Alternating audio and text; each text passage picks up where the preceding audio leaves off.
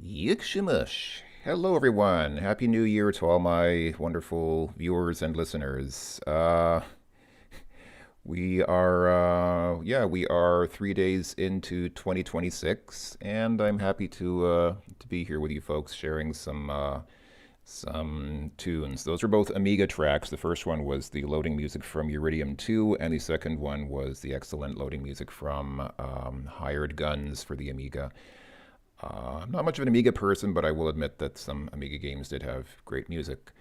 So we are here streaming again on uh, on a lovely new year. Can everyone hear me all right? Can everyone just confirm that my voice is coming through all right? That I am audibly audible, and assuming that all is well, then we shall begin.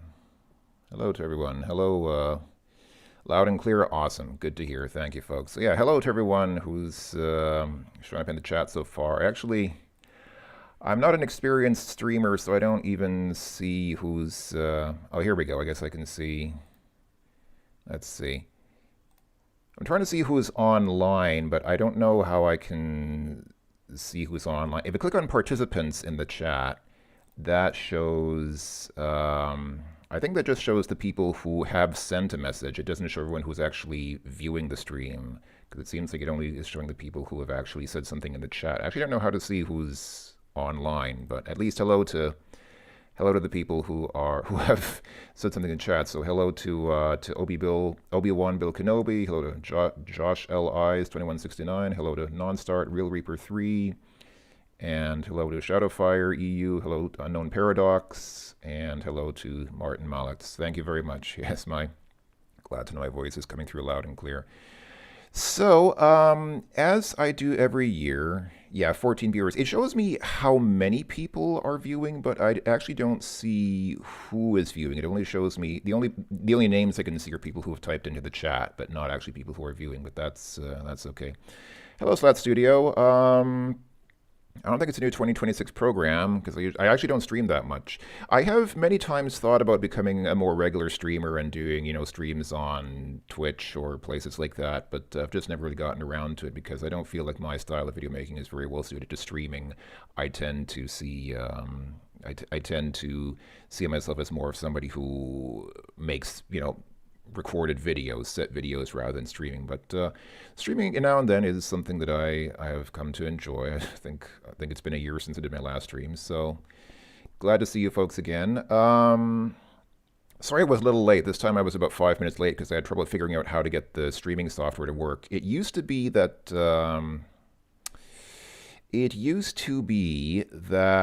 the stream key. So basically, the way that you start a stream on YouTube, or at least the way that I do it on YouTube, I don't know how you're supposed to do it, but at least this is the way that I do it, is you start OBS and you just have to paste into OBS the so-called stream key. And it used to be that the stream key was readily available on YouTube, but now I had to hunt around for it. It used to be under stream settings. It used to be right there under stream settings, but now I only see the URLs there. I don't see the stream key there anymore, so I had to click around and find the stream key. That's why I was about 5 minutes late, because they couldn't get the stream key to start OBS streaming. Anyhow, so, as I do every year, I'm pretty open to improvisation. If anybody wants to request a special game, if anybody's here and just says, "Hey, I want to see a particular game," I'm open to improvisation. But a couple of people supplied me with several suggestions for games that they would like to see, so I'm just going to go ahead and jump right into it. I'll go ahead and jump right into a game which was requested. I believe this was actually Mr. Obi-Wan Bill Kenobi's request. He requested something like three or four games, as he often does. And let's just start with. I think the first one was Flight of the Amazon Queen, so let's go ahead and start with that. Oh yeah, there's a theme this year. I don't know. I don't think this was intentional. This just sort of happened this way. Most of the games that were requested this year from both people who requested games are actually talkie games, by which I mean they're games which have, they're fully voiced adventure games. Usually I play adventure games without the voice. Usually I just play the text version, like for those who aren't familiar, I think most of you know, but for those who don't, around the early 1990s, that's when CDs were starting to become common on computers, like CD drives, and more games were starting to come out on CD. And so for most games at that time, like for most adventure games, you'd have a floppy version, which came on floppy disks, which held a lot less data, and you would just have to read the text. Those games would just have text output. I mean, they would have graphics, but the messages would just be text messages on the screen. But CD versions of games typically had voice acting. So you'd have like a full cast of voice actors who did the voice acting for all the characters in the game. I usually tend to play the floppy versions of games because I'm okay with reading things, and I'd rather download a 10 megabyte game than a like 500 megabyte game. Because CD voice games were big, like these were big. They made use of the 600 megs that you get in a CD because that voice audio needs a lot of data storage space. So I usually play floppy versions of games. I usually play games without voice acting if I can. But I think most people, so like Flight of the Amazon Queen, which is the first game that I'll start with, that's a good example. This game had a floppy version, which is, the usual like 10 megabytes, which was typical for game size back then, roughly. But I'm assuming the request was about the voiced version. I'm assuming that Bill wanted to see the voiced version. So I went ahead and got that. I actually didn't have it. I had to download it, but it is free now. The game is freeware as far as I know, so it's not even like I had to go to some dubious sites to get it. And the question now is I need to verse myself in how to mount CD image files, and that's going to be the recurring theme, I think, on this stream, because most of the games that I actually have on my list for today are actually games that came on CDs. So these are not just like 10 megabyte DOS games that you just copy and install. I actually have to mount a CD image for them. So let's start here. So in DOSBox, the command is image mount. And I'll go ahead and use drive letter D to mount the CD. And I need to remember the path that I used. I believe I used FOTAQ CD, which stands for Flight of the Amazon Queen CD. And then you can just type the actual file name here, which in this case is the actual full name of the game. And then at the end you do -T CD-ROM. And if all goes well, okay, looks like we actually... Hey, we got it. Cool. All right. So we have our Flight of the Amazon Queen CD mounted here. Hello, Jay Hansen. Greetings to Japan. Yes, I imagine it's probably pretty late where you are. It's already early evening here in Central Europe, and I'm assuming that it's probably close to bedtime there. But thank you for joining. Hopefully you'll be able to enjoy some of the stream as it progresses. So here we go. So you can see this game comes in an English version and an Italiano version. So there's AQ and AQA.bat. So AQ, which stands for, I guess, Amazon Queen, is how you run the game. AQI is, of course, the Italian version, but I'm going to assume that most people here probably don't speak Italian. I don't, and probably most of you don't. So I'll just go ahead and start AQ, and hopefully this should work. Hey, it's running. Cool. And yeah, this game was actually published by Warner, and it actually is that Warner, like the actual Warner. Yeah, that Warner.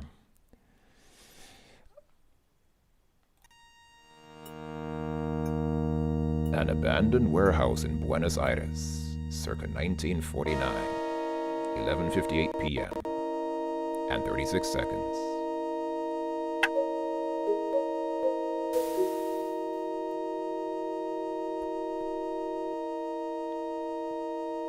Well, King, you really know how to show a girl a good time. It was just dinner and a movie. How was I to know that he'd get upset? Big Hugh's got a thing about guys dating his girl. There's not much we can do now, Joe. Well, Rita, how about one for the road? Did you hear that? Hear what? Sparky? You know him? Don't just stand there, guys. We gotta get out of here before Big Hugh catches on. Too late.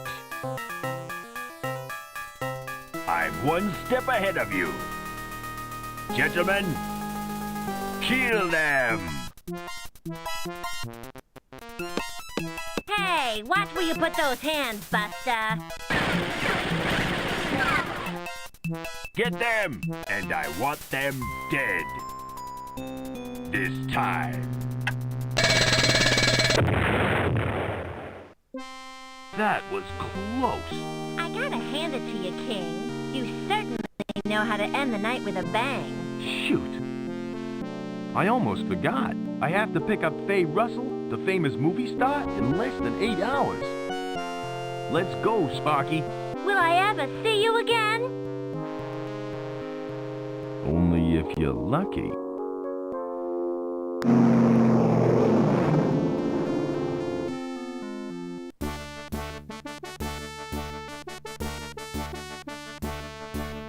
Flight of the Amazon Queen.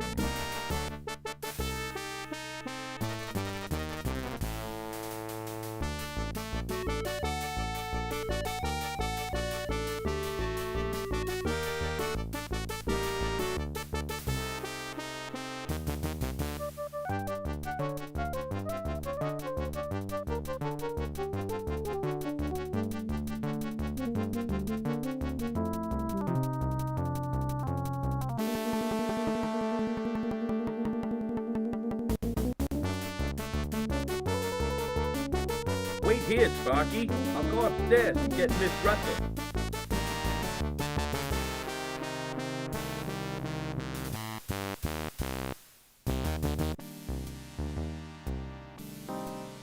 Anderson, what are you doing here? And where's Miss Russell?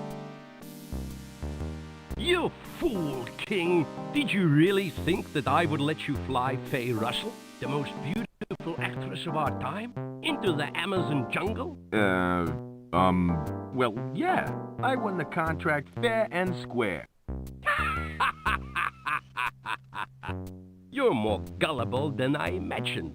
Quit kidding, Anderson. I gotta fly her out before the storm hits. I got my plane all gassed up and ready to go. Not this time, King. I will have the money and the girl. But she's my favorite actress. Besides, if I don't get the money, I could lose my plane. That's less competition for Flying Dutchman Airlines. I will fly Faye to the Amazon for her photo shoot, and I will get all the glory. Soon, I will rule the skies. Hey, you can't do that. I just did. Now try and get out of this one, King.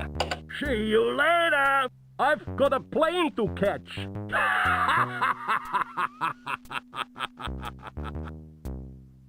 It's locked. My one chance to meet the most beautiful actress in all the world has just been shot down in flames. And here I am trapped in a cheap theater hotel in downtown Rio. Guess I should try and find a way out of here. I like how he tries the door and he says with such a shocked tone, "It's locked." Like, I know he closed the door, but who would have thought that he would have locked it? Who would do that? So begins Flight of the Amazon Queen, and I'm just realizing now, looking at it, it reminds me very much, like the tone is very similar to Heart of China. So of course I just finished a Let's Play of Heart of China on my channel, and I'm just realizing there's so much similarity with this. This game came out a little after Heart of China, but there's just so much similarity. You have this adventurous sort of guy who's, an airplane pilot, but also like sort of an adventurer, kind of a womanizer, has a lot of women who are sort of hanging on him, and he's always sort of a pig towards the woman, kind of full of himself, and of course he has a faithful sidekick. In Heart of China it was Chi, in this game it's this guy Sparky. But yeah, that's... I wonder what was the archetype. There must have been some kind of archetype for this sort of character. I assume this character must be preceded by some kind of tropes in TV or movies. I'm assuming it didn't start with Heart of China. But, yeah, of course, being a pilot is always seen as something heroic. So he's got this sort of macho heroic type who's, again, very full of himself and who basically just flies around in his plane impressing women, and that's his thing. That's what he does. Anyway, so begins the game. Hello, everyone. Happy New Year to you, Nenson Dubois and M. Sintal and ABB Nobody. Thank you all. Thank you very much. Thank you for showing up here. So we are playing Flight of the Amazon Queen, and the first thing I'm going to do is press F1. Because one thing that does annoy me sometimes about these talkie adventure games is that they don't, by default, show you text. I don't mind having voices. I mean, actually, I prefer having without the voices, but I don't like not being able to see the text messages. But fortunately, most of these games give you the option of either or both. So if you click here to turn on the checkbox next to this sheet of paper, then that will activate text messages along with voice messages. So I look at, for example, here, if I look at these posters, I just have to right-click. The great Markham, eh? The only thing he made disappear was my girlfriend. There we go. Now we have text messages along with the voiced messages. So, all right, what do we have here? So we have the door. Sheesh, there's more metal here than in a Sherman tank. Yeah, I don't think we're going to break through that door easily. There's a trunk here. This is the great Markham's trunk. Can we look inside? Looks like he's been around, and I don't mean holidays. Let's see, can we open the trunk? I could do that, but it'd be a waste of time. Why would it be a waste of time to open the trunk? Maybe there's something useful inside. I mean, we're kind of locked in this room, so maybe it would be all right, whatever. So what do we have here? There's a chest here. So on this side there's a trunk, on this side there's a chest. Wow, it could be a pirate chest full of treasure, but knowing my luck, it's probably full of linen. Can we open this? It's locked. Okay, fair enough. So we've got some curtains here. Oh, there's a curtain cord. Okay, so we can't directly interact with the curtains. We can interact with the curtain cord. I'm gonna assume we pull on it. Pull up. Oh, move. Okay, so I'm assuming move is the right thing to do here. Yeah, there we go. So yeah, obviously, this is not a LucasArts game. It wasn't made by LucasArts, but it's obviously very heavily inspired by LucasArts. It uses such an identical kind of interface that you could be forgiven for thinking this is a LucasArts game. It's a pretty straightforward adventure game. It's done in the style of LucasArts games, which is not a bad thing. Hello, Hexmo and Erica. The bad guy is... that's a good question. I was thinking, as soon as I saw him, I had the feeling he was meant to evoke these sort of... forgive me, but these sort of Aryan tropes, like these sort of superior Aryan, like, obviously meant to kind of invoke Nazis from the Nazi era. But he said his airline is called Flying Dutchman Airlines, so I don't know if he's Dutch or German, but he's obviously meant to sort of, at least visually and from his personal style, he's probably meant to evoke popular cultural associations with Nazis. So, once again, Germans are the bad guys, even if they're Dutch in this case. What do we have here? We have a wig. I've always had a thing for brunettes. Okay. And blondes. Okay. Redheads, too. Yeah, okay. I think I get the idea. Is the Flying Dutchman actually... Oh, the Flying Deutschman. I get it. Actually, the word Dutch in English is cognate with the word Deutsch in German. They come from the same root. I mean, the German language and the Dutch language are pretty similar. They are related languages, and the history of the two countries is kind of... Oh, it's an Amsterdam accent? Okay, I wouldn't recognize an Amsterdam accent, but I will take your word for it. Look at... I've always had a thing for brunettes. okay. And blondes. Yeah. Redheads, too. Yeah, okay. Alright, so I'm going to assume we can't wear the wig. That would clash with what I'm wearing at the moment. Yeah, okay. But, let's see, what do we have here? Mirror? Mirror, mirror, on the wall. Who's the handsomest pilot of them all? Hey, that dame is a guy. Sure had me fooled. I believe that's a clue. So I played through this game several years ago. I don't even remember when. I played through this game well over 10 years ago, maybe even more than 20 years ago. And I remember that we do need to disguise ourselves as a woman. I don't remember much about this game, but I remember a few things. And I remember here at the beginning you kind of have to disguise yourself as a woman to get past security or whatever. So yeah, this is obviously meant to be a clue that we're supposed to make use of this wig and probably some other stuff as well. Let's see. So here's a window. I thought it was from New York. Well, this guy, our character, who's actually named Joe King. That's literally his name, Joe King. He sounds like he could be from New York because he's got that sort of New York accent. You know, he has the accent to match with it. So yeah, he might be from New York, but I think they're talking about not this guy, but that guy who was briefly here and who locked us in the room here. That guy is apparently Dutch. So let's see. Oh hey, there's Sparky down there. Oh, does the... Oh, see, we're knocking on the window. I think that... Not even my pal Sparky can hear me. I guess the window is soundproofed. I guess the window is soundproof and probably... I guess it's probably one of those windows that doesn't open. I guess we're in a hotel room, so I guess, you know, hotels often have these windows that you can't open. So, alright, so we can't do much with that. There's a radiator here. It's bolted to the wall pretty good, but why would anyone want a radiator in sunny Rio? I guess because it's probably part of a puzzle. I'm going to assume that we, okay, I think I remember the solution here. So we have some sheets here. Looks like someone left these here to be washed. Okay. Can we take them? Not give. Pick up. There we go.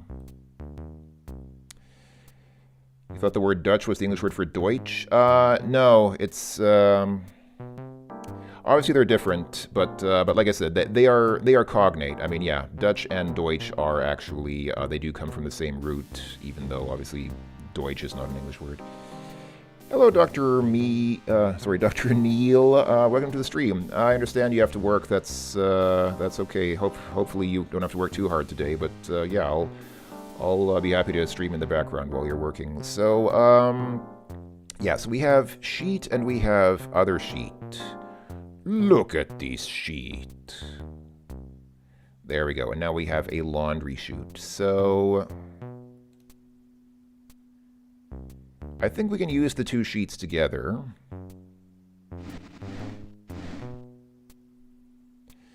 And now we have a sheet rope. What I'm not sure of is... I don't think we can go out the window, so I'm going to assume we have to go down the laundry chute.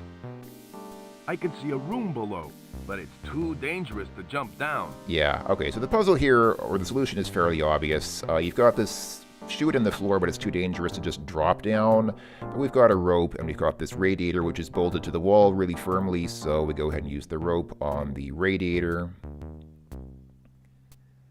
Hello, Yeah, that should do the trick. F1R19, greetings back to Canada. Happy 2026 to you as well. Greetings to the Great White North. Hope that things are going well for you. Thanks for showing up for the stream. We are playing Flight of the Amazon Queen, and I guess now we can use the radiator with the sheet rope. Come on. There we go. Alright, here we are. So we're in a kind of a storage room, I guess. So what do we have here? We have tools. Great, just what I need. A box of rubber tools. Yeah, so I guess the things here are props. I guess this is some kind of a storage place for... I can't quite reach it. I guess this is a storage place for props for like theater performances and things like that. So that's why we've got this mask here. Whoa, now that's what I call ugly. And yeah, you've got rubber tools. These are not actual tools. Oh yeah, and swords as well, but of course I'm I can't quite reach it. gonna assume these are not real swords. I'm gonna assume all these are kind of theater props. So what stuff can we take? Can we take this mask? I don't think I need that. Okay. What about comedy breasts? I can't quite reach it. Do I need to move the ladder?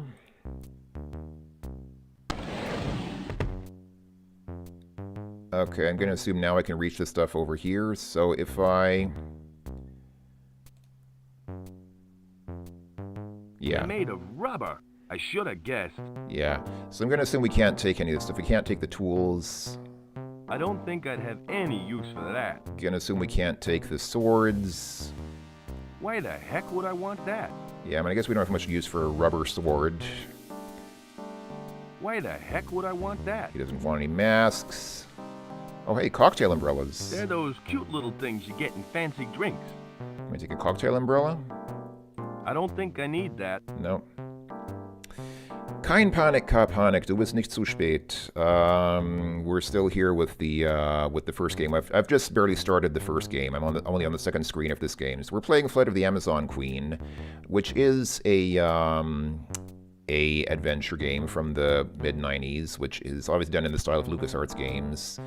And yeah, doing pretty well so far. I have actually played this game before, so I remember some of the solutions. So I'm just kind of operating on memory right now.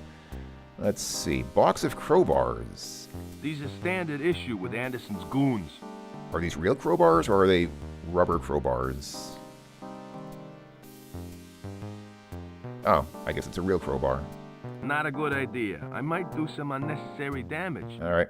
Happy New Year, K-Panic. Good to see you here. Happy to have you along. We are, we are already having lots of fun with Flight of the Amazon Queen. The less said, the better, I think. Okay. I think we're going to have an actual moment of, like, actual, yeah, that's right. It's an actual, I mean, I guess it's not, I don't know. Is YouTube going to censor this? Am I going to get, is this going to get age restricted on YouTube because of that? Made in Korea by Breast-O-Matic. They feel so real. Okay, yeah. Okay, cool. Let's just, I think I'm going to go ahead and adopt that attitude of let's not say anything about that. So, let's see. There's a door here, and there's another door here. Which one should we go through first? I don't know. Let's try going through this here first and see where this takes us. Can I open door? It's locked. Oh, it's locked. All right. Okay, that eliminated the process of elimination or process of selection down to 1. So let's go through this door. Yeah, it's been a long time since I played this game. I played this game well over 10 years ago, so I don't remember a lot of details. All right, so we're back here in the lobby, but if I remember right, I don't think we can just walk past these guys. Hey, you. Who? Me? Yeah, you. You are supposed to be upstairs. Ain't they supposed to be upstairs? I don't know how you got out of your room, King. But this time I'm gonna make it difficult for you to leave the hotel. Oh, yeah? What are you gonna do? Take my clothes from me? Don't worry, King. We'll take good care of your clothes. Hey, guys, don't leave me here. Me and my big mouth. All right. Well, at least he's still wearing an undershirt and shorts and shoes. I mean, they were nice enough to leave him with, you know. And he's in sunny Rio, so it's not really that cold outside. So he could actually go outside in this outfit. I mean, I guess these are probably underpants and not like outdoor pants. But who's gonna notice? Who's gonna care? Anyway, all right. So we can't. We can't just walk past those guys. Those guys are trying to keep us inside. So, yeah. We cannot just get outside that way. But we can probably talk to this bellboy here. Well, there's a key on the table here. Can I take the key? The name tag says Lola. Kind of unprofessional to just leave the key sitting on the desk here. Let's go ahead and grab it. Can we take it? Hey, that key belongs to Miss Lola. Oh, sorry. Okay, so we can't just take the key. Can we talk to the bellboy? Hello. I'm Mike Laris, the bellboy. How may I help you? Is there a back way out of this joint? Oh, there's just the front entrance. That's the only way in and the only way out. Why do you want to know? Let's see. I'd like to work out escape routes in case of fire. I want to sneak a surprise cake in for Rico. It's a hobby of mine. I like to count back doors. It's none of your business, pal, okay?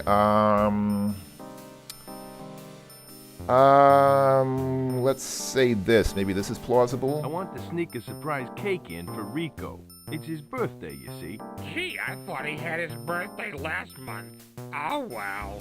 Maybe you should wait until he has a lunch break. Let's see.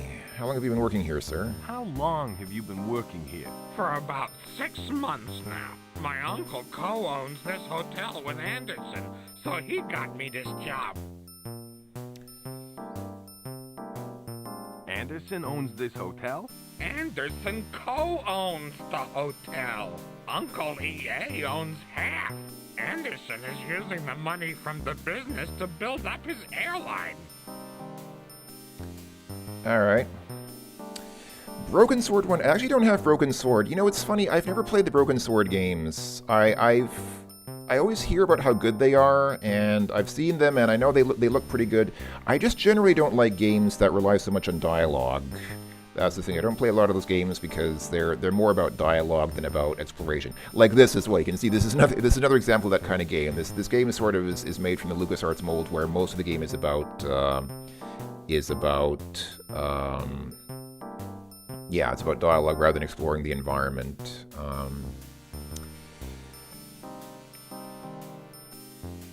Uncle E sounds like some kind of meta joke. I see what you mean. I don't know. Could be. Could be. I see where you're going with that. I don't know. Have you seen Faye Russell in here? Yeah, I sure have. She left here not long ago with Anderson. She sure is beautiful, isn't she? That Anderson is a lucky guy to be hanging out with her.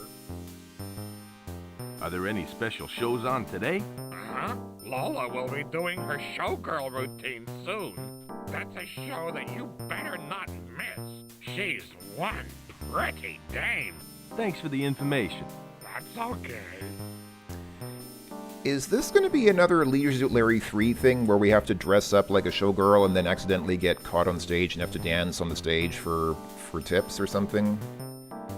I have a feeling it's going in that direction. I don't remember that, though. I don't remember this game going in that direction. I remember that we had to, like, put on some clothes and look like a woman to get out of the hotel, but I don't remember that we had to actually dance on stage.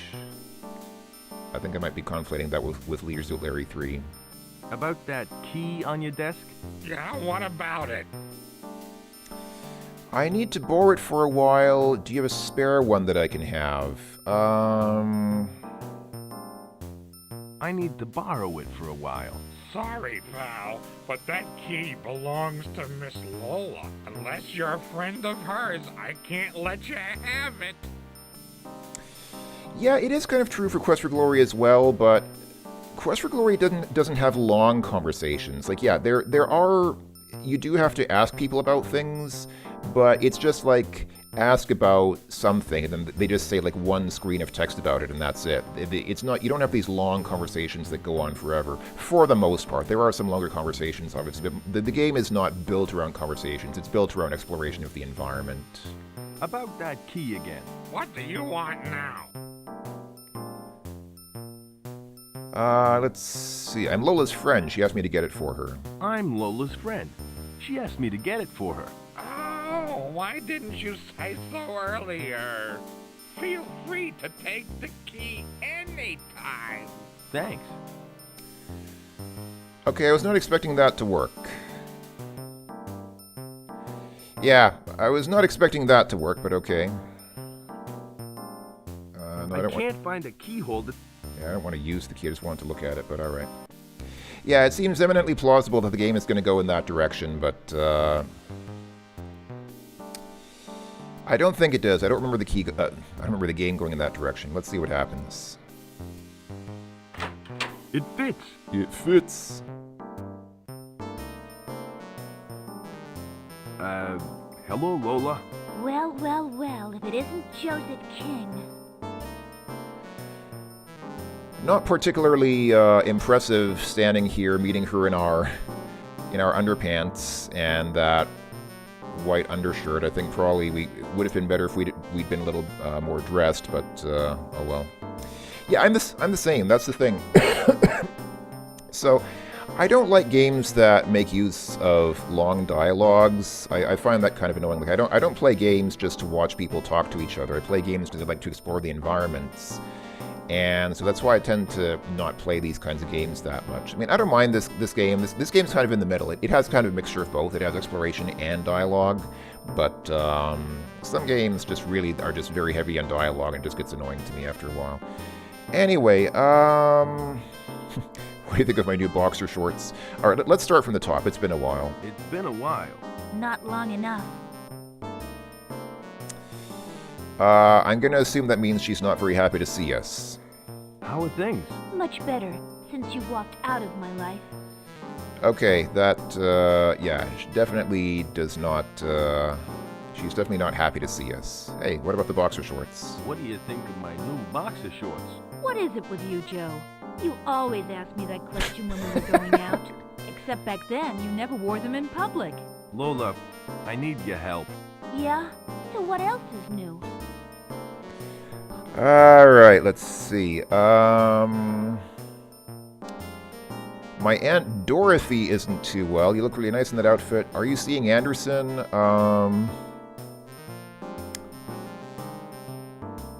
Let's go ahead and be jealous and ask I this. have to know. Are you seeing Anderson? What? That's none of your business. Once you walked out of that door, you walked out of my life. That's fair. Aha! So you are seeing Anderson. So what if I am? It's none of your business who I see. You're not my boyfriend anymore, Joe. And don't forget it. Actually, it should be whom. It should be whom I see, but alright. Let's go ahead and, since we're already being creepy, let's... King. But thanks anyway. My Aunt Dorothy isn't too well. What? Who's Aunt Dorothy? She's my mad aunt from Kansas. She's Uncle Toto's wife. She's just a crazy old witch. Gee, I wonder what this is referencing. She's my mad aunt from Kansas. Yeah, sure. What do you really want? Foot massage would be really neat. No, Can you help me get out of here? You expect me to risk my job so that you can escape? Well, yeah. Why should I help you, Joe? It took me a long time to forget what you did to me. Look, I'm sorry for what I did in the past. So you should be. Get me a towel, and I'll see what I can do. Thanks, Lola. You're the best.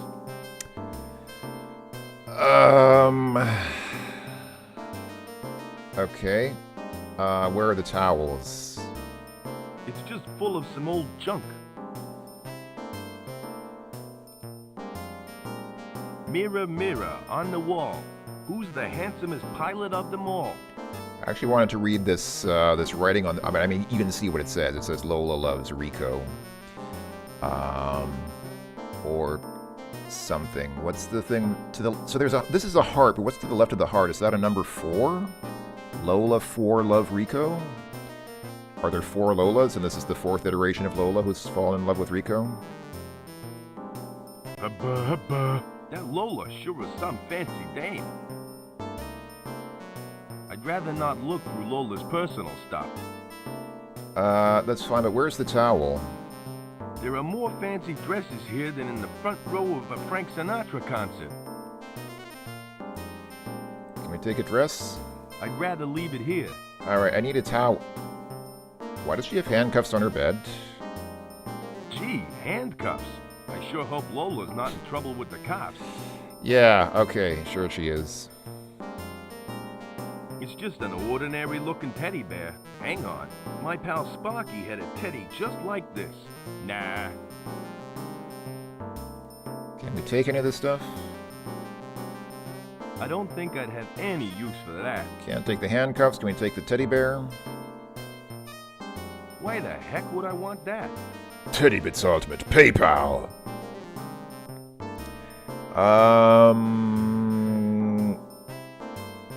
Hey, buddy, I got manners. I'm trying to find the towels. Are they in the drawer? But who puts towels in a It's drawer? closed. Yeah, it's closed.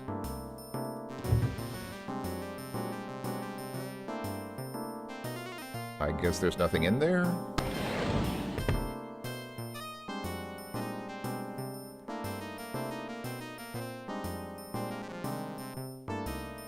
I'm gonna assume that the towels... Yeah, I think that Lolo's in love with Rico because, well, it's written on her mirror, so that sort of leads me to suspect that that might be the case. I don't know, maybe she just wrote it there for fun, but I'm gonna assume that that's the implication here. I'm also gonna assume that the towel is not on this screen, so I just kind of thought that maybe the towel would be somewhere here. I kind of thought that a well-known actress might have a towel in her room, but apparently no. Apparently she just walked into the shower without a towel being present anywhere in her room, and now we have to somehow get a towel. Fortunately, well, these are sheets. I don't think she'll use a sheet as a towel. That's strange. They're made of rubber. They're also made of rubber. All right, I'm gonna assume I can't take them. I'd rather leave it here. Yeah. Okay, and this stuff down here, we can't interact with this. And this is the sheet rope. Can I climb back up? Oh, he'll actually climb. Okay. I think we can also just get caught by the goons again and they'll take us back to our room. But okay, he'll actually climb up the rope as well. So, all right. Can we open this chest with the crowbar? I seem to remember that we can use the crowbar on this chest here.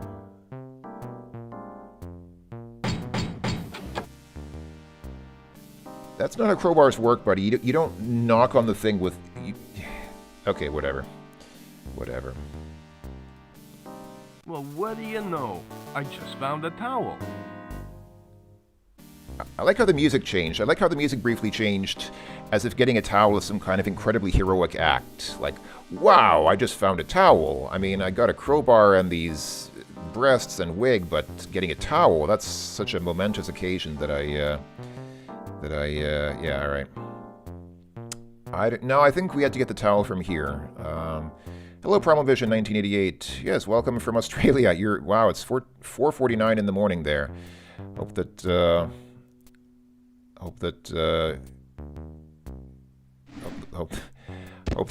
hope that the stream will help to compensate for your insomnia somewhat. Maybe I'll be able to put you to sleep through the boringness of my presence. I don't know. Well, thank you for showing up. Happy New Year to you, and welcome to the stream. Sorry that it's so late. I know it's a bad time to talk for people in Australia, but I don't really know what to do because most of my viewers are either in Europe or the U.S. And I know I have some viewers in Australia, but it's just hard to compensate for the markedly different time zone that you folks have there. But thank you for showing up. I appreciate your being here at almost 5 in the morning.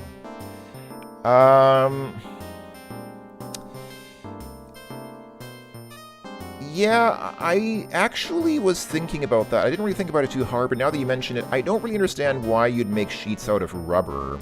Because regular sheets are not expensive. Like, okay, I can understand having rubber swords instead of real swords, but what is your advantage having fake rubber sheets for a prop instead of just real sheets? I think, yeah, I agree with you. I think that rubber sheets probably don't have much, I think it's something they made up for the game. I don't think that real rubber sheets are used much in theatrical productions.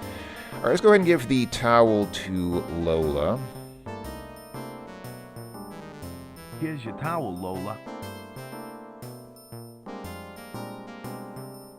Thanks. You want to get out of this dump? Well, I've got a plan. What sort of plan? Let me see. Aha! I found it. Found what? You can use this dress as a disguise. Here. Thanks. You know, Lola, I won't forget this. Yeah, Right. Well, you better get out of here. I've got a show in 10 minutes and I ain't dressed yet.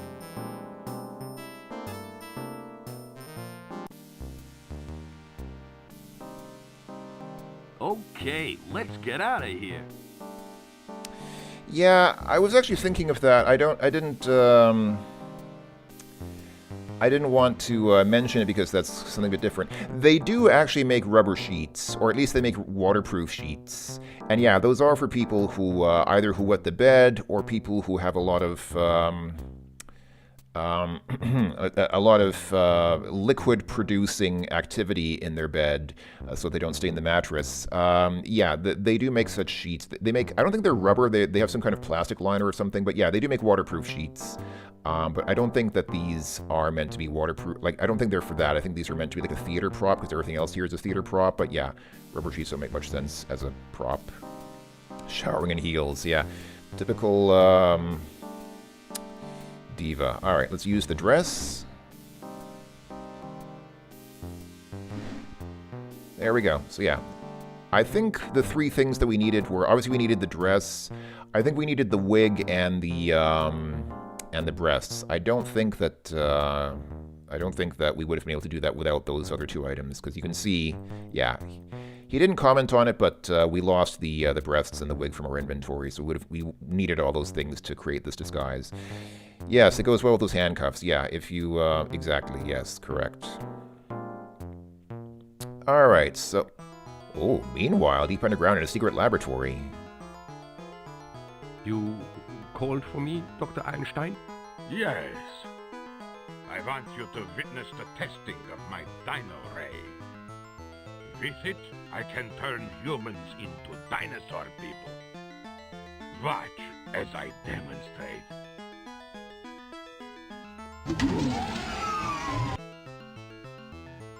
Now to activate the machine.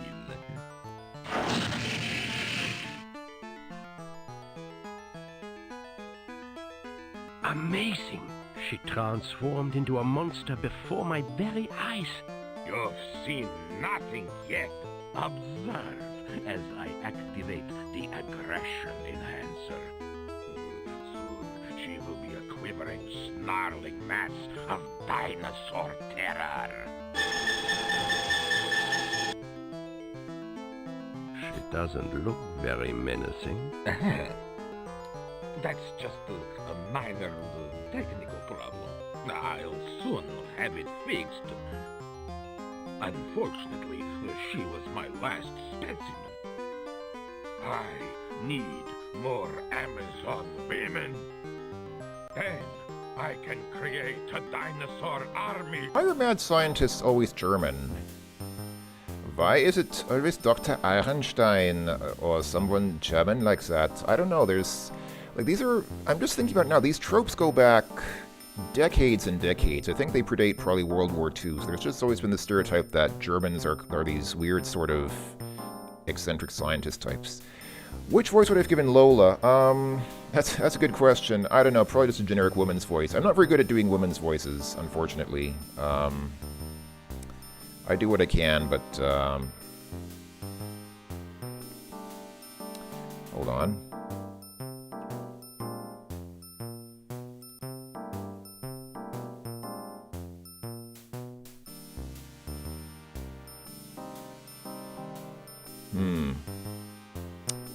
I'm just realizing that, are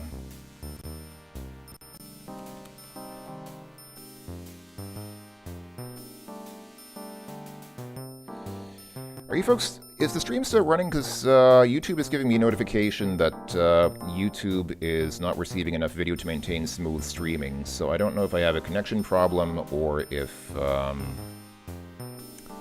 YouTube is just being picky about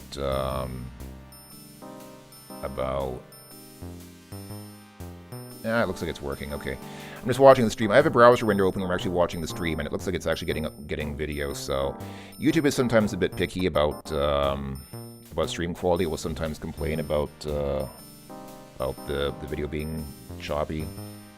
Yeah, okay, it stopped for a second. Yeah, my internet at home is not necessarily the best, so it may cut in and out a bit sometimes. But okay, we're still live. Cool. Yeah, the game is also stuttering a bit, or it was. It's not now, but during the opening sequence, it was stuttering a bit. That's partly my computer. I don't have a very powerful computer. I mean, it's more than enough to play DOSBox games, but it's a little bit not ideal for streaming. But it seems to be working. I actually didn't mean to walk out here. I pressed Control F10 to release the mouse cursor from DOSBox. And if you press Control in this game, it actually makes your character walk around. That's why he walked outside. I actually didn't click to walk outside, but because I pressed Control, he actually just went to where the mouse cursor is. Okay, cool. So there were a couple of drops in the video, but okay. So yeah, my video might drop out for a bit, but it's probably more my internet. I think my internet has a few hiccups now and then. Okay. Yeah, this game is free on GOG, on GOG. If you have a GOG account, you should be able to get this game for free. I don't know whether the version on GOG is the text version or this voice version. We're playing the CD voice version. I don't know which version you have on GOG. Yeah, it's not really specifically German internet. It's partly my internet, because where I live, I actually don't have a personal internet account. I live in a building where we get like internet connectivity is actually part of living here. So so in the hallways outside they have Wi-Fi access points, but because I'm in my apartment, the Wi-Fi reception with the access point in the hallway is sometimes bad. So sometimes my internet will drop out for a bit because the Wi-Fi signal strength from here is quite weak, because I'm accessing the access point in the hallway. I don't have my own internet connection, so yeah, apologies for that. My internet, and it's been this way for several years, so my internet has always been kind of weak. All right, so anyway, let's move on. So we're here as a woman. I wonder, can we talk to these guys? Can we talk to Rico and Eddie? He's one of Anderson's goons. All brawn, no brains. He's one of Anderson's goons. Okay. All brawn, no brains. Can we talk to these guys? I mean, obviously the smart thing to do is just walk outside and get the heck out of here. But let's, just for comedy's sake, let's see if we can talk to these guys. I wouldn't want to risk them finding out that I'm not a woman.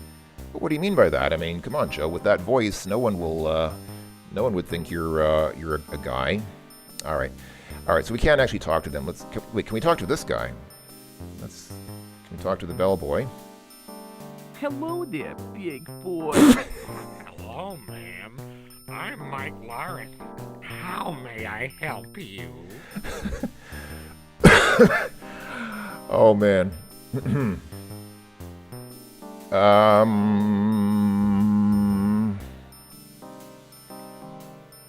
You look mighty fine in that little bellboy outfit. Why, thank you, ma'am.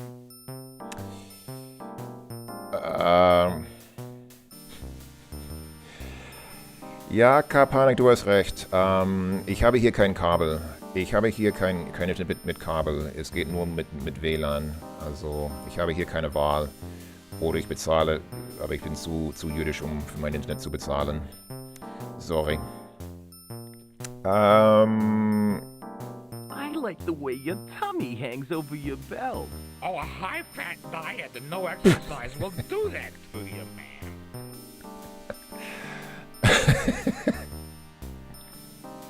Did your mom make that outfit for you? Yes, she did. She's a wonderful woman. She cooks for me, she cleans up after me, and she makes my clothes for me. I could have lived without knowing that. I feel like I could have happily lived the rest of my life without learning this information, but, okay. Hello, Finsternis. Welcome to the stream. Yes, we are playing Flight of the Amazon Queen. I'm wondering how long I should play this for, because I have several games on the menu for today, and I don't know how long exactly I'll stream. Usually my streams are like roughly 8 hours long total, so it's only been 1 hour so far, so I'll probably go for a while longer, but at some point we probably should get on to another game. But let's go ahead and continue for now. What's a nice guy like you doing in a place like this? I work here for my uncle, EA. He co-owns this hotel with Anderson. I really must go. Nice talking to you. My pleasure, man. Okay, so apparently there is no point in talking to this guy at all. That was just for giggles, just for the lulz. But apparently that doesn't do anything at all. All right, let's get out of here. Let's go to the truck. Hurry, Sparky. We gotta get to the airport.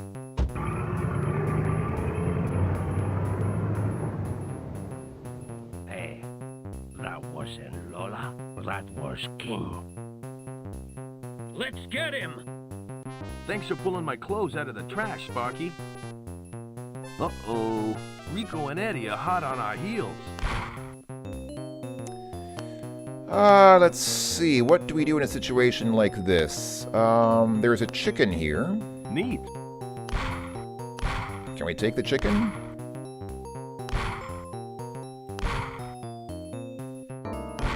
Yes, we can.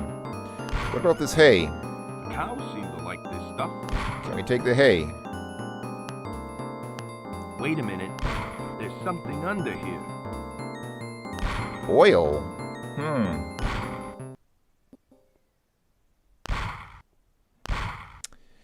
Alright, why did the music suddenly cut out?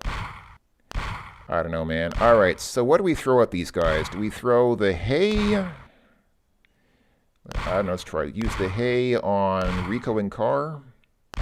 Take this, you goons. Yeah, that didn't do very much. Okay, what about the chicken? Take this, you goons. Yeah, okay. I'm going to assume the oil is the answer here. It's time for an oil change.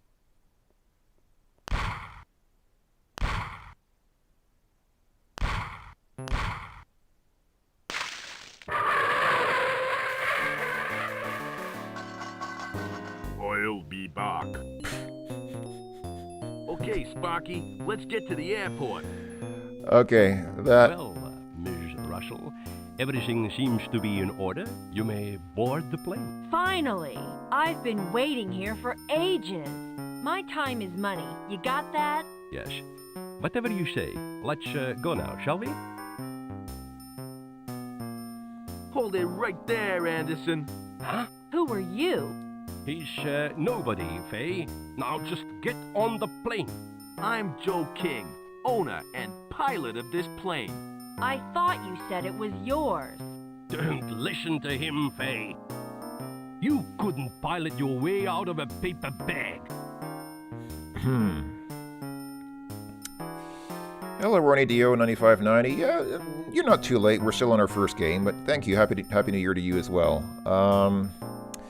Yeah, it was a diet oil drum for people who are on a diet. All right, let's see. So, At least I don't look like I need to wear one. You're asking for trouble, King. I'm going to run you out of town.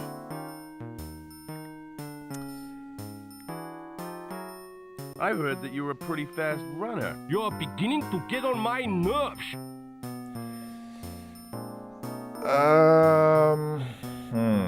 Oh yeah? You ain't seen nothing yet.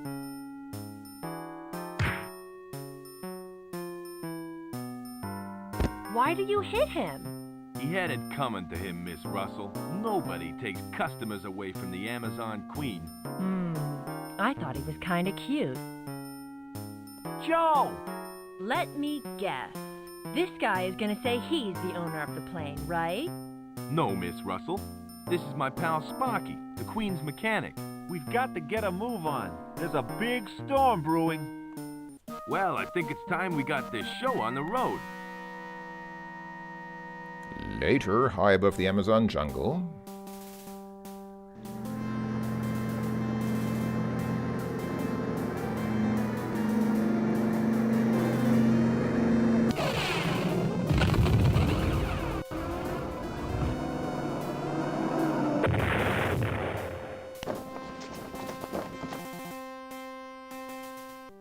You idiot! You've crashed the plane! Wow. Hey, it's not my fault. Yeah, right. We were hit by lightning. What could I do? I don't want to hear excuses. Just get us out of this mess, okay? I actually heard that, I've heard that lightning strikes on planes are not uncommon. Like, it does happen. Planes are in the air and they get hit by lightning. It actually does happen. But because the body of the plane is made of metal, it basically just, like, the electricity spreads throughout the body of the plane, but it doesn't harm the passengers inside. I don't know. At least that's true on today's airliners. Like, a modern airliner today can get hit by lightning and probably not really suffer too much from it because they're made for that. They're built to be shielded from lightning. So, you know, even the electronics and things are built to be isolated from the body and to withstand a lightning strike like that. But I don't know about, you know, this game obviously takes place in the past. I don't know about older planes from, like, this era, if they were insulated against lightning. But, yeah, anyhow. Yes, it escalated quickly and descended quickly. That is true. Hello, Ms. Rouge. Happy New Year to you as well. Thank you for coming to the stream. We're still on our first game here with Flight of the Amazon Queen. And, yeah, I guess that was the intro. That was kind of the introduction to the game. That was sort of setting up the premise of the game. And now we're here, in the Amazon. Nice of Sparky to still have the time to play with this yo-yo while we're here trying to figure out what to do after crash landing here in the jungle.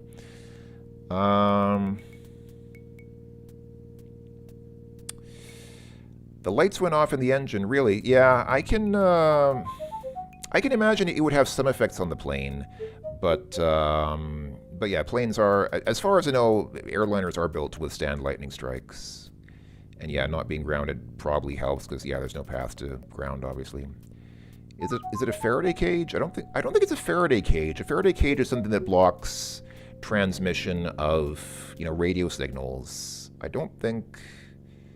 not sure the Faraday cage is the right term for that. But anyhow, let's move on. Let's go ahead and talk to the people now that we've had the accident. Look, Miss Russell, I understand you're upset. Damn right I am. I'm mad as hell. I like how she still looks, I like how she's got like that sort of one lock of hair sort of resting over her eye and the way her top is kind of somewhat undone. It's like she looks almost like she was prepared for this, like she was prepared to go through a disaster. She's like perfectly stylized for somebody who was in a disaster scene. Are you ever in a good mood? Usually. But not when I'm stuck in a jungle with a nincompoop mechanic and a stuck-up, half-witted, scruffy-looking bush pilot. Leave Sparky out of this. He's a real good writer. Oh yeah? What does he write? Comic books? Yeah, he does. And they're better written than most of your movies. That does it! I don't have to listen to this! She was not happy about that, but yeah. So I'm not an expert on this. I think I haven't done extensive research on what happens, but as I understand it, the biggest risk in a lightning strike on an airplane is that the fuel might ignite. Because, you know, in the fuel tanks, because airplane fuel tanks are huge, and so they will develop some fuel vapor inside, which is explosive. And potentially a lightning strike can light up fuel vapor in a fuel tank. And if that happens, that is very bad. If the fuel tank explodes, that's very, very bad for the plane. Other than that, it's unlikely to knock out an engine. It's unlikely to permanently destroy the electronics because the electronics are built for, again, they're built for that. But I don't know. I've never been struck by lightning in a plane, fortunately, and hopefully never will be. Anyway, is that a Star Wars reference? I don't know. Who's scruffy looking? I actually don't know. What's the Star Wars reference? That he's scruffy looking? Can we talk to Faye some more? No. Oh, yes, we can. You aren't still mad at me, are you? I'm quite angry. Now leave me alone so I can stew. I'm not too happy either, lady, but you ain't helping things. Why should I help? This is your mess. You clean it up. All right, let's just... I don't have to take this. And neither do I. I'm tired of talking to you. Go bother somebody else. I have to be fair, I think she's right to be angry. I mean, it's not necessarily our fault, but we did kind of insist on taking her on this flight, so kind of... yeah, alright, can we talk to Sparky? How are things, Sparky? It could be better, Joe. The plane is pretty badly damaged. You think? I mean, water's flooding in. You think it's damaged? What led you to that conclusion? How long will it take you to fix her? Fix her? You need more than a mechanic to fix the Queen, Joe. You need a miracle worker. Yeah, I was thinking the same thing. I think this is not something that a mechanic can just fix with a wrench. Like, the plane has suffered pretty strong structural damage. I think the plane is not very salvageable without an extensive rework in a workshop. Did you just ask where she helped me? Well... Frauen sind halt so. Sie erwarten immer, dass jemand ihre Probleme löst. Und dass sie nichts tun müssen. Yeah, sorry. Yeah, I didn't say anything. Can you stop the water leak? Can you stop the water leak? I can slow it down a little, but I'm afraid she's gonna sink. We gotta find a way off the plane. What supplies do we have? Just about everything's been water damaged, including my new Commander Rocket comic. I got some beef jerky if you're feeling hungry. Sure. Beef jerky sounds great. I'm starved. I'd love some beef jerky. Here you go, Joe. Don't eat it all at once, or you could end up like me.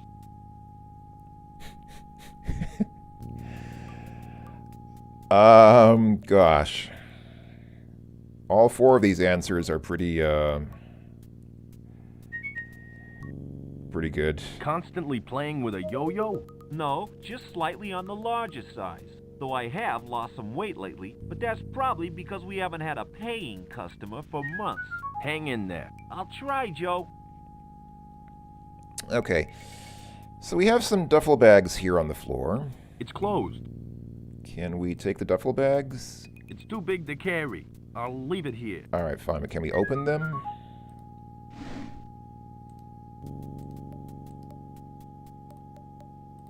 It's too big to carry. I'll leave it here. Yeah, but what's inside?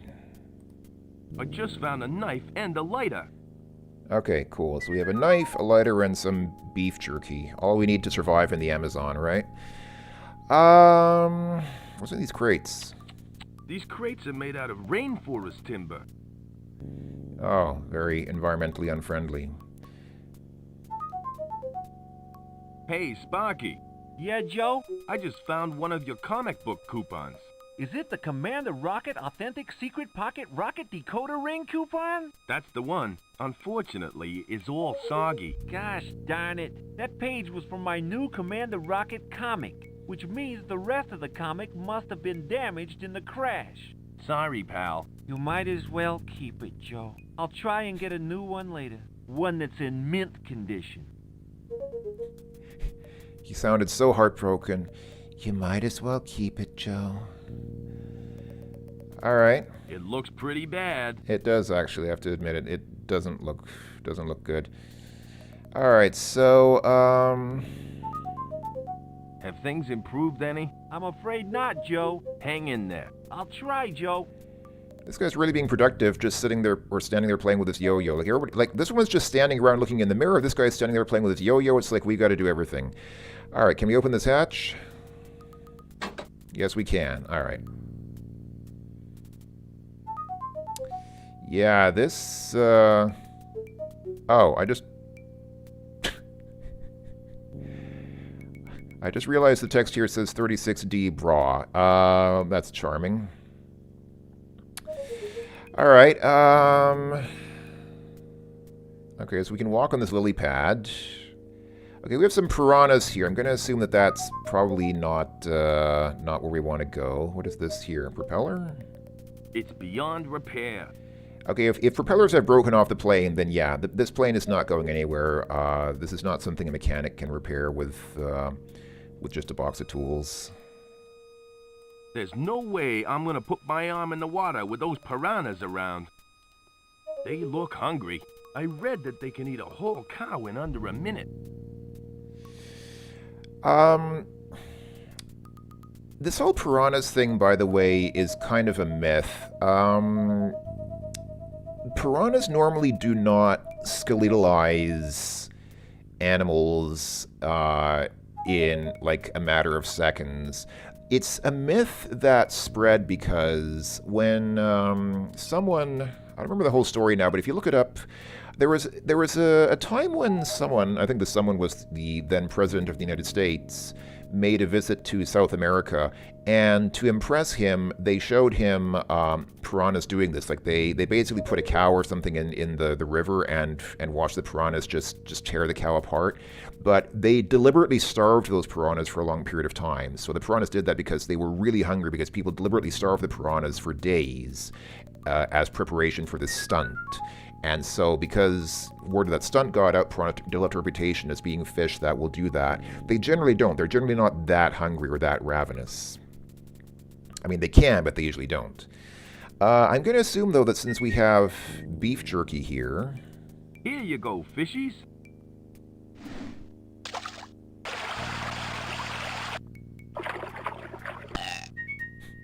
Okay. All right, let's go ahead and... Can we take the propeller now? Yes, we can. I'm not sure what we can do with it. It's beyond repair. Doesn't seem like... let's see, can we... How far can we walk? It looks nice. Can we use the propeller as like a walking... That doesn't seem to work. I mean, how are we going to get out of here? I wonder if we can use... Can we use the propeller as like a plank to walk across these lily pads or something? Oh, we still have some beef jerky left. Rest of beef jerky.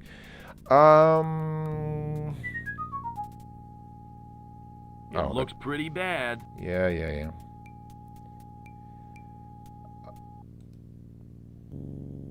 It looks pretty bad. Yeah, okay, great, thanks. I'm not sure what to do at this point. It would make a great boat, but I need some sort of paddle. Oh, can I use this as, wait, not the beef jerky. Can I use the propeller as a paddle? The stem is holding the lily pad in place. Oh, do I need to cut it? Okay. Oh, there's the lily stem. All right. The stem is holding the lily pad in place. All right, can I use the knife to cut the stem? That should do the trick. Yes, I can. Okay, so now I'm going to assume I can use the propeller as a paddle. Hey guys, hop on board. I'm gonna row this lily pad to the bank.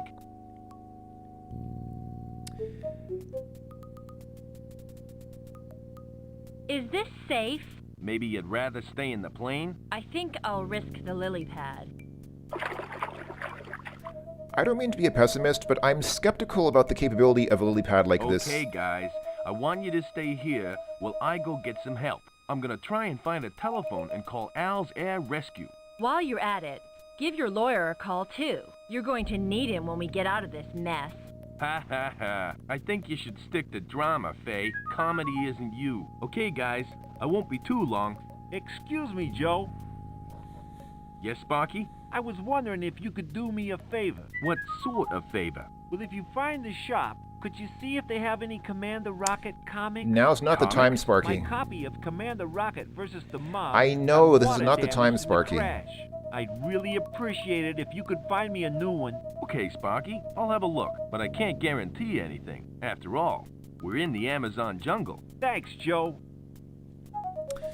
Well, I mean, come on, if you're in the Amazon, why not just order it from Amazon? Lol. Yeah, that was a joke that you couldn't make when this game came out. Hello, Mistons. Thank you for coming in. Yeah, I'm glad I decided to have the stream as well. I mean, I wasn't really feeling like having a stream, but some people encouraged me and said, they'd like to see a stream. So, okay, cool. I mean, I'm happy to do a stream. I just don't do them very much anymore because popularity kind of waned a little bit. But, yeah, happy to touch base with you folks now and then and do a little streaming.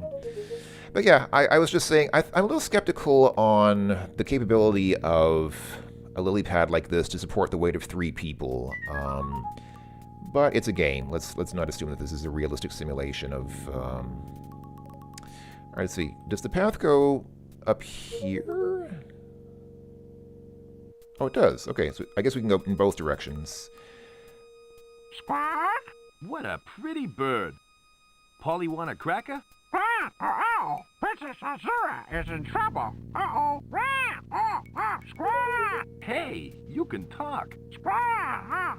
Help me, Trader Bob! You're my only hope! Uh-oh! Ow! Oh, Squawk!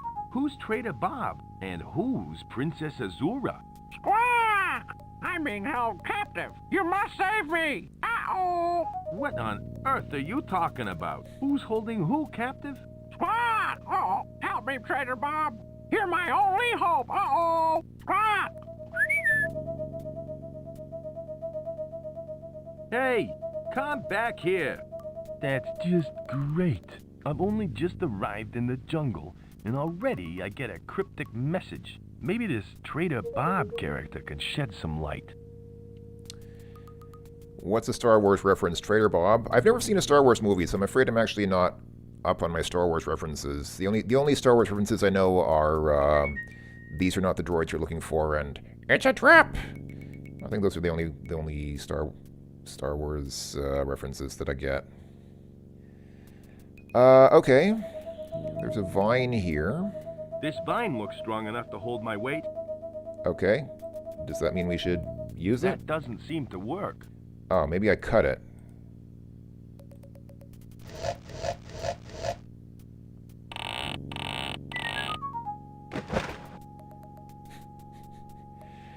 I like how the vine broke at a different point from where he cut it. Oh, help me, you're only hope. Is that a Star Wars reference? Really? Okay, interesting. I didn't realize that, but okay. Yeah, I guess people do like their Star Wars references. Oh, hey.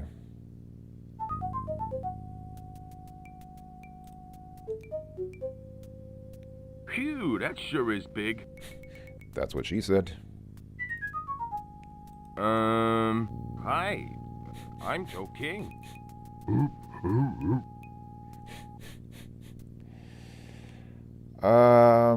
Did a parrot come through here recently? Chonga. I guess that's, no.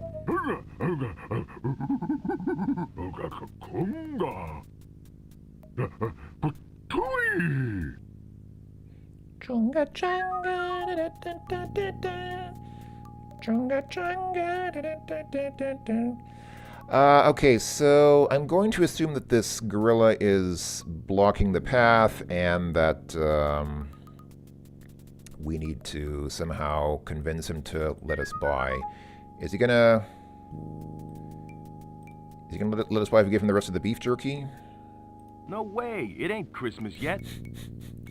Okay. Okay, let's see, can we go on this way?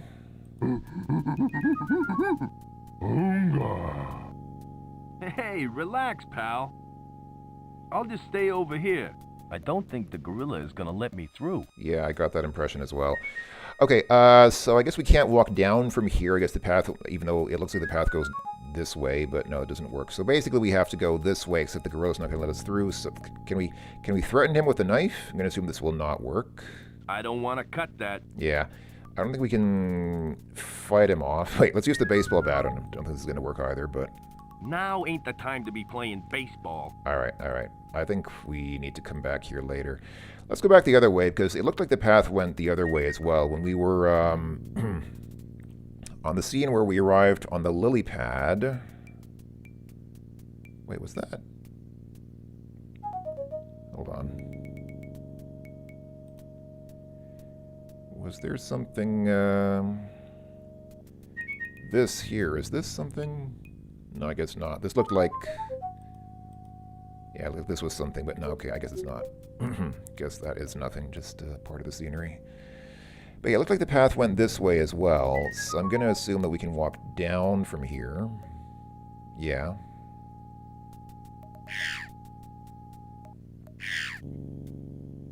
Oh, there we are. Okay, so this is a banana. Okay, all right. We got a banana, so we probably need to give the banana to the gorilla, but I'm gonna assume we can't just cross this bridge. Yeah, that bridge looks pretty, It looks too dangerous to cross. Yeah, that bridge is definitely, has definitely seen better days. Can we fix the bridge somehow? Let's use a vine on the bridge. I'm sure that'll fix it. Oh.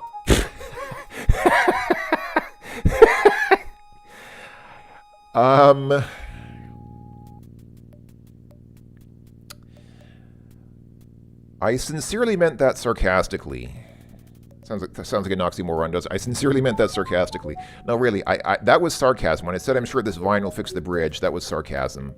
But, just use one vine on a bridge and boom, suddenly the bridge is usable. It looks as good as new. Yeah, use a vine on a bridge and it becomes good as new. Sure, that's how it works. Yeah, okay. I'm not gonna... Let's not question that. It's a game.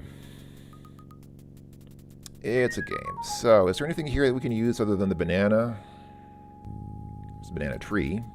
Boy, there sure are a lot of bananas up there. They're not ripe enough. All right. Hello, Moonlily5188. Happy Saturday as well, and Happy New Year. We are watching Flight of the Amazon Queen. It is a 1990s DOS adventure. This is obviously the voiced version, and we are stuck in the Amazon jungle trying to, well, I'm not really sure what we're trying to do. I guess we're just trying to escape. I guess that's the main thing here, just escape from our predicament after crash landing here. It's 6 inches long, slightly curved, and yellow. Yep, it's a banana, all right.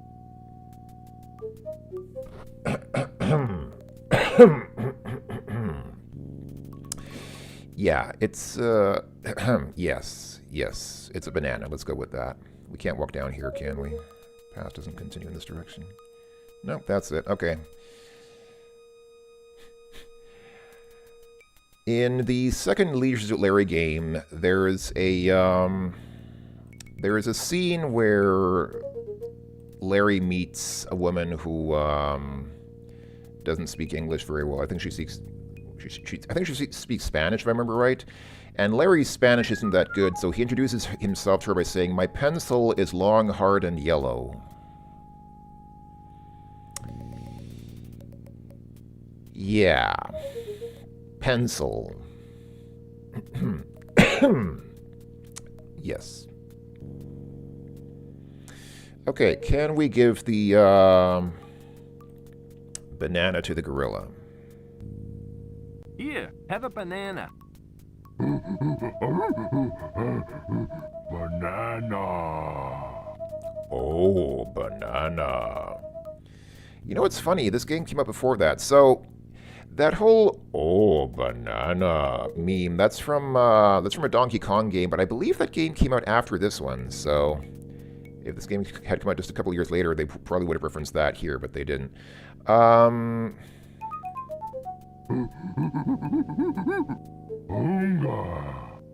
Wait, really? Hey, relax, pal. I'll just stay over here. I don't think the gorilla is gonna let me through. Okay, I thought the gorilla would let me past after giving him the banana, but apparently that wasn't enough for him. He's still blocking our path. So... this is also a typical LucasArts adventure, even though it's not from LucasArts, but this is a typical style of LucasArts adventure in that you can't hit a dead end here. This is not like one of those stair adventures where you can just lose a critical inventory item and then get stuck forever. So, I'm not too worried about getting stuck. I'm not too worried about losing the banana. I'm going to assume that that didn't put us into a soft lock situation where we can't win the game now. But... I don't know what to do with this gorilla now because... Are they only native to Africa? That's a good question. To be fair, there are several species of gorilla. But I don't know whether there are gorillas in South America. Let's find out. Let me go ahead and do a quick internet search. Gorillas in South America.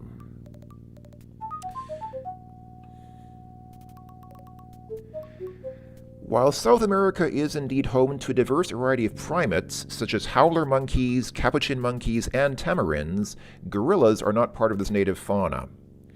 So, short answer, no. Gorillas do not inhabit South America. I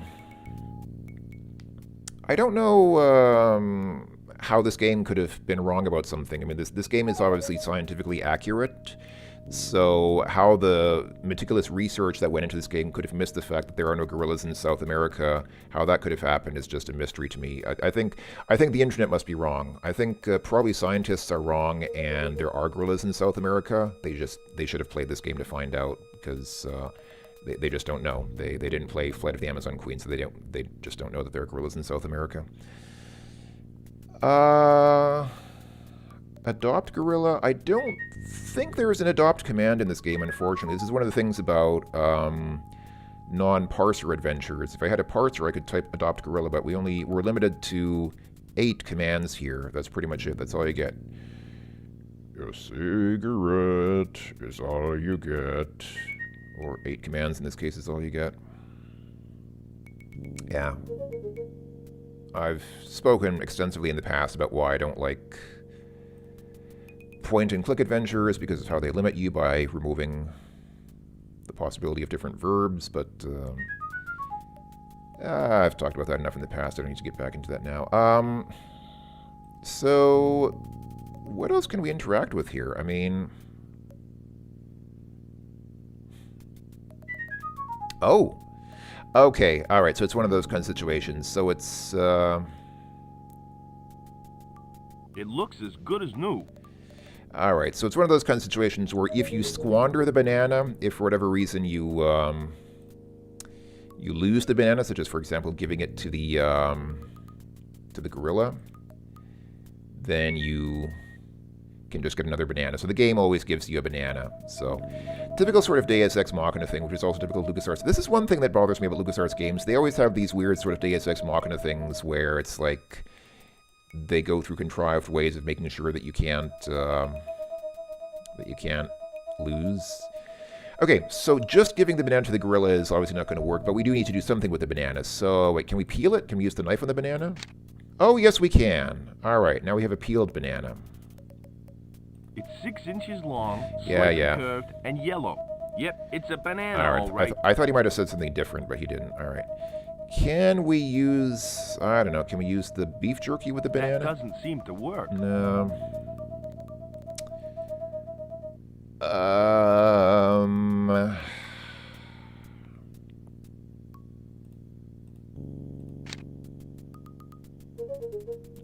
Okay, just makes the peeled banana into a peeled banana.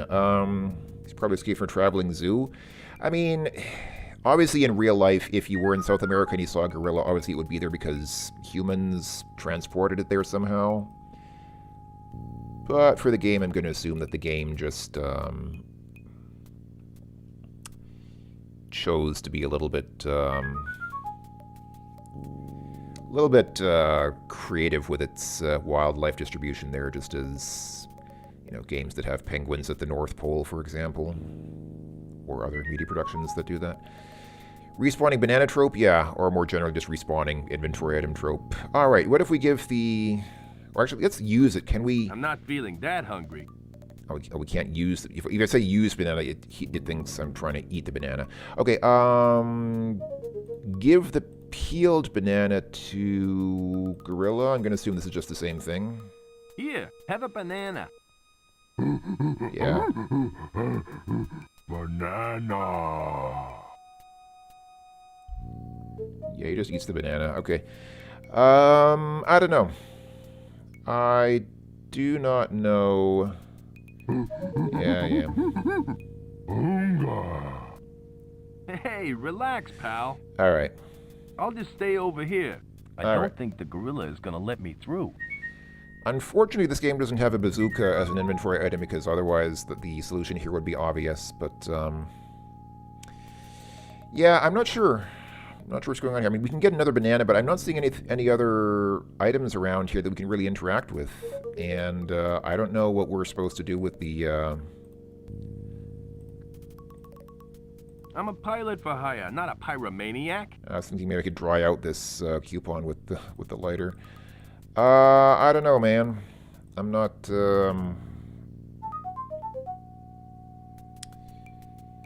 Talk again? Should we talk to the gorilla again? Let's try it. Talk to gorilla.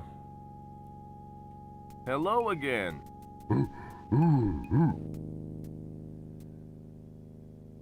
Would you mind moving so I can get past?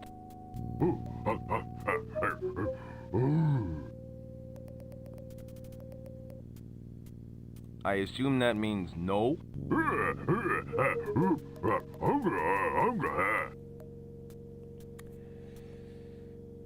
Sorry, pal, but I don't speak ape.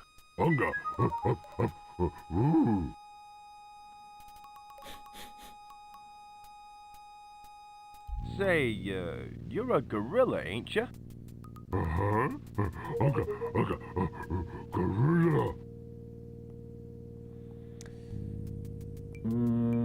Oh, the game even calls it. I thought gorillas came from Africa. I thought gorillas came from Africa.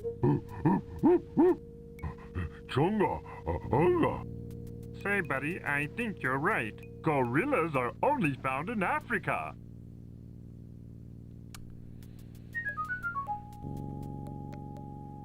Um...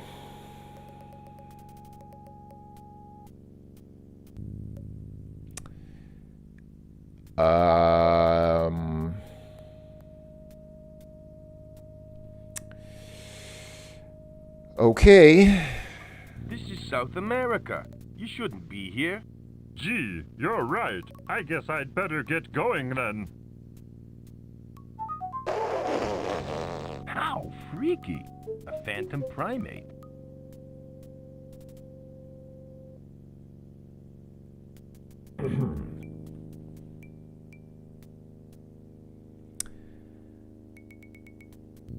After all that was the solution to the puzzle.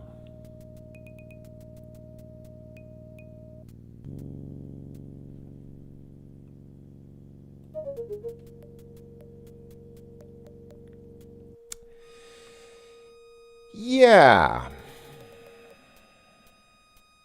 Yeah. Okay. Can I get another banana now?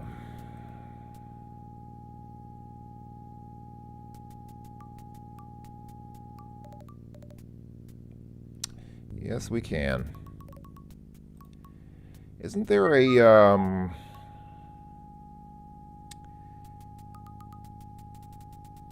Is it in Hitchhiker's Guide to the Galaxy? Or at least I think it was something that Douglas Adams wrote where somebody gets into a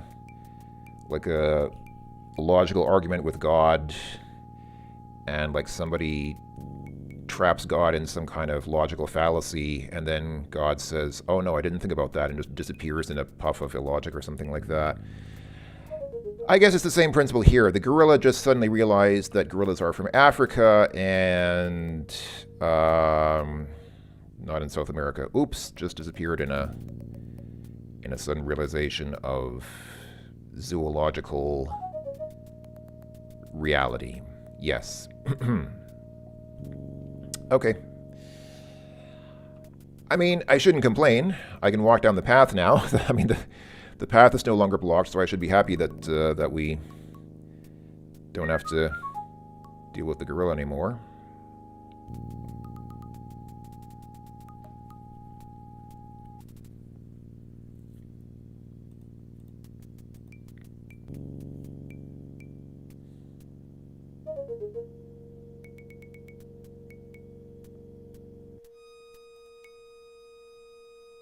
Ooh, back at the crash site. That creep has left us here. He makes me so mad. I feel better now. That was expensive perfume. So, I'm rich. I can do whatever I want. What are you gonna do now? I'm going for help. But Joe said to stay put. Well, he can go jump in the lake.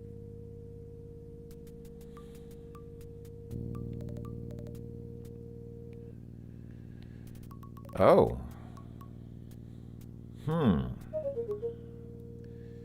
Well, whatever. Here. Okay, so here's the crash site.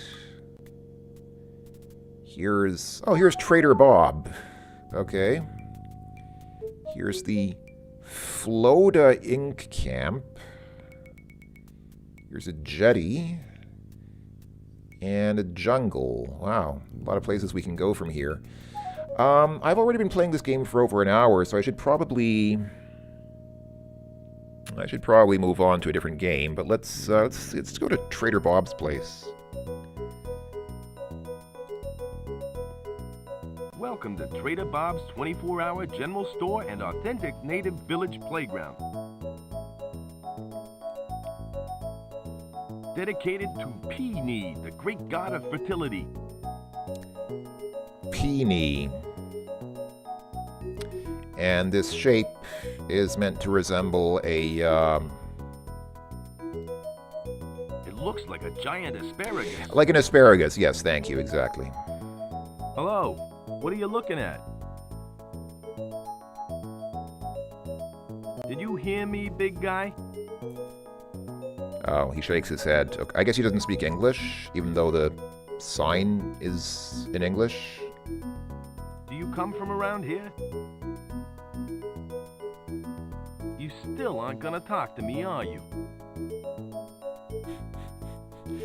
It looks like he's... I don't know if that's...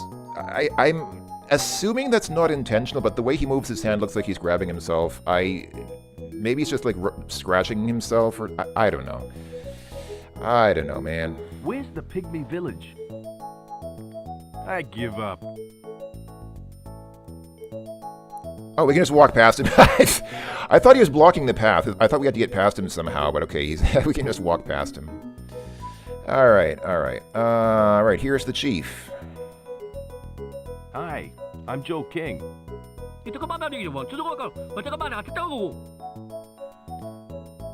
Can you speak English?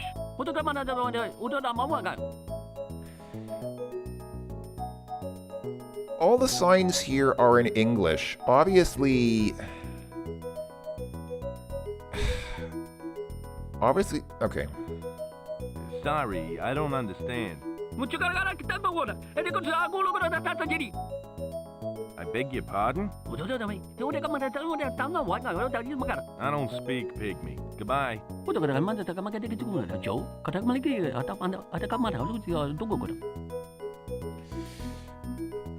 I guess I shouldn't be surprised. This is actually kind of true to life because this actually happens in real life too. Like, you'll go to places which obviously cater to tourists, but somehow they don't speak English when you get there. Like, they'll have signage in English, but the people working there won't speak English because most of their customers are actually locals. So, alright, what about this guy? Oh, the witch doctor. Hi, I'm Joe King. Can you speak English?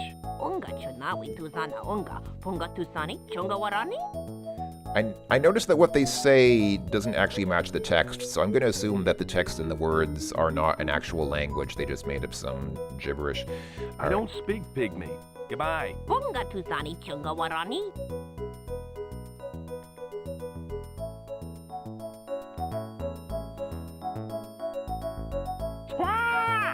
So we meet again, my fine feathered friend.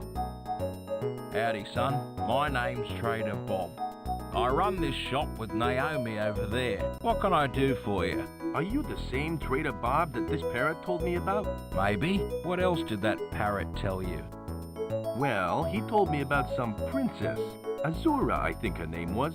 He said that she was in trouble. Listen, buddy, we gotta talk. What's your name? My name's King, Joe King, pilot for hire. Well, Joe, Princess Azura is a good friend of mine, and she's been kidnapped. I don't know who's responsible, but I have my suspicions. I may need your help in finding her. Are you interested? So I'm one of those ignorant Americans who can't tell the difference. Does this guy have a British accent or an Australian accent? I know if you're from either of those places, if you're from the UK or from Australia, it should be blindingly obvious to you. But to us Americans, the Australian accent sounds close enough to British accent that I can't really distinguish them that well. He sounds a little bit like he might be Australian. Like if I had to guess, I'd guess he's Australian with that accent, but I'm not sure. Why do you need my help? Can't you do it yourself? The people I suspect of kidnapping Azura know me as her friend. They'd be very suspicious if I showed up snooping around. No one in the jungle knows who you are. Okay, so it is Australian. Yeah, it doesn't sound distinctly Australian to me because it's probably partly because there are so many British accents. Like there's not just one British accent. There's the Cockney accent and the received pronunciation, and then there's the Northland accent and there are so many different accents in the UK. So I guess I am Canadian by birth, but I don't. Canadian English is very close to American English. As far as my English goes, my English is basically American English. So, I can't distinguish Australian. I guess maybe I can kind of tell an Australian accent when I hear it, but not really. Like my first thought was he was British. So sorry, I can't tell. Okay, I'll help. Fill me in on the details. Great. I knew you'd help. I think that Floda, a Lederhosen company, kidnapped Azura. She was last seen near their camp earlier today. It'd be great if you could check the place out. What makes you think that Floda kidnapped her? A number of other people have gone missing near there. Besides, Floda has electric fences and vicious guard dogs. Isn't that a little odd for a clothing company? What's the Lederhosen company doing in the Amazon? Exactly. From what I can tell, the Lederhosen is just a cover for their real activities. I don't know what they're up to, but I'm sure it's no good. What exactly is Lederhosen? Lederhosen? Why, it's clothing. You know, sort of like leather shorts, I think. Not the sort of thing you'd wear in this hot weather. Now that I have the details, I guess I'll be off. You'll find Floda on the other side of the pinnacle. Be careful, Joe, and if you need any more help, just ask. Cool. Thanks, Trader Bob. While we're here, let's stop in and have a talk with Naomi. Hi, I'm Joe King, pilot for hire. Can I help you? Why was she polishing the... I noticed she was polishing like this same spot constantly. Like it seems to be all she does. She just polishes the same spot on the shelves for eternity. I'm interested in some of your merchandise. Which merchandise in particular?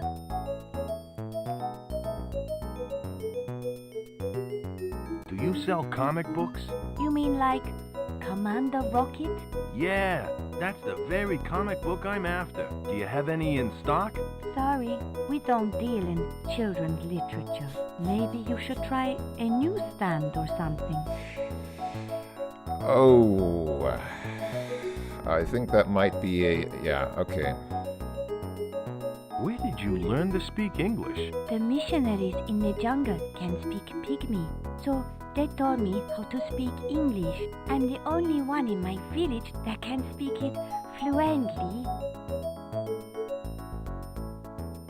How come Bob over there didn't teach you? Bob's a nice guy and all, but his grasp of the English language is a little limited.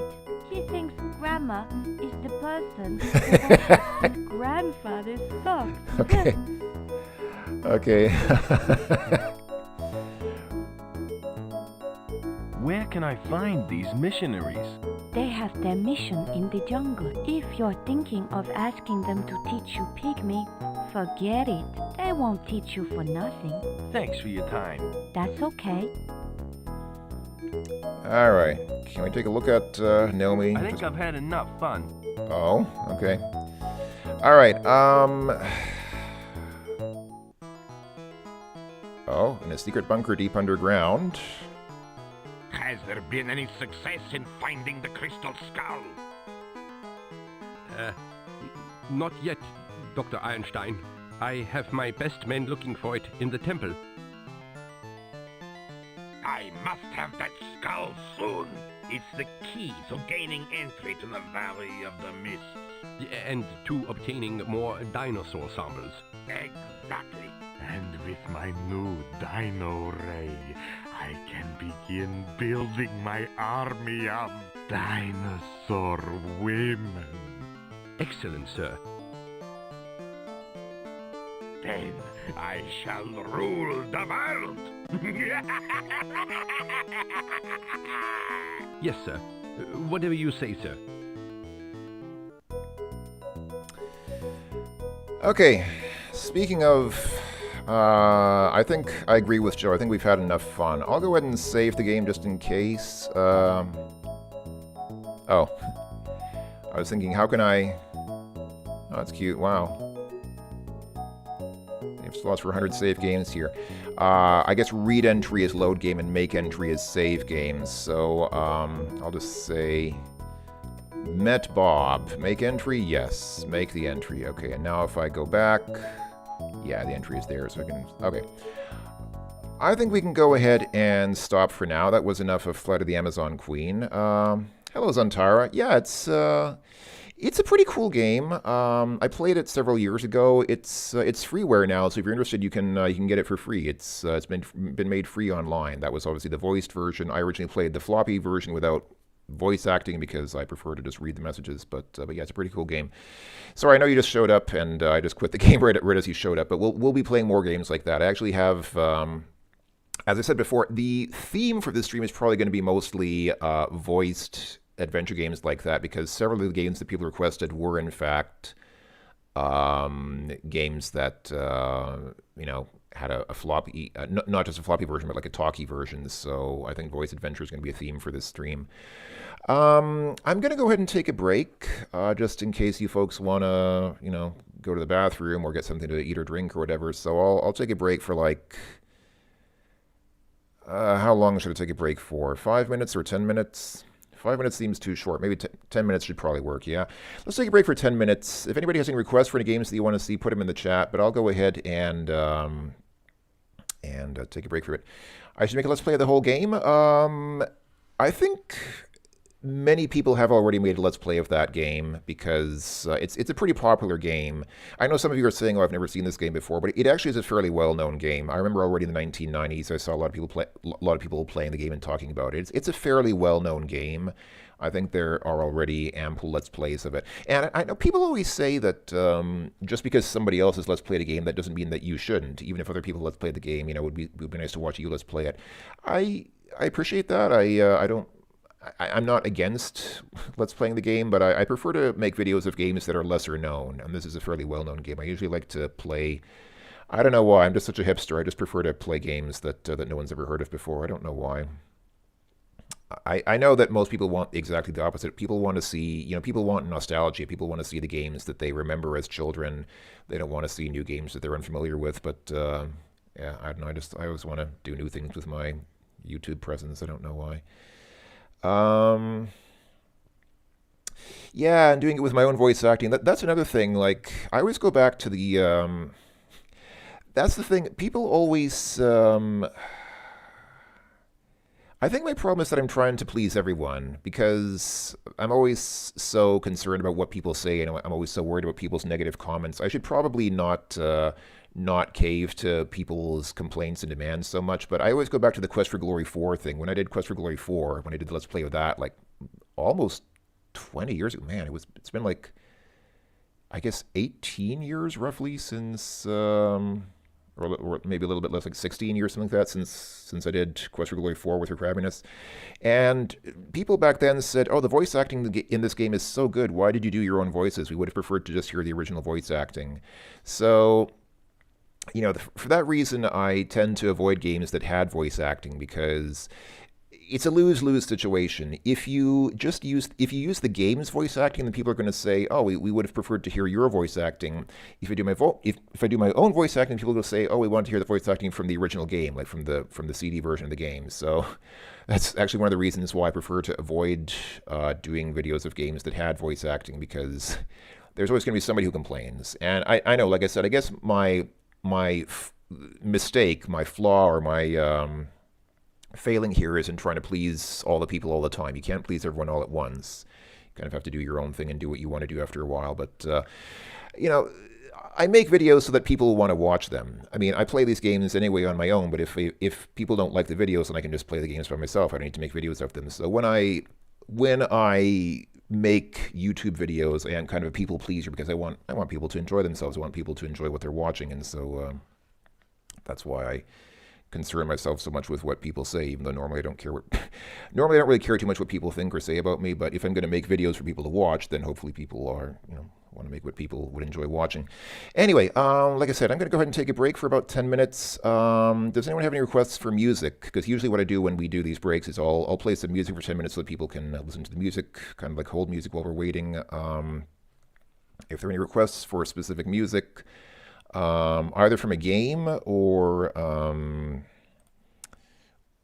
otherwise, I can probably play something from YouTube, but it would need to be something not copyrighted, because if I play just something from YouTube that's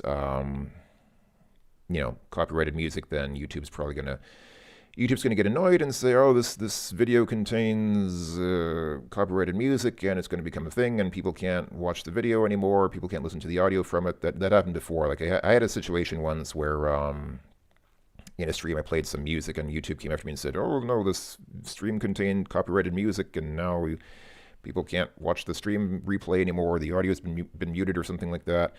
If anybody has any particular music that you'd like to hear, let me know. Otherwise,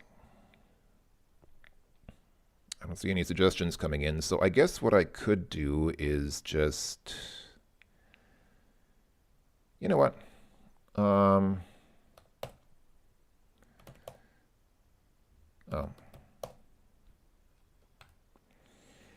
That music actually was kind of nice, so I'll just go ahead and pause on that. Let's see, come on. I'll just load this game here. Yeah, this music. This is kind of nice music. Okay, I'll just go ahead and take a break for 10 minutes, and I'll leave this music running so folks can listen to it. Bookstore music from Gamer Night 1 Too Late. I will go ahead and just leave this music running. Okay, that's it. So I'll pause for 10 minutes so you folks can take a break. Like I said.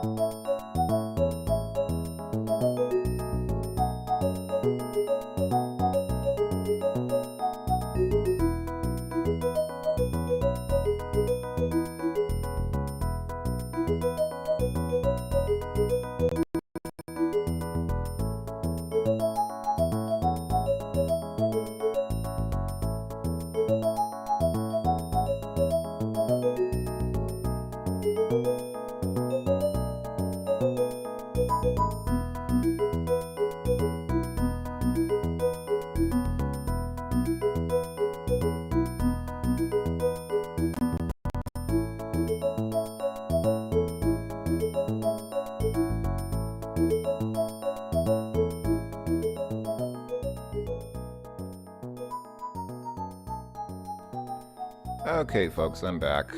So, I was looking at what was going on during the break. I saw a couple of things happening there. So one thing that happened, I think the first thing that happened was the game started looking a little crazy. That is actually a built-in screensaver. The game has like a built-in thing where if you leave the game idle for like 5 minutes, it automatically starts doing some kind of visual effect like that, just to kind of make it more visually appealing, I guess. So that was something the game did. But also what happened is I noticed that my internet dropped out again. That's just my internet that I have here at home. It will fluctuate like that. Most of the time it's pretty good. Most of the time it's actually not too bad, and the latency is not too bad. But sometimes... oh yeah, this effect that you're seeing here. This is a screensaver in quotes. Like the game calls it a screensaver. This is something that the game does if you leave the game idle for too long. So yeah, this is something that the game will do just to kind of make itself look a little bit more visually interesting, just so it's not sitting idle for a long time.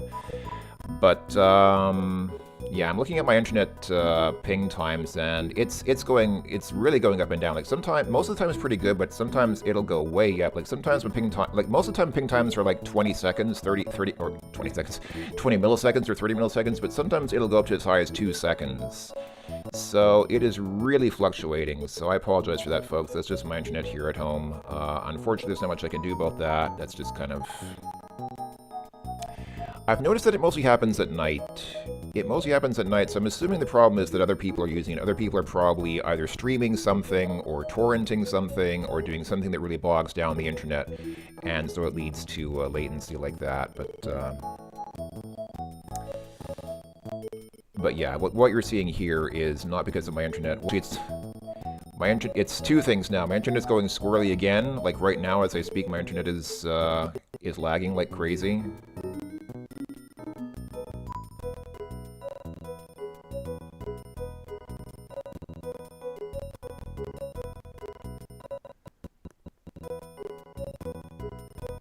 Yeah, let me get out of the game here. Yeah, so that was a couple of things. That was the game going weird and my internet going weird at the same time. Right now the internet looks okay. Hopefully it'll stay okay for a while. Now it doesn't.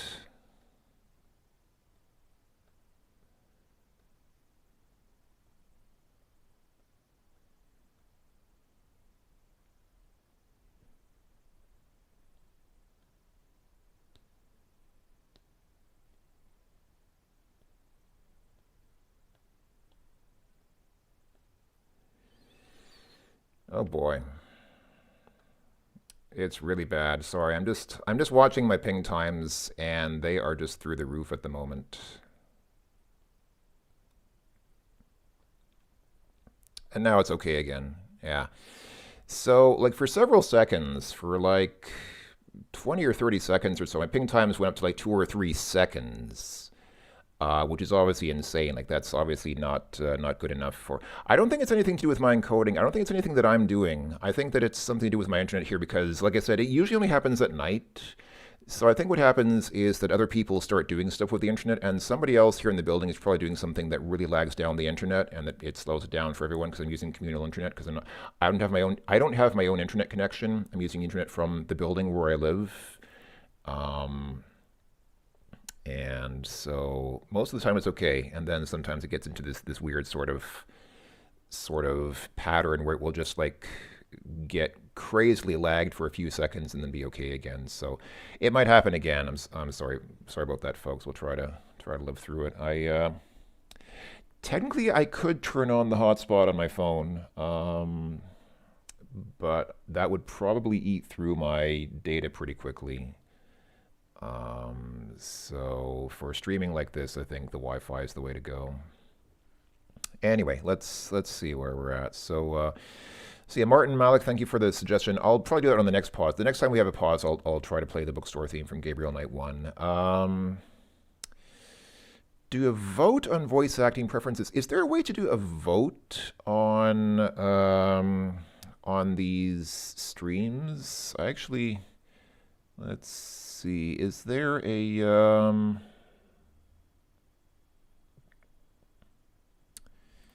I know on Twitch you can have votes. I know on Twitch there's the option of having votes like that. I'm not aware of that on YouTube streams. If anybody knows how to do that on YouTube stream, let me know. Lord Smappy, thank you so much. I really appreciate it. Yeah, I was happy with the voice acting that we did back in the day, back in the time when Let's Playing was still kind of a new thing, and we were yeah, it was a great time. It's a good time, but yeah, time moves on. Honestly, I don't have problems using a mobile hotspot. Like my mobile phone reception here where I live is usually pretty good. It's good enough that I could probably turn on the hotspot and it would probably work. But it's just that my data is not unlimited. I have like some cap to my data. I don't even know how much it is exactly, but I think if I streamed, like if I just streamed on my hotspot for like 8 hours straight, I'm pretty sure that I'd use up my data, and I don't want to do that because it's actually my work phone. Like it's supposed to be for work stuff. It's not supposed to be using it. Like I can use the phone for personal things, but I think my work would get upset if I just burned through all the data just because I was streaming for hours. So yeah. Unfortunately, I do sometimes find it necessary because of the problem that I have with my Wi-Fi where I live. But oh well, I'm moving in a month. In less than a month, I'm moving, so hopefully I end up with better Wi-Fi where I live after that. Thank you, Hexmoon Erica. I appreciate your vote for my voice. I really appreciate it. I'm glad that people like the voice acting that I did. Maybe I'll get back into it sometime. Yeah, Her Crabbiness has unfortunately stopped making Let's Plays. She's no longer active in the scene, but yeah, she made great videos as well, and I was very proud of the work that I did with her. She was also a great voice actress. Anyhow, hello, Erkinar. Happy New Year to you as well. Thank you for showing up. I appreciate it very much. Let's go ahead and move on to the next game then. So the next game that I wanted to show is actually not a game that was requested, but it is a game that I kind of thought about while looking at this game, because this game was about being in the Amazon jungle. It was called Flight of the Amazon Queen. There is a game called Amazon. And I think the subtitle is Guardians of Eden. And it's not, it's on my C drive here. And it was not a very well received game. This is one of those games where people kind of complained about it and said it's such a terrible game, which is funny because I honestly didn't think it was that bad. Like it's not the best game I've ever played, but it's, in my opinion, not too bad. So if you don't know this game is from Axis Software. Probably best known for, well, at the time in the 1990s, I think they were best known for their golf games because they made Lynx and then later Lynx 386 Pro, which was the golf game. It was the preeminent golf game of the 1990s. But as far as adventure games go, they are probably best known for their Tex Murphy games. Yes, they made Mean Streets and later Martian Memorandum, which are the games that established Tex Murphy as a character. And then, he went on to games like Under a Killing Moon and so on and so on. This is another one of their adventure games, and I honestly thought it wasn't too bad. Let's go ahead and just take a look at this for a while. If I just go ahead and run Amazon.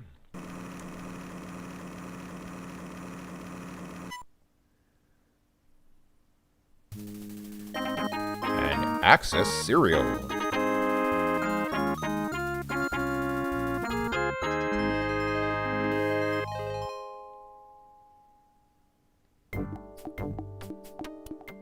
Axis Software presents Amazon Guardians of Eden.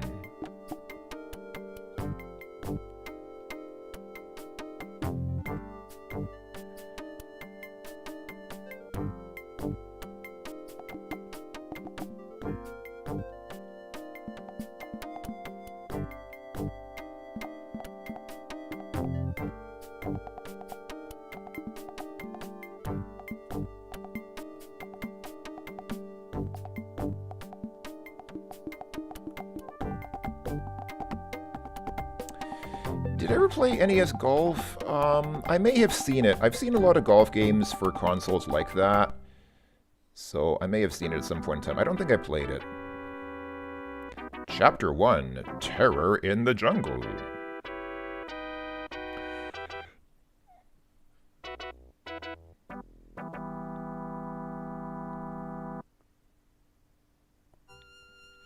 Long, long ago, when American automobiles ruled the roads, when the US led the world in technology, let the Japanese have transistors, we'll use our great vacuum tubes.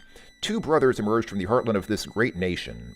These two brothers were in many respects complete opposites. Alan Roberts is a powerfully built man with age beyond his years, showing on his ruggedly handsome face. As a top research scientist, Alan travels around the world to conduct work for Alistair Research. Confident and with undying curiosity for the unknown, Alan has pursued his career with zeal. Jason is 10 years younger and regards Alan as more of a father figure than a brother.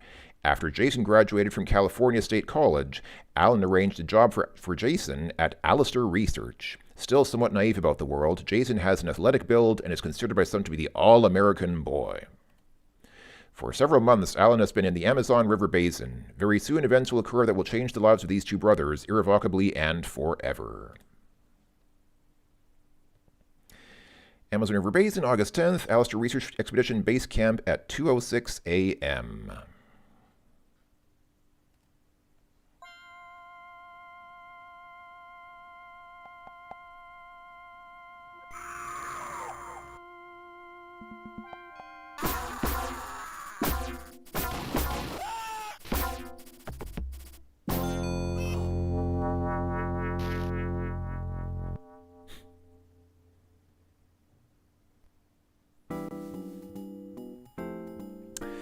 6 weeks later, Alistair Research Company in Woodland, Oregon. Jason Roberts arrives at work unaware that events several thousand miles away have drawn him into an amazing adventure. And thus begins the game.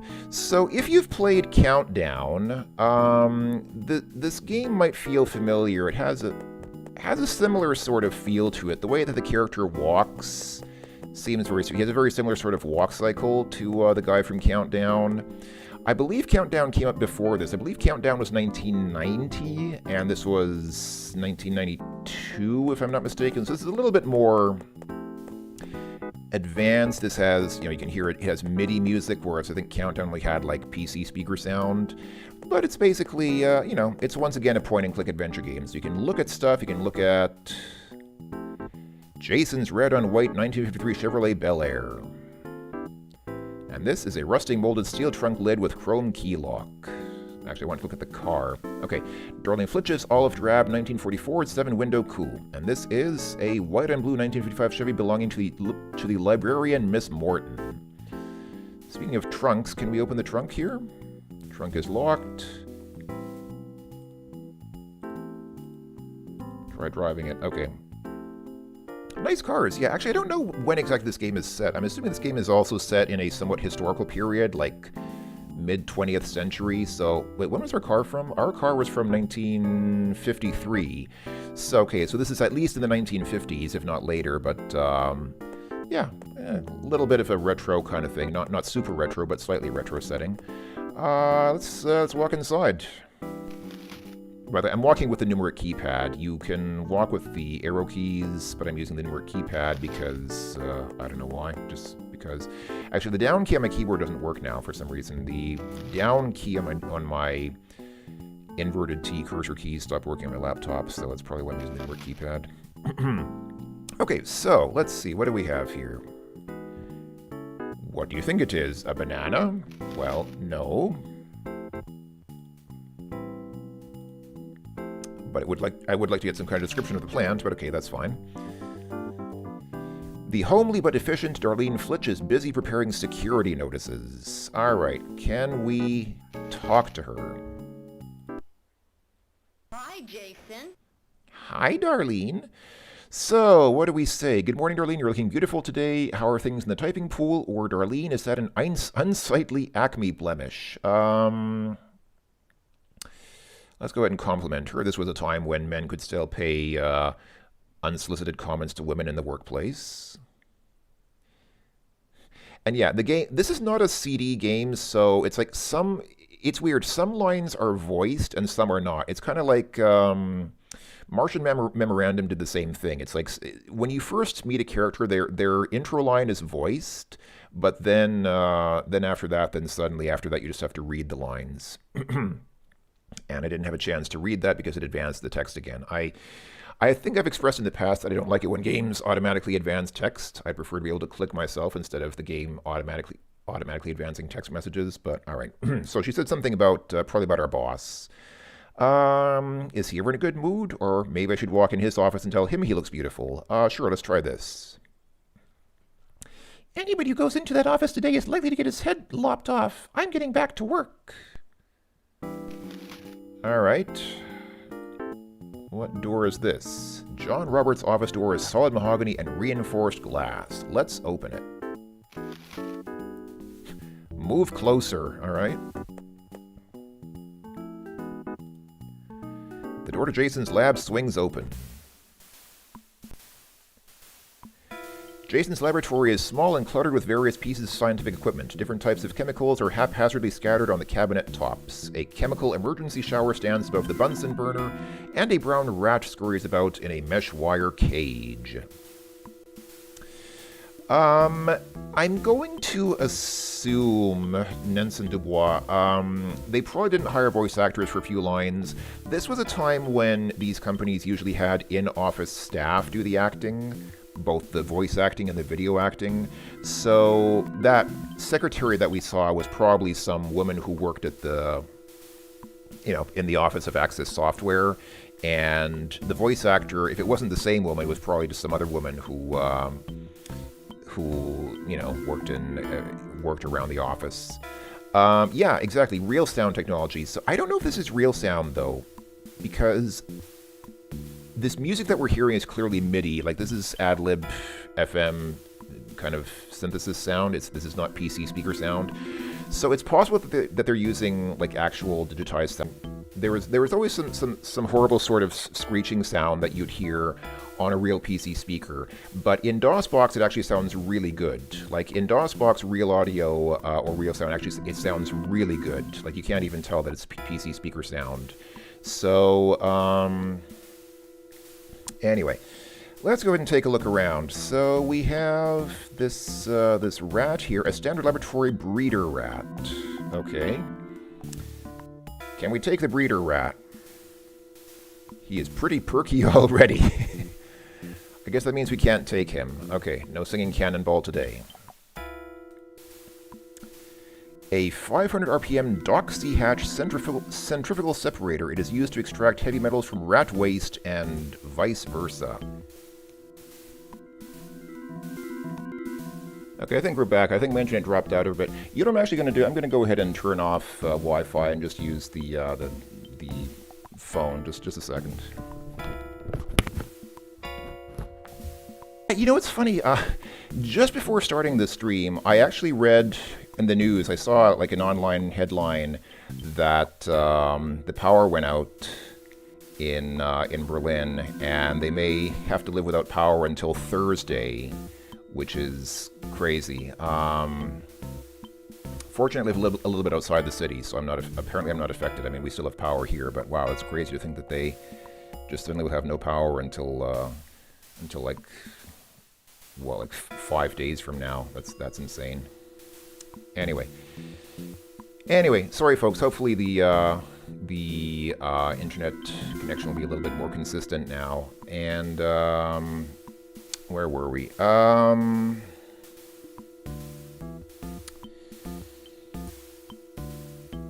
There is a lot of snow, but I don't know if that's the reason why. I didn't read the news article. I just saw a headline. I just happened to see a news headline saying that that there's like a massive blackout in Berlin, and that people may be without power until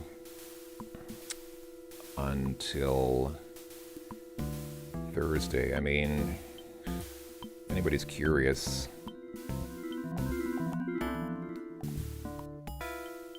Let's see. I'm just going to go online and see if I can find any information about it. Berlin Stromausfall. Stromausfall wohl bis Donnerstag. Polizei prüft Bekennerschreiben. Which means blackout will probably be until Thursday. Oh.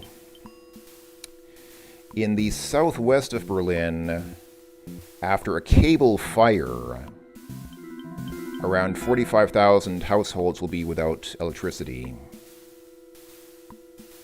Okay, so it's not because of the snow, there was a cable fire.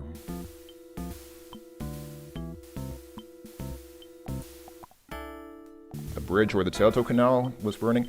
You know, I'm wondering if this was another case of sabotage, because I remember we had not too long ago some vandals deliberately started a cable fire in like the southeast of Berlin, and it led to interruptions in the train traffic there for a few days because trains couldn't run because there was no electricity there. So I'm wondering, I'm wondering if it's arson. I'm wondering if that's another case. Yeah, people are actually doing this. People are setting fires just to cause trouble. These are people who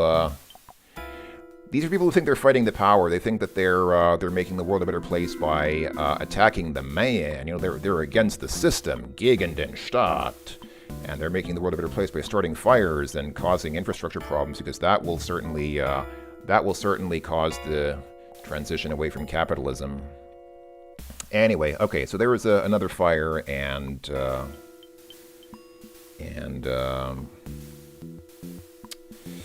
yeah, fireworks arson but fireworks arson is usually unintentional. I know on New Year's Eve, when during the New Year celebrations with all the fireworks, I know there are usually a lot of incidences of fire started by fireworks, but that's unintentional. But that's something different. We're talking about people who deliberately started a fire just because they wanted to attack the infrastructure, not even for any kind of specifically terrorist purposes, but just because they thought it's cool to you know, again, like these are people who think they're, you know, we're against the man, and we're we're fighting the power by, you know, starting fires that knock out people's electricity. This is going to cause the transition to global communism that we need. Yeah, you're a little bit. Yeah, you're about 800 kilometers southwest of Berlin. It's a little bit different. Yeah, I know. Causing problems for other people is... it amazes me that people think this way. People think, hey, you know, I'll create lots of problems because that will show people that my way is better. That will show people that my political beliefs are the better ones. If I can set your electrical infrastructure on fire, then that will prove to people that I'm right. I don't know, man. I don't get it.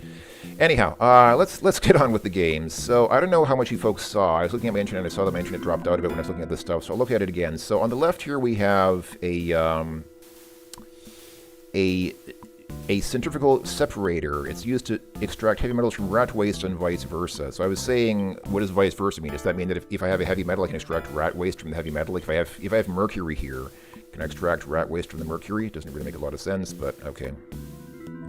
Anyhow, this is a burner stand, and down here we have a 100,000 British thermal unit Bunsen burner, similar to the kind found in a high school science class. So British thermal unit is, of course, the expansion from BTU. Most people just say BTU. It's a 100,000 BTU Bunsen burner, which is the measure of heat. Like, that's how much heat it generates.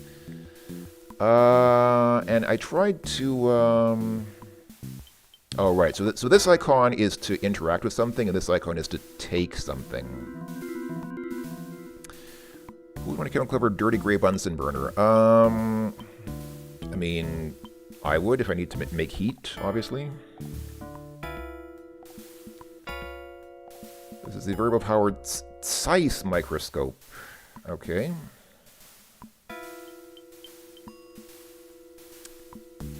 H2SO4 and HCl. So HCl is hydrochloric acid.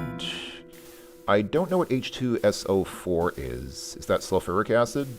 If anybody wants to fill this in, please feel free, because I'm not good with chemistry. I'm afraid I don't know much about chemistry. The X-1000B prototype. This piece of electronic wizardry is being designed to pick up top-secret radio signals from beyond the Iron Curtain and decode their invasion plans.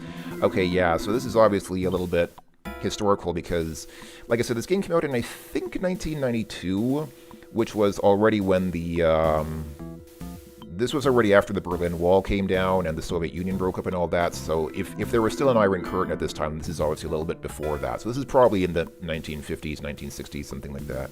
It is sulfuric acid. Okay, so yeah, so we have sulfuric acid and hydrochloric acid here. Yeah, okay, gotcha, okay, so yeah. Sulfuric and hydrochloric, so acids, highly corrosive acids. Alright, can we use this thing to decode the... Alright, we can't move it. Can we take it? You can't take that. You can't Getty flask. An aluminum rat cage. Can I just take the whole rat cage? No. Alright. It doesn't seem like I can do much here. So the cabin door, there are several bottles of liquid. Okay, cool. This is ethyl alcohol. Can I take the ethyl alcohol? The alcohol is removed from the cabinet. I don't know why, I just find that wording hilarious. Usually they'd say, you take the alcohol from the cabinet or something like that, but here they say, the alcohol is removed from the cabinet. That wording is just kind of funny, I'm sorry. So here in inventory we have alcohol and Jason's car keys. Alright, cool. What's this down here? Oh, more of the acids. Can I take the acids? You can't take that. So I can take the ethyl alcohol, but I can't take the acids. Okay, that's fine. Can I open any of these other doors? No, I guess not. Alright, so the only thing I can seem to get here is the,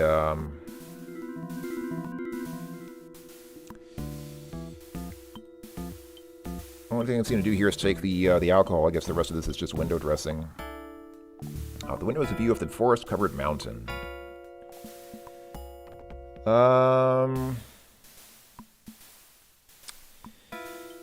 Is Ethel Prune supposed to be a play on her alcoholism? I didn't think about that, but now that you mention it, it could be.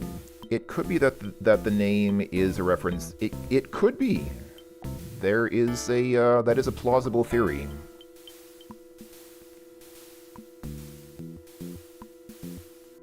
Oh, this is a shower nozzle. Okay, this is for when you have like a chemical burn or something. You can use the you can use this to wash yourself off from hazardous chemicals if you spill them. All right, I guess there's not much else we can do here. There we go. Okay. Cool. Yeah, I think you folks are right. I assume that Ethel Prune is probably, yeah, exactly. Comment on her age, so probably that she's an old alcoholic. Probably the case. This is Darlene's dry cleaning, which she keeps forgetting to take home. All right, can we take her dry cleaning? They are not your size. All right. Okay, let's move on. And oh man, look at this scrolling. This was still kind of a rare thing in the early 90s. Usually games just had still screens that transitioned from one to another, but to have like a scrolling scene like this was something a little bit special. This was not, I mean, it wasn't super duper high, you know, advanced technology, but it was something that wasn't usual. It was a little bit, you think Prune is reference to Professor Plum from Clue? It could be. Could be. I don't know, actually. I don't know the origin of the name, to be honest. This is a brown rolled steel waste can. Is there something inside? No. Why would you want to dump trash on the floor? Alright. This is a key storage case cut from the rainforest of the Amazon. Can we open this? You will have to move closer. Darlene Flitch will take a dim view of anyone trying to gain unauthorized access to the spare keys. Okay, so I'm going to assume I need to get rid of this lady so that I can get into the key cabinet and steal some keys. Alright. Alright, we'll do that later.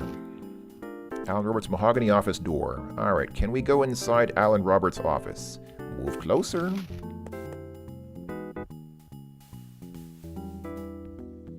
The door to Alan's lab creaks open. Alan's lab is like Alan, neat and well organized. On the far wall there are curios and collectibles gathered during his extensive world travels. A well-used projection screen hangs overhead and the large picture window offers an incredible view of the rugged pines of the Cascades. Alright, here we are. I guess this lab is empty. I like the view these people have. They have wonderful views out the windows. This was the office of the New York Daily Register newsroom. You mean the newsroom from Daggriff, Amon Ra, right? Does it really? I'm not sure that I see the similarity, but alright, I'll take your word for it. Assorted. I like how the waste paper basket is assorted laboratory equipment. Journal of Dr. Alan T. Roberts. Let's go ahead and take his journal. Surely he won't notice. You just need to read it. Okay. You flip the journal open. Alright, can we read it now? The journal contains notes from last year's expedition. The last note refers to jungle regrowth at locations deep inside the Amazon River Basin. Is that it? Okay, I guess that's all we could do with that. That's nice. You flip the journal open. Yeah, I want to close it. Okay, I guess I can't close it. I can only open it. And after it's open, you can open it again.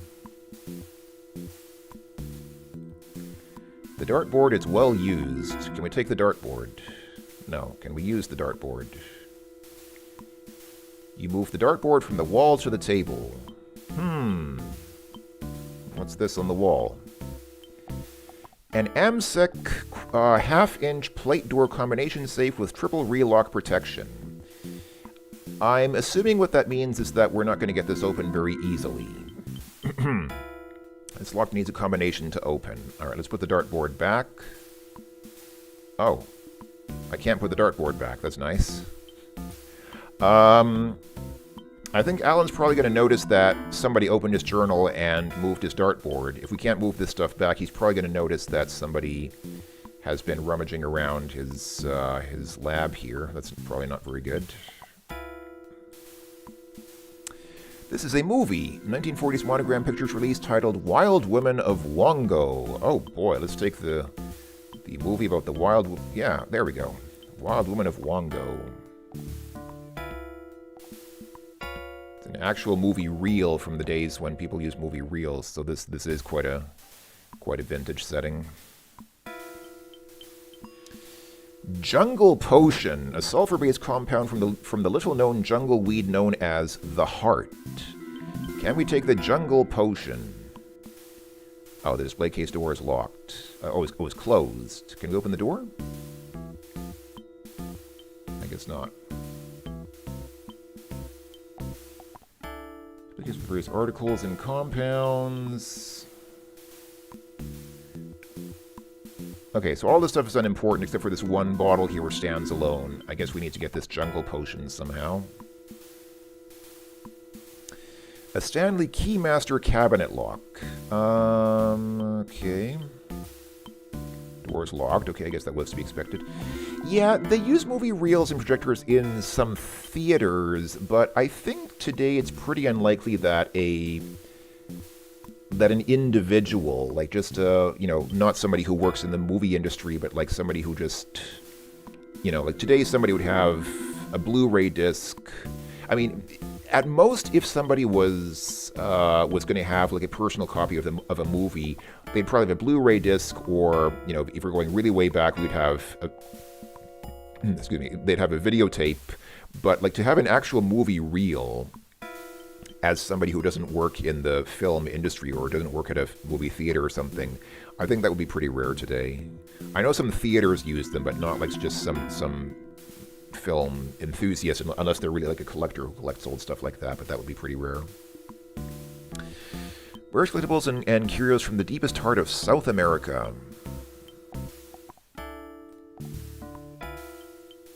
Gonna assume we can't take any of these curios from the deepest heart of South America. No, we can't take that. Alright. What's this machine here? An original 16mm Kodak Kodascope circa 1927.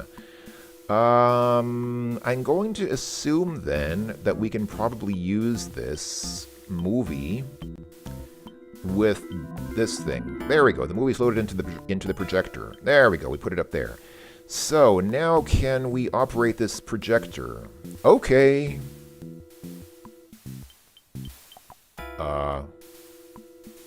Is that it? Okay. Do I need to lower this? Maybe this is like a film screen. There we go. There we go. Screen. You pull the screen down. There we go.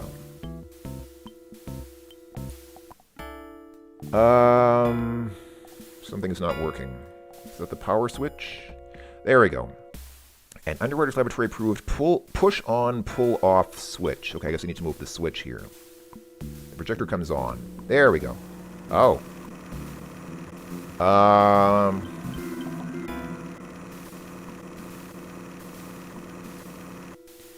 The silver tone projection screen with the absurd Amazon film Wild Woman of Wongo projected upon it. This is definitely a wild movie, isn't it? This whole movie has like 1 second or 2 seconds of footage total. That woman really looks like a wild woman of the Wongo, doesn't she? Okay, cool. Can we... Yes. Wild indeed. Can we turn this off? There we go. Let's turn that off. Can I... Yeah, okay, we can roll that back up. Can I take the, Is that it? Like, I can't take the film back? So basically...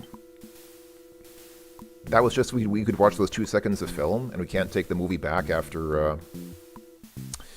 Oh, Hexmo and Erica, we saw worse than that in Flight of the Amazon Queen. I think you might have missed it, but close to the beginning of that game, there's an inventory item which is... it's literally a pair of fake breasts, and it's like explicitly shown on the screen. So that got me a little worried. I think YouTube's going to flag that. I think this is relatively tame compared to what we saw before. But yeah, those Wongo women certainly looked wild, didn't they? A book on medicinal cures and herbs of the Amazon rainforest by Blanche H. Akupa. Is that... I don't know, that name sound... Okay, whatever. Can we take the book? You just need to read it. Okay. Open book. Read book. Amazon Love Potion number 9, or Corazonase. This special concoction is made by mixing the liquid of a jungle weed known as the heart with common alcohol. The mixture is then heated to a boil. Okay. When the liquid turns green, the potion is ready. The natives dip small projectiles into the green liquid. They then fire the projectile into the neck of a potential victim. Oh, that was it. Okay. So we have alcohol. We got the alcohol from the other lab. I'm gonna assume that we need to get this, green potion from here and then mix them together, and then we have a love potion. Can I close this book? It is already open. Yeah, I know it's already open. I want to close it. All right. I mean, Alan's going to come back and see that, like, this is lying open and this is lying open, and somebody uncovered a safe. He's going to see who the heck was in my lab doing all this stuff. How do we open this display case? Is there a key that we can find somewhere? What is this thing on the wall here? Is that a dart? The small darts are made of wood and have feathers attached. Can I take the darts? Pull the darts from the dartboard and the wall. Okay, so now I have darts. Okay. So we use the love potion with the darts. So we have darts to shoot the love potion with. We just need to get that green potion and... Okay, I guess I can't take that bow up there. This is obviously a bow here. I can't take that. Alright. Rugged mountain terrain is covered with Douglas fir and blue spruce trees. Nice. Okay. I don't know what else to try here. Here's a drawer. You open the drawer. Okay. Yeah, is there something in the drawer I can take? Can't... Come on, seriously?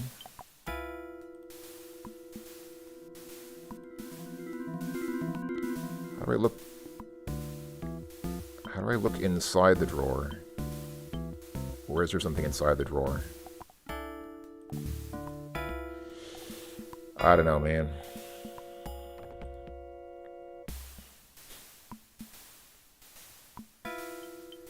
Sorted lab equipment, which we probably can't use. It moves slightly. Okay, I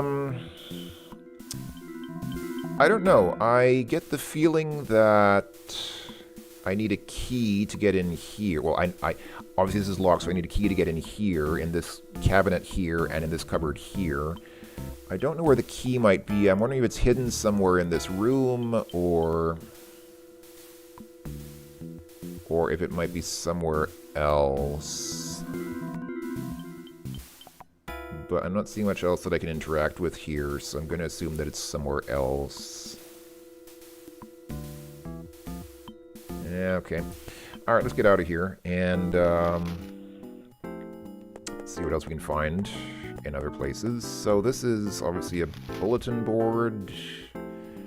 A Spanish cork bulletin board complete with minimum wage requirements, insurance company bulletins, advertisements, and for sale by owner signs. Can we interact with this in any way? No. Okay. Alright, what's this?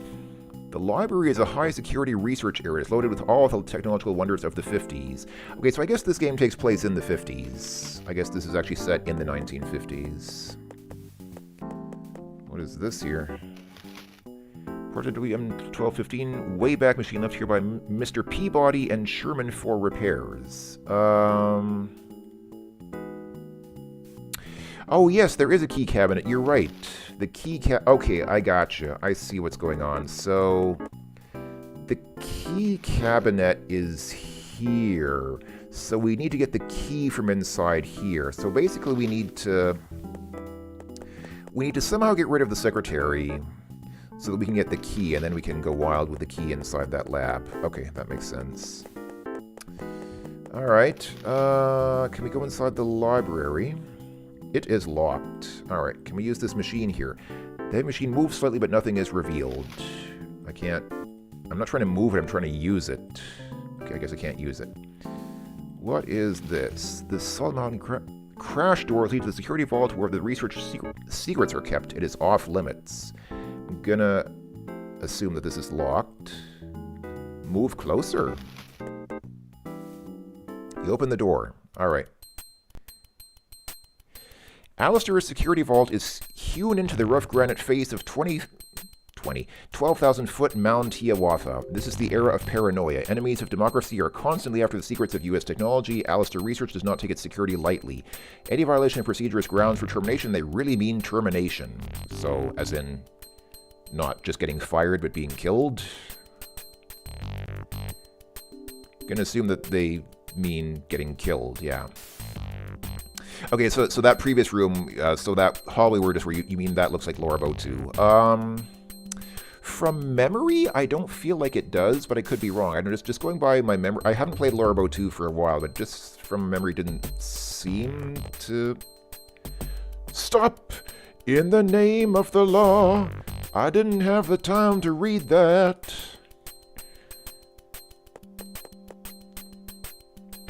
This is a restricted area. Leave immediately, or...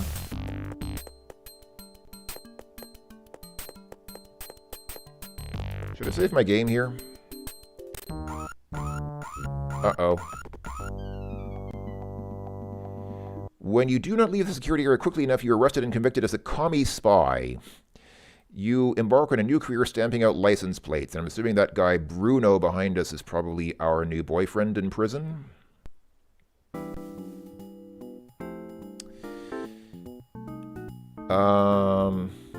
Oh, and it just restarts the game. Okay. Okay. So when you lose, the game just kind of quietly restarts and pretends that nothing ever happened. Alright. Cool. Alright.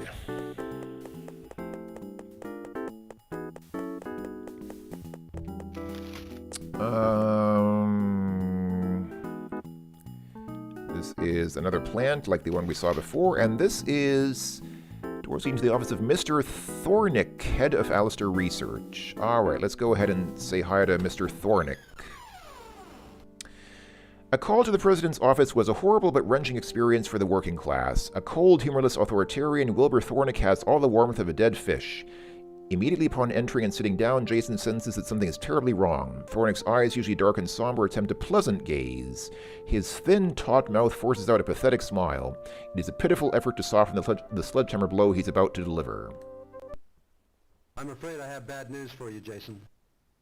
Your brother's expedition to the Amazon has been attacked, and he's missing. We're doing everything we can to get more information. I'm sorry. As Jason turns to walk out of the room, Wilbur Thornick says, I want you to go home and rest for a while and rest. Take the whole day off if you feel it's absolutely necessary. But his magnanimous gesture falls on deaf ears. Stunned and hurt, Jason staggers from Thornick's office to the parking lot. It takes all his inner strength to avoid turning into a pathetic, blubbering idiot. As Jason drives to his home, questions roll around in his head. Alan's work was always dangerous, but wasn't he indestructible? Is he really gone? Jason's apartment is tastefully decorated in contemporary 1950s style and fashion. A virtually priceless original painting on velvet hangs proudly above the white marble mantel. The mahogany bookcase contains various keepsakes and a complete set of encyclopedias. But the pride and joy of his life is a 20-inch black and white Dumont television set. Yes, Jason's pad is about as hip as any cool cat could imagine. Okay, I guess this is where we live. Nice.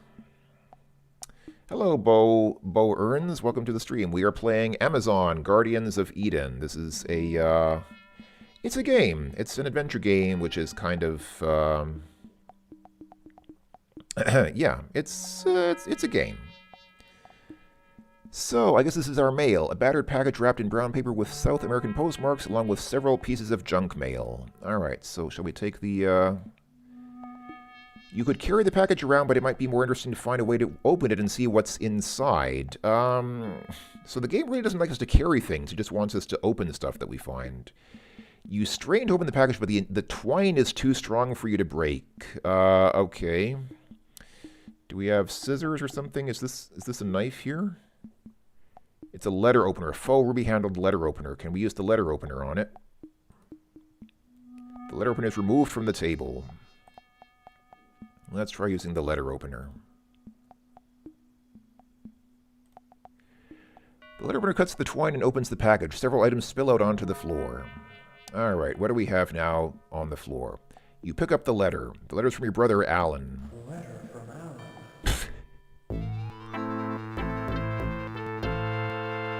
Don't miss our next exciting chapter, A Secret Code.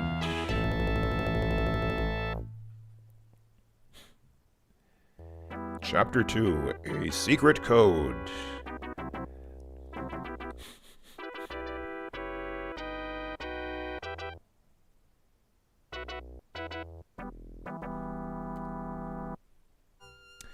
Jason has received shocking news that his brother Alan's expedition has been viciously attacked in the Amazon jungle.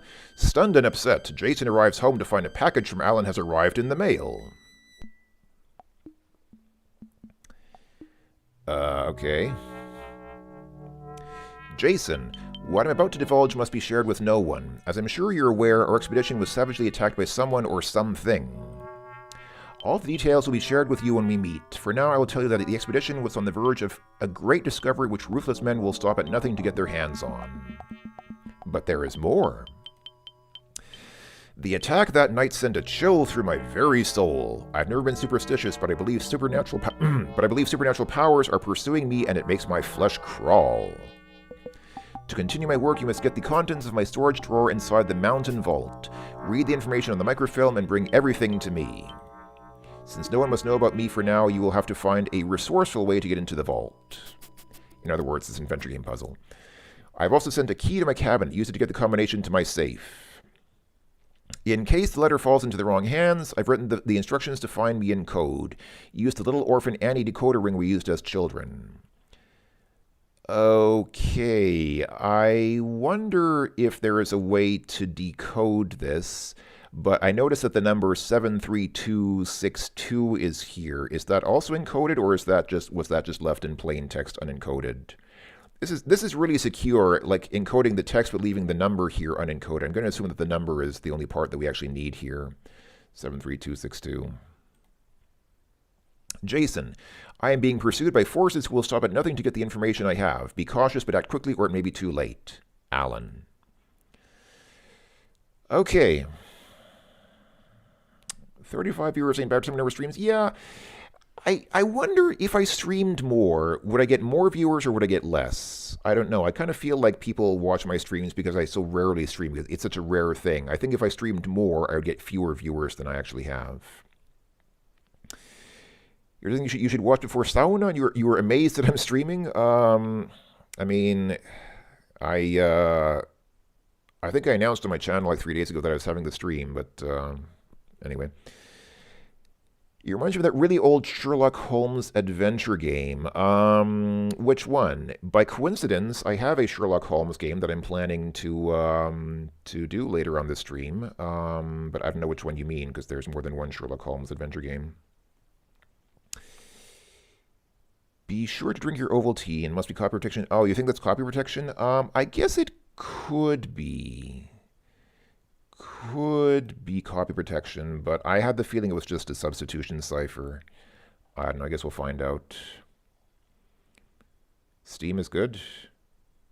You mean the game service Steam, or do you mean actual Steam because you're going to a sauna, or because Mark IV was going to a sauna? Is there anything else here? Okay. So the small metal key, okay, so we can actually take the key. Okay, okay, so this is where we get the key to Alan's cabinet. Okay, gotcha. All right, so we needed the key and the letter. All right, what do we have here? I guess this is our front door. This is the wood panel door. The Lost Files of Sherlock Holmes, perfect. It's funny that you mentioned that game, Shim Sham Sam, because that was in fact one of the games that was requested for the stream. And so I actually have a plan to play that game just a little bit later during this stream, so I am planning to get to that. Funny that just by total coincidence that you mentioned that. Various photos of your family showing your 3 sisters and brother. The Spanish Conquistador painting is on velvet and cost $1.95 at Woolworths. Okay, nice. So it's not exactly a. Can I move this painting? Maybe there's a safe behind that. Okay. Oh, it doesn't do anything. It says okay, but apparently there's no safe hidden behind it. A ceramic gold tone contempo style table lamp. This is a Wollensack reel-to-reel tape recorder. Are we expected to recognize these brand names? Like, are these actual brands, or are they parodies of real brands? Because I don't recognize any of these names. I have a feeling these are parodies of brands which were well known in the 1950s. And so the idea here is kind of like, yeah, you should know these names because they were well-known brands at that time. Maybe not today, but back then they were. So I don't know. I wasn't around in the 1950s, so I don't really know much about what was popular and well-known back then. Can we use any of this stuff? Can we turn the lamp on? Okay. He doesn't do anything with the lamp. Okay. What about this? This looks like Life. The logo on it looks like Life magazine. Okay, and it is Life magazine. A copy of Life magazine with an article on Liz Taylor's latest marriage. Liz Taylor got married, I think, 8 times in her life, didn't she? Can I take the magazine? You don't need this. Can I open it? Liz says this marriage is for keeps. Of course she does. Bookcase, encyclopedias, and various knickknacks. Is there anything in the bookcase that I need?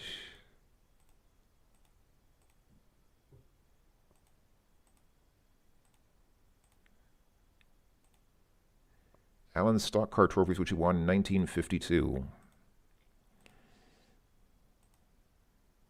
I get the feeling that, the game said that Alan is more of a father figure to us than a brother. I get the feeling that, you often have this sort of pattern where, like, there's one sibling who's the overachiever. Like, there's this one sibling who just is the best at everything, and his other siblings sort of live in his shadow. I kind of get the feeling that Alan is like the overachiever who does, he's the adventurer, he's the really high performing, high achieving kind of guy, and we are sort of like a more average sort of everyman character. I kind of get that feeling. I don't know.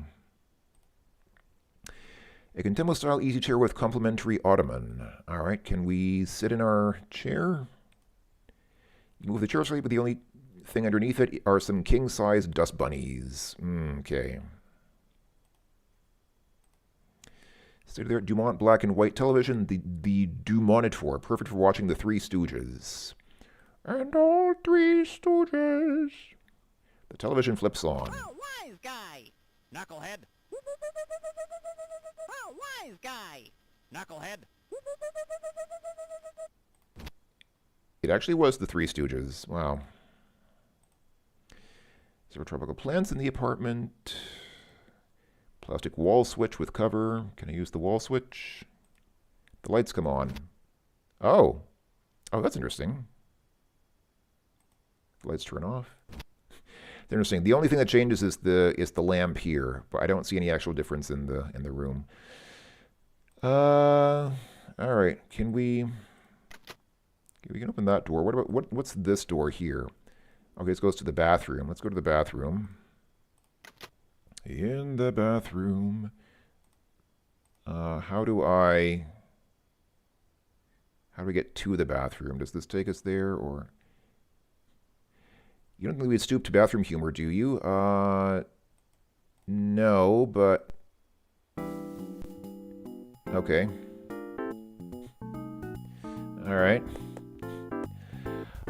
So now that we're here, I guess now we can use that key in Alan's lab. Let's go ahead and go back inside here. And yes, we saw this before. So now can I use that key that we got? The cabinet is unlocked and the door opens. Alright, what do we have here? A reel-to-reel audio tape for a tape recorder is here. And I guess that's it. Alright, so we have... This is an audio tape, which doesn't look like... I guess this must have been like how tape recorders used to look before cassette tapes. Alright, so, can I use the same key on... Oh, no, I guess I can't. I was gonna say, can I use the same key on this cabinet here, but clearly I cannot. Can I use this thing with this? No, it's a... Okay, it's a movie projector. It will not work with this kind of audio tape. Which makes sense, but then the question is, how can I use this audio recording? Can I use it with that stereo that we have at home? At home we had that audio system, you know, like that stereo thing. Can we... Okay, I guess I don't need to close the door. Yeah, it's a reel-to-reel tape. Okay, I'm such a Gen Z person, I don't know about reel-to-reel tapes. I didn't realize that was a thing. Don't think I've ever seen one, because I'm young enough that when I was a kid, we just had cassette tapes.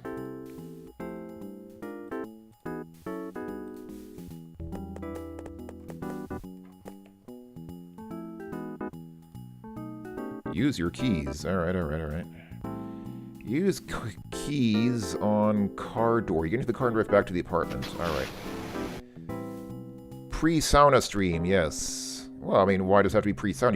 You can enjoy the, Oh.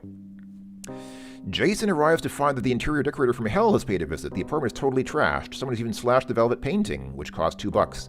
This could take years of careful restoration. Someone is looking for something in a real hurry. The landlord is not going to be happy about this. Oh boy. Wow, stuff here really, yeah, it looks a little different from the last time we were here. Alright, what do we have here? What is this on the floor? That's his stock car trophy. I guess we can't take that. It's ruined, so why bother? Yeah. This tape recorder appears unscathed. Okay, cool. I guess that means we can use the tape recorder with this. Yeah, so it's a post-sauna stream, but I was going to say, why does it have to be pre and post? You can watch the stream in the sauna. I mean, I guess people don't. I guess you probably wouldn't watch a stream in the sauna, but you could, depending on how hot it is. How hot is your sauna, Mark? Is it Mark or Markiv? I'm not sure. Because I know there are different temperatures of saunas. Some saunas go up to like 95 degrees, and others are less hot than that. Kind of depends on the kind of sauna that you go to. But anyhow, mid-shower stream. Yes, you can also watch the stream in the shower if you if you're into that. You place the tape on the recorder. Okay, so I'm assuming this is going to work now. Okay. Come on. Come on. So that red thing is the switch. Okay, cool. The tape is recording of Alan reciting the combination to his safe. You quickly write the combination down on a scrap of paper. Okay, so it doesn't even tell us what it is. It just... Okay, we have the safe combination. Cool, all right. Okay, I guess that means can we take the... I want to take the whole tape recorder with me. I just want to take the tape because...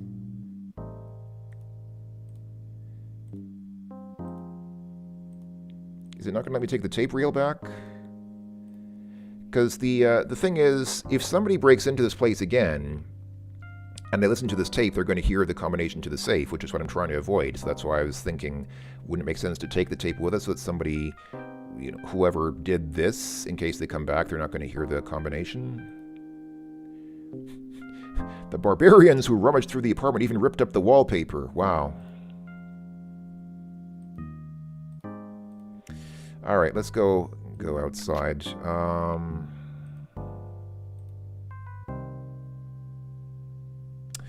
Oh, this is the climb icon. Okay, that's interesting. So this is... I thought this was a walk icon, but this is a climb icon. That's... Okay, that's interesting. You don't have a thermometer in the sauna? Okay, that's interesting. I thought that usually saunas had thermometers inside because you kind of want to know how hot it is. But okay. You're getting a Switch 2 this week. Congratulations, Nenson. I hope that you have fun with it. I actually never had a... I never had any of those cute Nintendo consoles. I never had a Game Boy, never had a Game Boy Color, never had a 3DS, or a Wii, or a Wii U, or a Switch. Never really quite got into that handheld gaming kind of thing. I always preferred full-size gaming on my PC, but I hope you have fun with your Switch too. Get some good games for it. Okay, so what do we have here?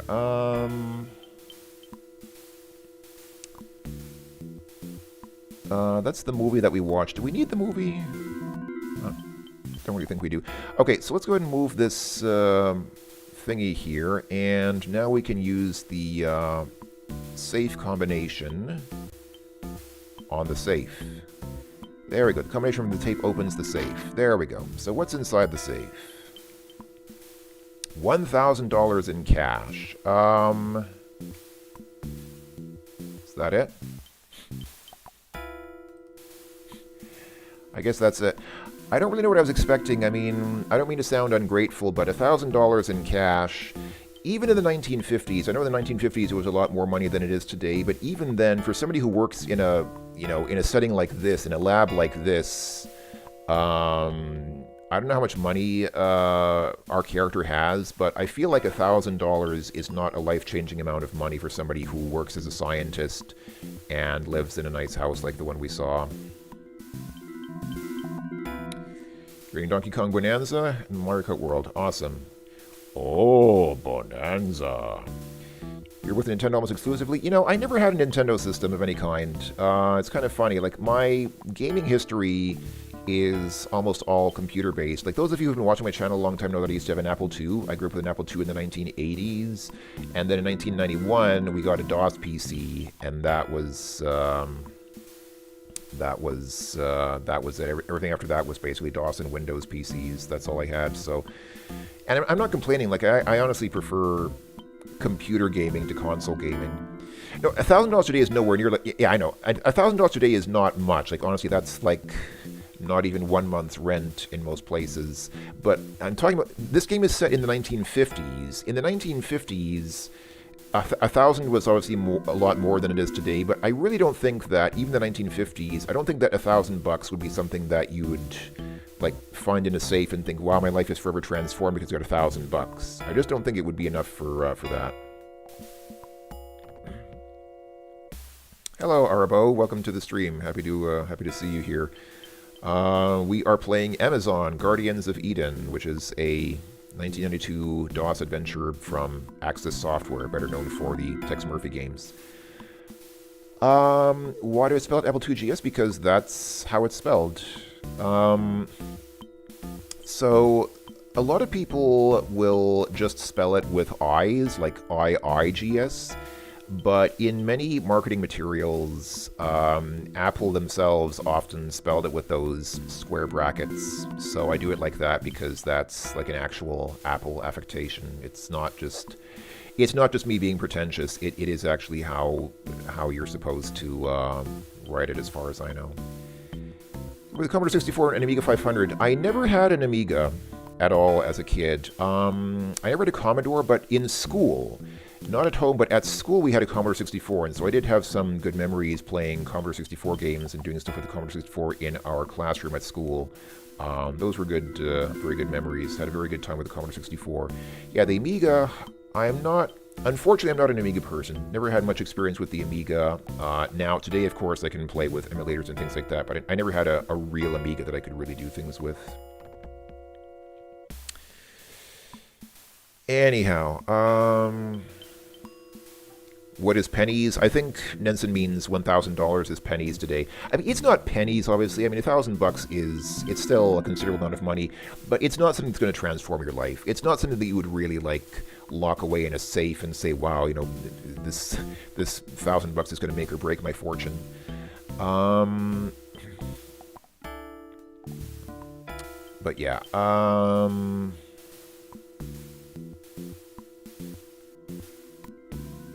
yeah, that's kind of my sentiment as well. Thank you, Obi-Wan Bill Kenobi. I really think that, I mean, I play a lot of computer games, but obviously the nice thing about computers is you can do other things with them. You can do word processing with them, you can do graphics with them, and, you know, you can do programming with them. I did all that stuff when I was a kid. Like, when I was, like, less than 10 years old, I started learning programming basic on our Apple IIgs, so I think that, I was better off doing that with, you know, with an Apple II than having a console. I did sometimes want to have consoles because I did sometimes see the NES games that other kids were playing, and I'd think, yeah, it'd be cool to play, you know, NES games. But I'm not complaining too much that I didn't have an NES. I think I was good with my Apple II and later with my DOS PC. $1,000 in 50s would be around 13,000 today. Okay, so 13,000 bucks. That's not a small amount of money, but again, for guys who live like this, like again, these two brothers who are obviously highly educated, working as science researchers, it's not a life-changing amount of money. They probably have more than that in the bank already, honestly. Yeah, I wouldn't say $1,000 is pennies, but it's, you know, it's just not something that would really, you know, that would really change most people's lives, because, like, I've lived in places where the monthly rent was more than that, so just 1 month's rent wouldn't even get covered by $1,000.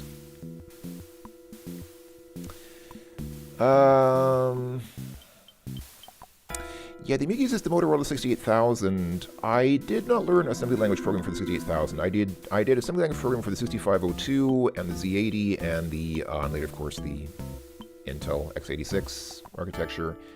But yeah, I never really used a system that was based on 68000, unfortunately. Yeah, same. Like I said, I learned basic on the Apple II, and then later I learned assembly language programming for the 6502 and the Z80.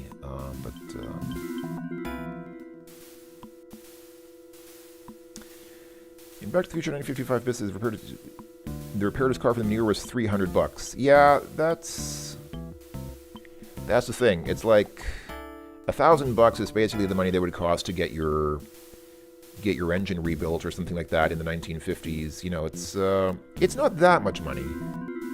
I mean, it's a considerable amount of money. Like, it's not something to sneeze at. It's not something that I would just throw away carelessly, but it's not that much money. Yeah, I also, You know, it's funny. I had a PC. Like, our first PC was a 486. So it was like a fairly... Like, at the time, it was a top-of-the-line machine. You had a 486 with 256 color VGA graphics. But one of my friends at school had a... he actually had an XT, like it was a real genuine IBM XT PC, which was pretty old at the time, but he had some really good games for it, which I didn't have. So I would sometimes go to his house to play games because even though my computer was technically better, he had some really old games that I didn't have, and so it was more fun to play at his house because he had more games for his XT PC. It was kind of funny. Anyhow, sorry, I got distracted from this game. So it's nice that we got that. What did we get? I mean, we got $1,000. That's nice, but what are we gonna do with it now? I mean, that's the thing. Like, in real life, I wouldn't have this problem. Like, in real life, I think I know what I would do with $1,000, but in this game, it's like, what am I gonna do with $1,000 in this game? I don't really have any obvious way to spend the money now. I don't really know what I'm gonna do now because it's kind of like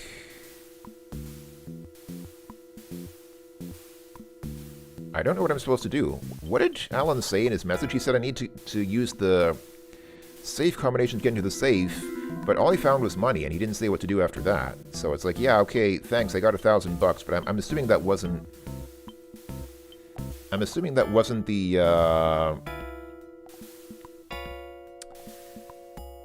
I'm assuming that wasn't the like the intent, or well, I guess it was. I guess. I mean, the only thing in the safe was $1,000, so I guess we were supposed to get $1,000. What are we supposed to do with it now? I don't understand. I don't fully understand you, because, like, seriously, what am I gonna do now?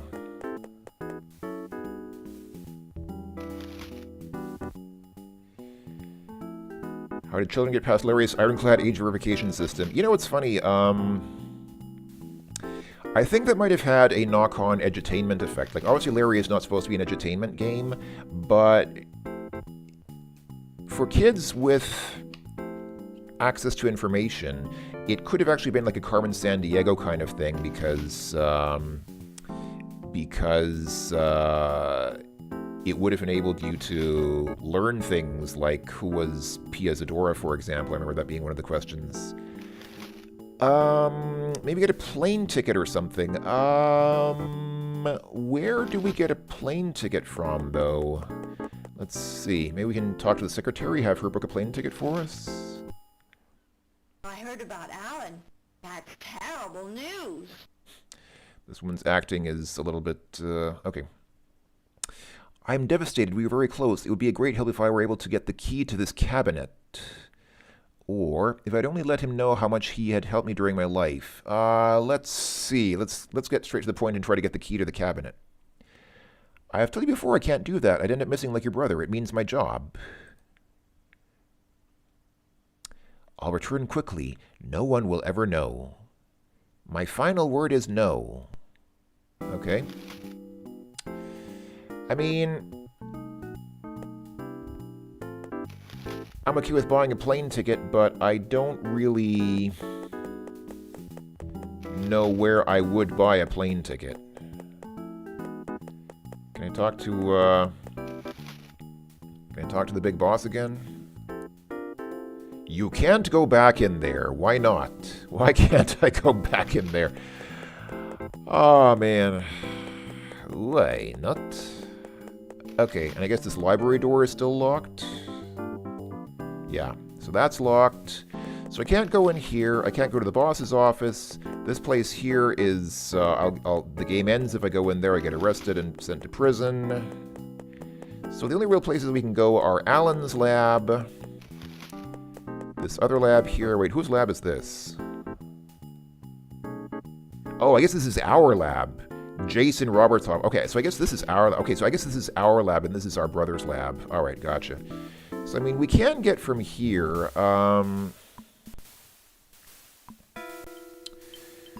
we can get the alcohol. But I do still need... I can get the dart from Alan's office, but I still need that green thing. I still need that green potion from his office, which...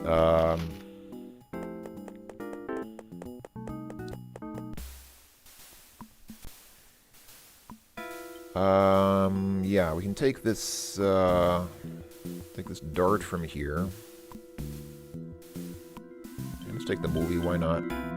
Okay, so we've got the dart, the alcohol, the movie, and the money. But I still need this green thing. I still need this green potion here. And it is not clear to me how I would get it. I guess I should save. Made some progress. Let's go ahead and save the game so I don't need to restart if something bad happens. Got money. Save. Okay. I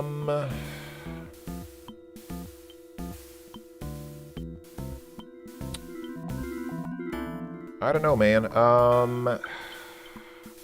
Let's go ahead and ask the internet. Let me go ahead and... How long have I been playing this game? I've probably been playing this game for like an hour already, so I could probably just move on to the next game. But I'm curious now. I want to see what happens when I get that green potion. So I'm going to go ahead and look up a walkthrough online. And...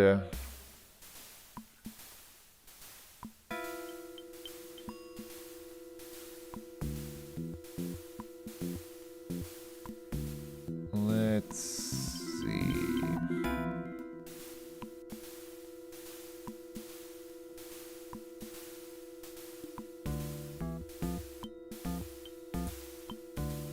Oh. Okay, I was wrong. I had just assumed, for whatever reason, I don't know why, for some reason I had just assumed that, that I needed to use that love potion on this secretary here, that I needed to,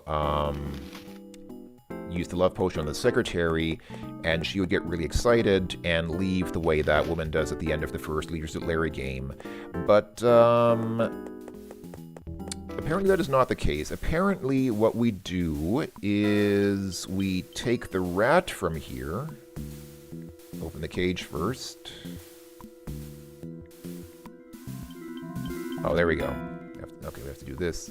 Now we take the rat. The rat fits snugly into your pocket. Okay. Now... apparently we use the rat on the lady. You probably want to be closer to your lab so it will look like the rat escaped accidentally.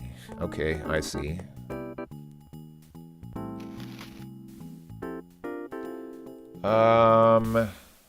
How do I get closer to my lab than this? Alright, I can't do it in here, so I guess I need to...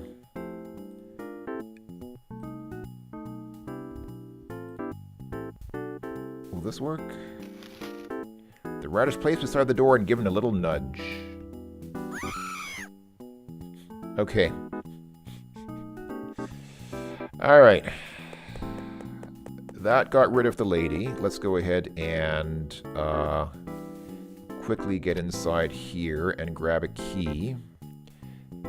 If you take all the keys, someone may notice. But if we take just one... Okay. Can we use someone else? Hold on. Does it actually...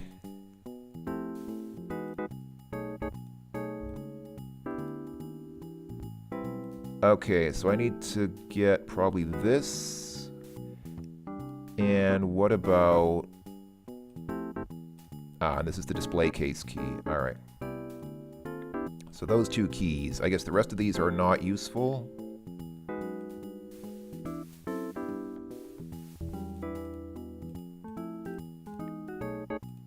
Okay.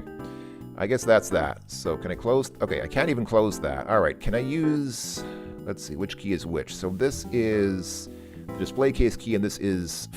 Oh, this is Flitch's car keys. Oh, this is... Oh, these are the keys to her car. I guess this means that we can open her trunk. I'm assuming that we don't need to drive in her car. Probably we need to... hold on, which car was hers? Was it this one or the other one? This is... Okay, this is her car, 1940 Ford. So I guess I use her car keys on the trunk? Get closer? Alright, what's inside? There's a bolt cutter and a crowbar. Why does this woman have a bolt cutter and a crowbar in her car? I could understand the handcuffs, but what kind of kinky stuff do you get up to with a bolt cutter and a actually, you know what? Don't answer that. Why can't I take it?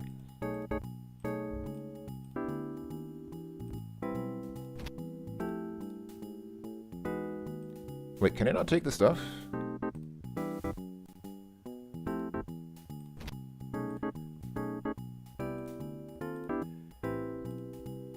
Oh, here we go. We take the crowbar and the bolt cutters. Okay, nice. I thought, does it not let us take the stuff? Is it just so we can see that it's in her trunk, like as incriminating evidence? Is it not something we can actually take? But no, we can take it. All right. All right. All right.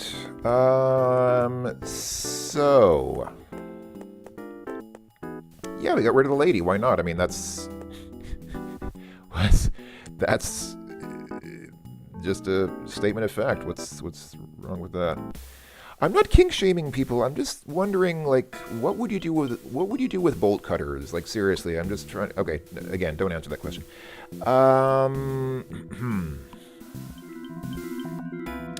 All right, so now we can use this display case key.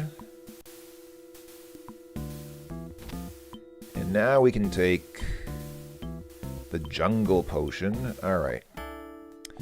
So, that's this here, right? Okay, so we got the jungle potion, you got the alcohol. So what did it say? It said we need to mix these two. Can I put that inside here, or I don't know.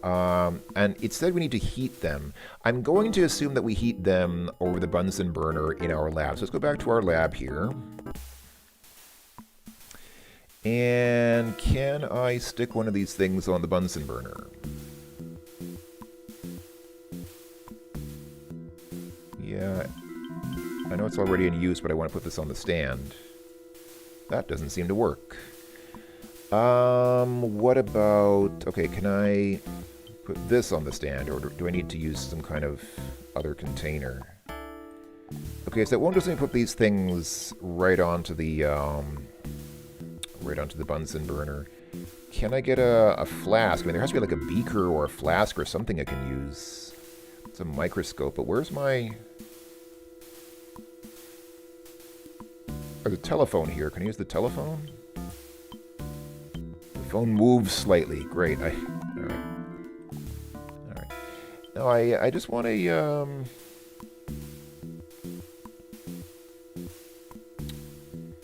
I just want, like, a jar, or a glass, or a beaker, or a flask to put the chemicals into.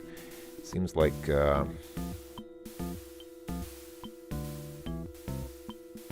there must be something like that in a lab, right? There's no way that you...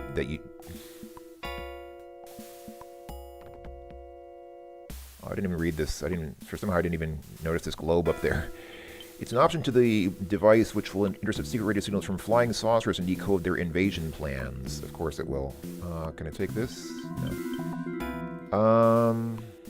Somehow I missed that. I mean, come on. We work as a scientist. There has to be, like, some lab equipment. I mean, there's a flask right here. Why can't I take this? It's just kind of ridiculous. Okay, let me check the walkthrough again.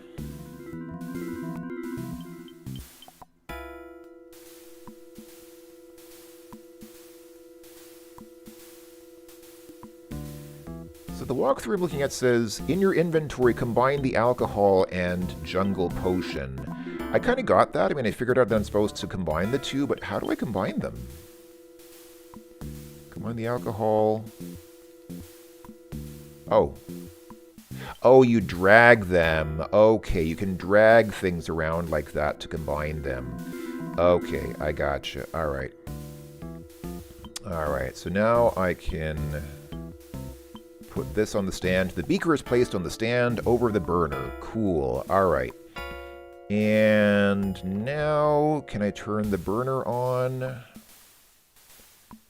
I don't want to move it, I want to turn it on. How do I turn on the burner? It's not this hard to turn on a woman. Is it this thing here? Oh, this, okay, this knob turns on the, okay, this operates the gas line to the Bunsen burner. Okay, here we go. The knob makes a slight click. Alright, so now that stuff is boiling. Beaker full of jungle potion mixed with alcohol. Oh, there we go. I'm assuming when it turns green, that means it's ready. Can I take it now? It's gonna... You grab the beaker. Okay. In real life, I think in real life... Okay, we have a love potion now. Cool. I think in real life, you probably wouldn't just pick up a glass container from above a Bunsen burner, because it would probably, like, with boiling liquid inside it, because it would probably be, like, boiling, it would burn your hands. But, okay. Our character obviously has superhuman powers that allow him to just pick up containers of boiling liquid without hurting himself. Okay, that's fine. So we got the love potion. Oh, and I guess we can use that dart now, because it said also we can use the... it said something about using darts to attack people with... yeah, there we go. Dipped dart. Okay, so the potion just disappeared. Now we have a dipped dart that we can use to shoot people with a love potion. Now the question is, upon whom do we use this? Do we use this? The only person that I've seen, the only person, like the only human being that I can think of that's still around, since the secretary's gone and we can't go back into the office, the boss's office anymore, the only place I can think of where we might have a human being is that security guard here. So let's go ahead and save the game here. If this works... Love P. Okay. Of course. I love my P, don't you? Alright, let's go inside here and... Yeah, so we saw this before. And we actually have two people here. Actually, now that I realize it, we've got two people here. We've got this guy, the blonde-haired, ruggedly handsome, powerful guard. He strikes fear in the hearts of those who would steal American technological secrets. His life, however, is missing the love of a good-hearted woman.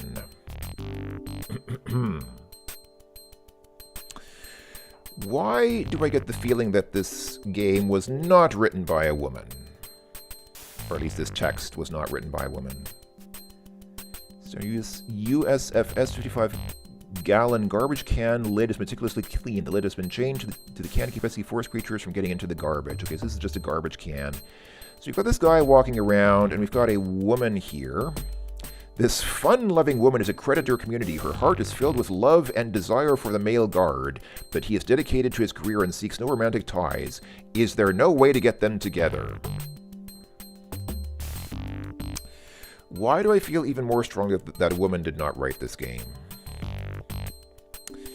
Okay, well, that answered my question about the dart. I guess we do indeed use the dart. The question is, do we use the dart on the man or on the woman? I assume the man. Let's try this. Not the guardhouse, the guard. You can't see him from there. Okay, I need to move a little bit. Alright, so we can see him now, hopefully. Come on, why can't I see him?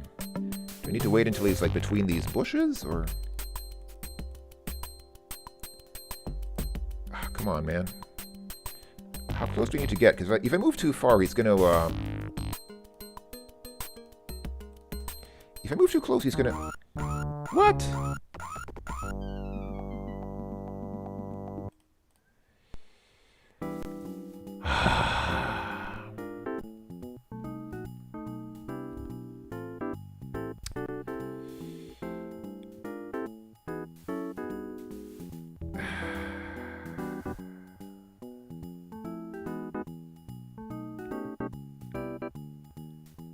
Oh. Okay. Checking the walkthrough again. Apparently...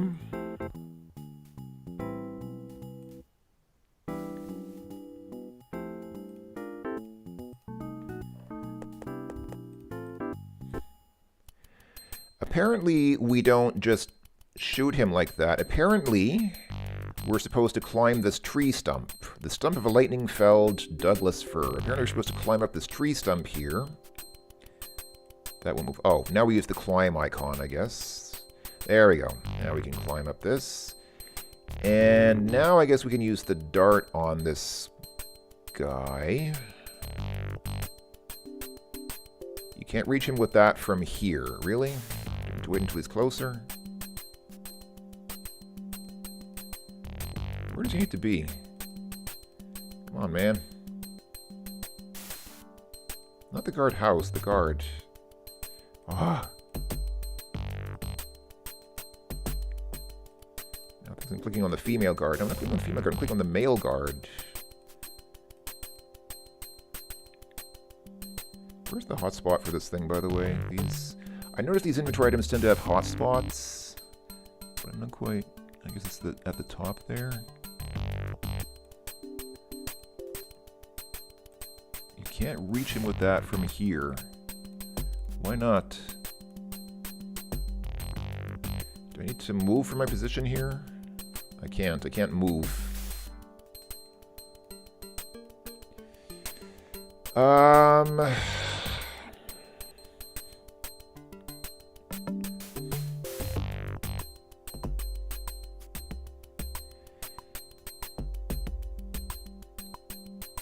The walkthrough just says when the guard is walking back to the guardhouse, shoot him with the blowgun. So when he's walking back to the guardhouse, we need to shoot him. Right.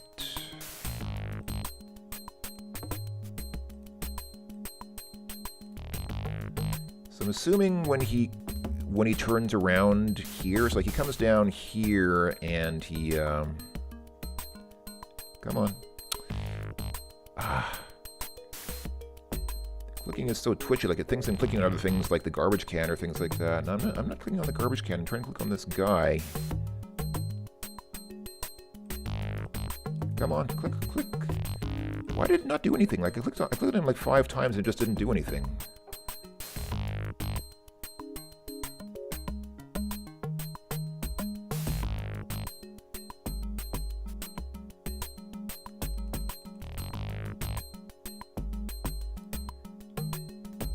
It's just not doing anything. Like, if I click on him when he's down here, it just doesn't say anything. That's odd.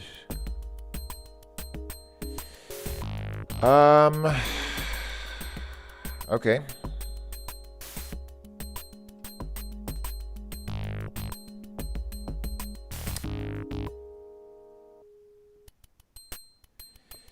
Blowgun. Do we actually need a blowgun?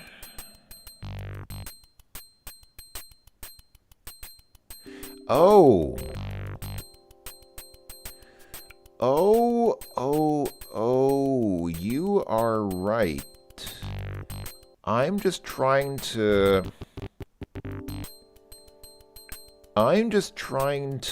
throw the dart, but I actually need a blowgun. You are right. Thank you, K-Panic. Okay, so before... Okay, apparently...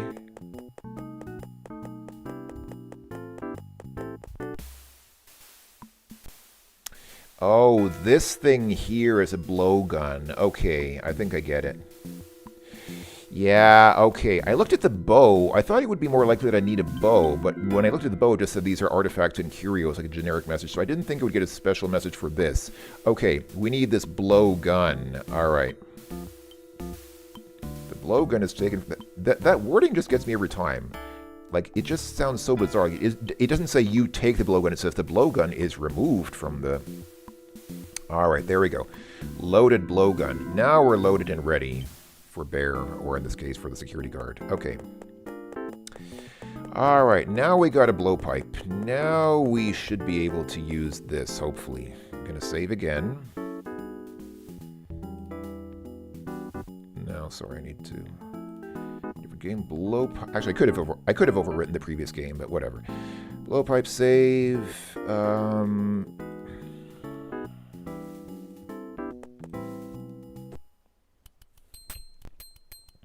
Okay. Now I can climb up this tree stump here. And now I guess I can use the loaded blowgun on this guy. Hello, Obscure. We are playing Amazon Guardians of Eden. You don't have a clear shot at him. Okay, so where do I get a clear shot at him? Here?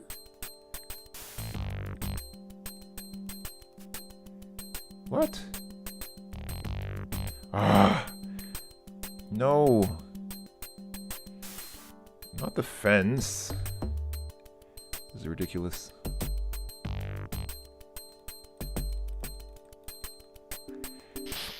Finally. I didn't even get to read that. Okay. I guess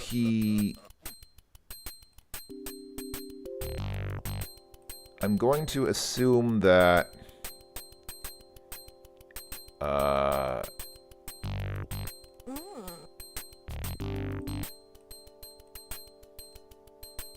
what do I do now?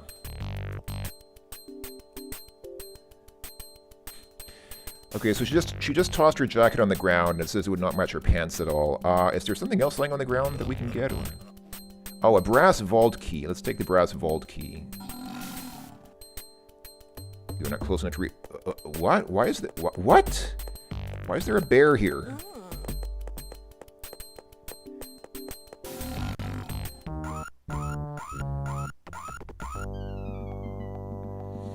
After failing to find any lunch at the garbage can, the bear eats you instead.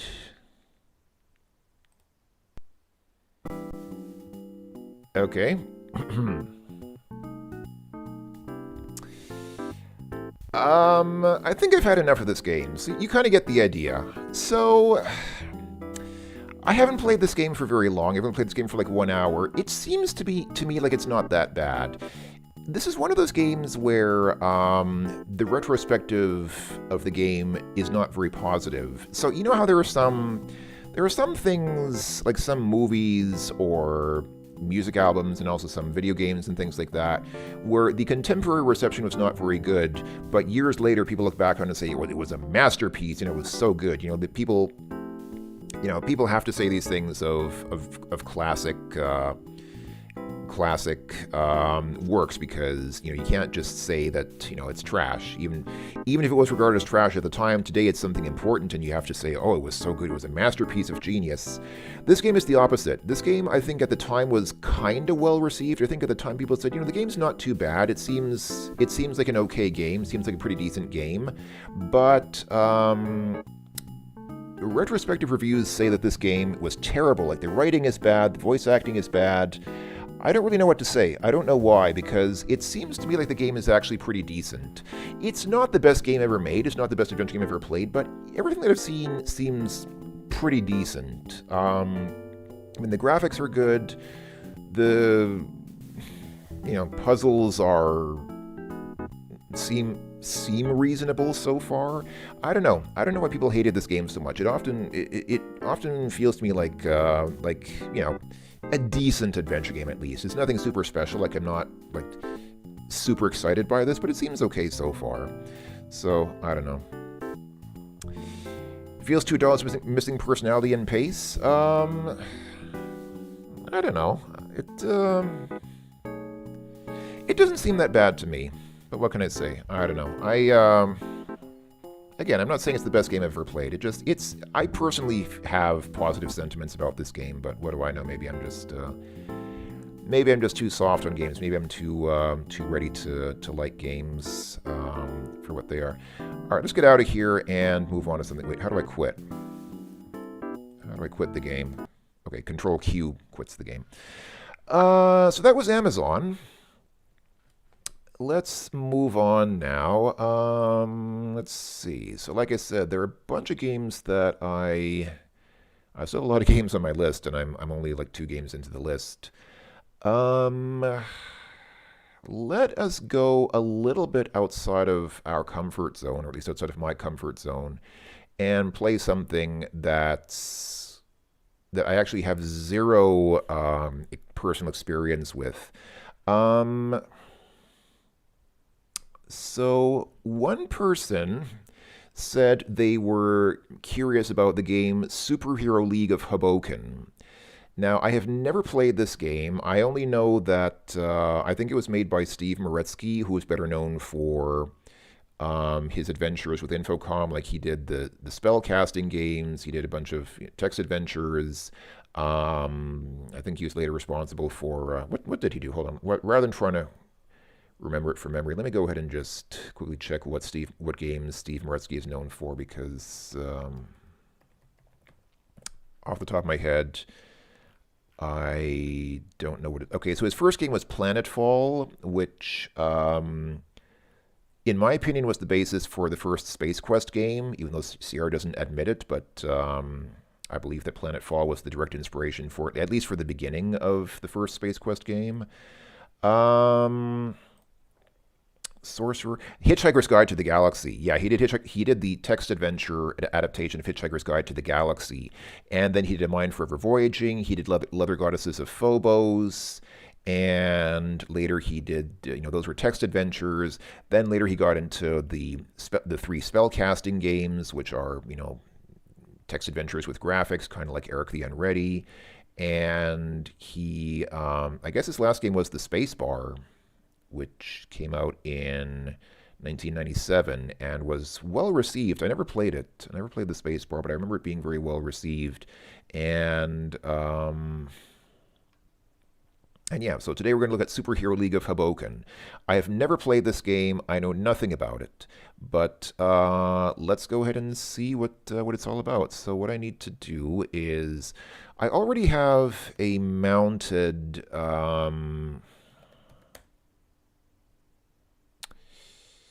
let's see. DOSBox doesn't have an unmount command. I think, is it -U?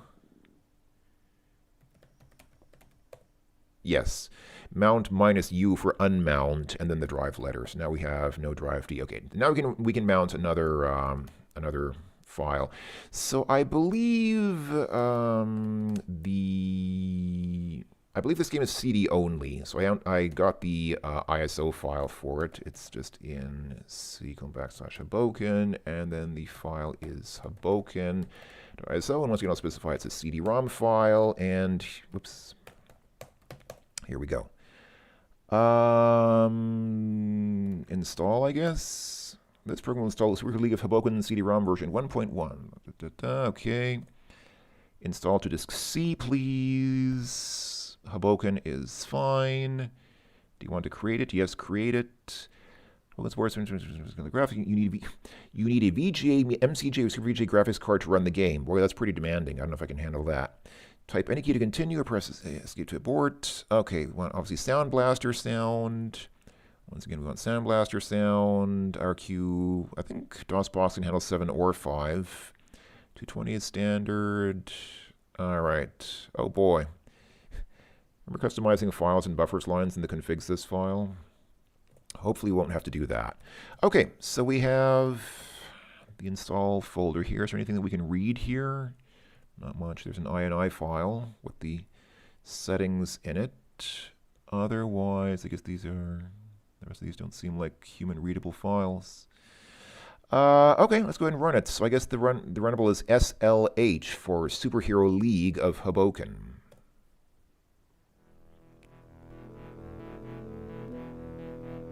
And it is from Legend Entertainment.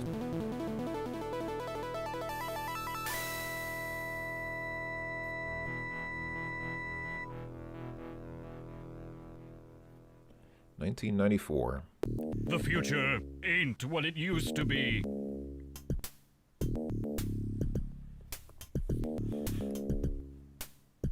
Two centuries hence, America is a nightmare land of toxic waste, melted ice caps, and desperate shortages of oat bran. Oh no, how will we live without oat bran? I don't care about the ice caps, but I need my oat bran. Ruined shopping malls lie in glowing piles of rubble.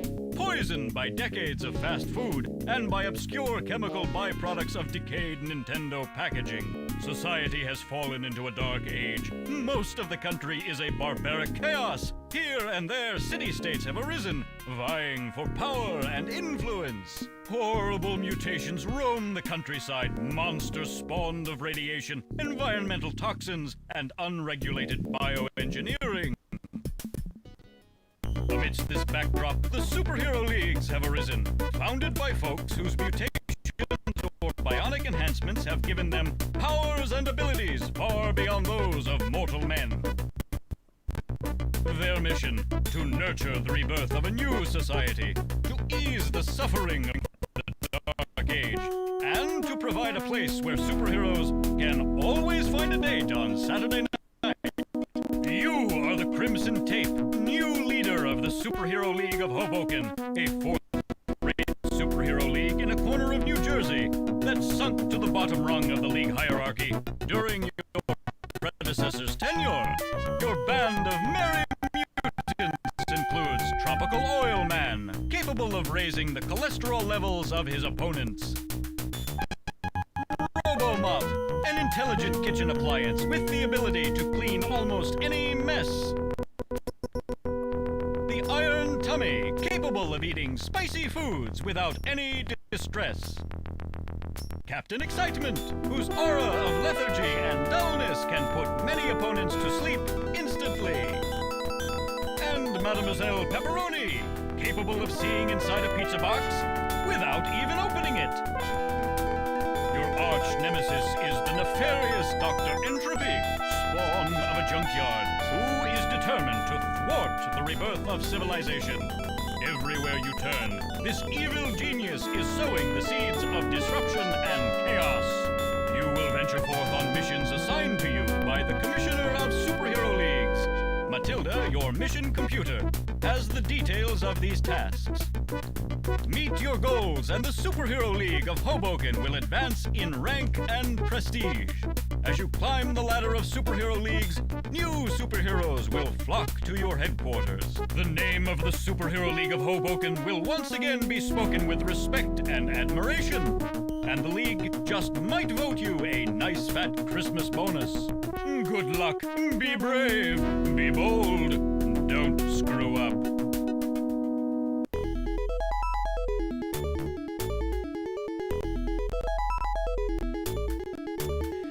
That stuttering, by the way, is actually my computer. It's not the internet. That's my computer is apparently struggling to run this. I think my poor CPU is suffering a bit from trying to run this and do the stream at the same time. My laptop is really quite... Wow.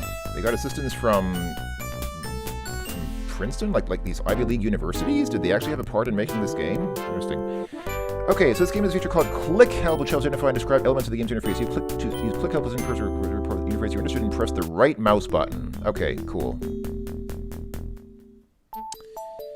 This is the central core of the impregnable headquarters of the Insert Fanfare Here, Superhero League of Hoboken. There is another room to the north, stairs lead up and down. The credo of the SLH is emblazoned on the wall, a person-sized tube leads off to the west.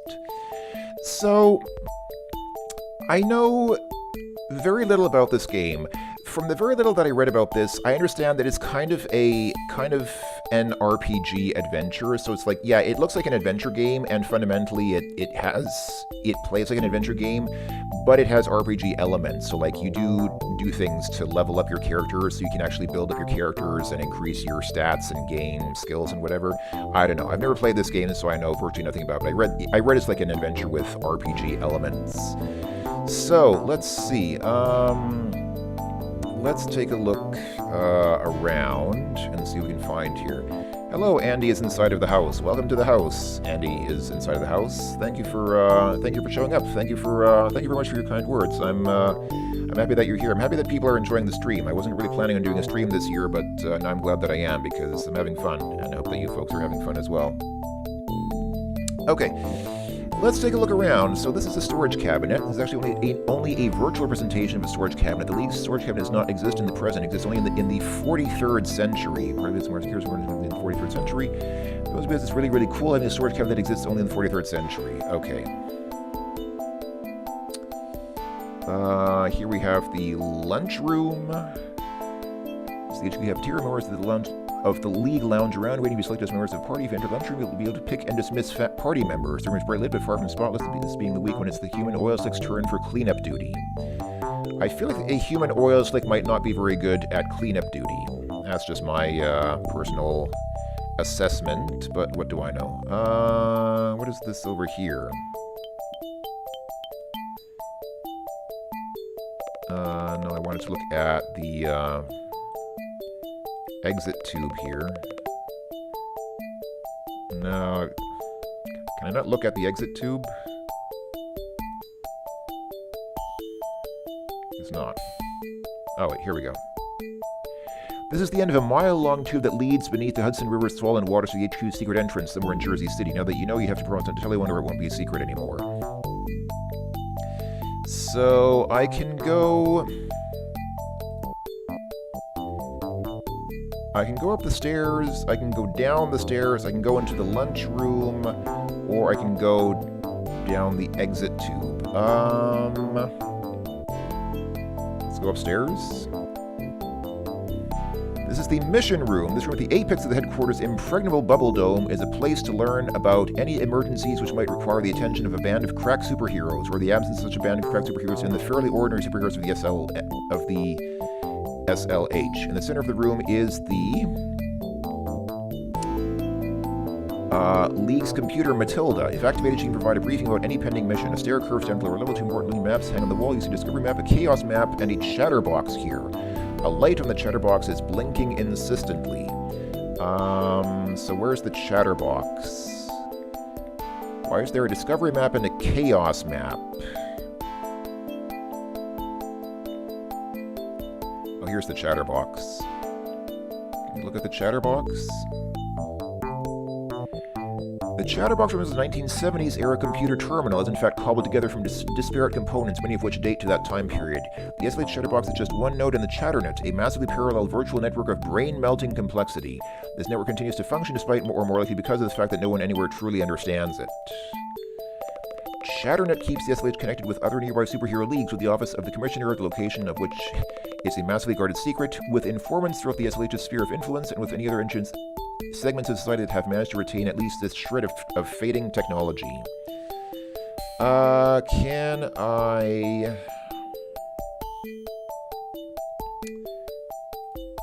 There we go. Turn on the chatterbox. The screen slowly warms up.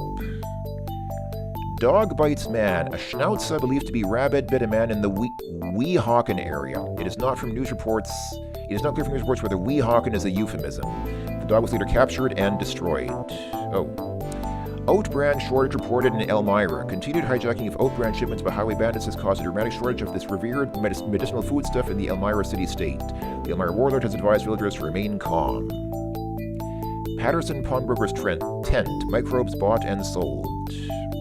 Come get me, nya, entropy. Okay, so that's just like a news thing. That's kind of like, that didn't seem very useful, but okay. So what is this, discovery map and chaos map? So this map shows the percent of each sector has been explored by the party. Okay. Okay, so this is how much of the map we've seen so far. So... this blue stuff, is this what I've already explored, or is that the river? That could be the Hudson River. So if I say discover...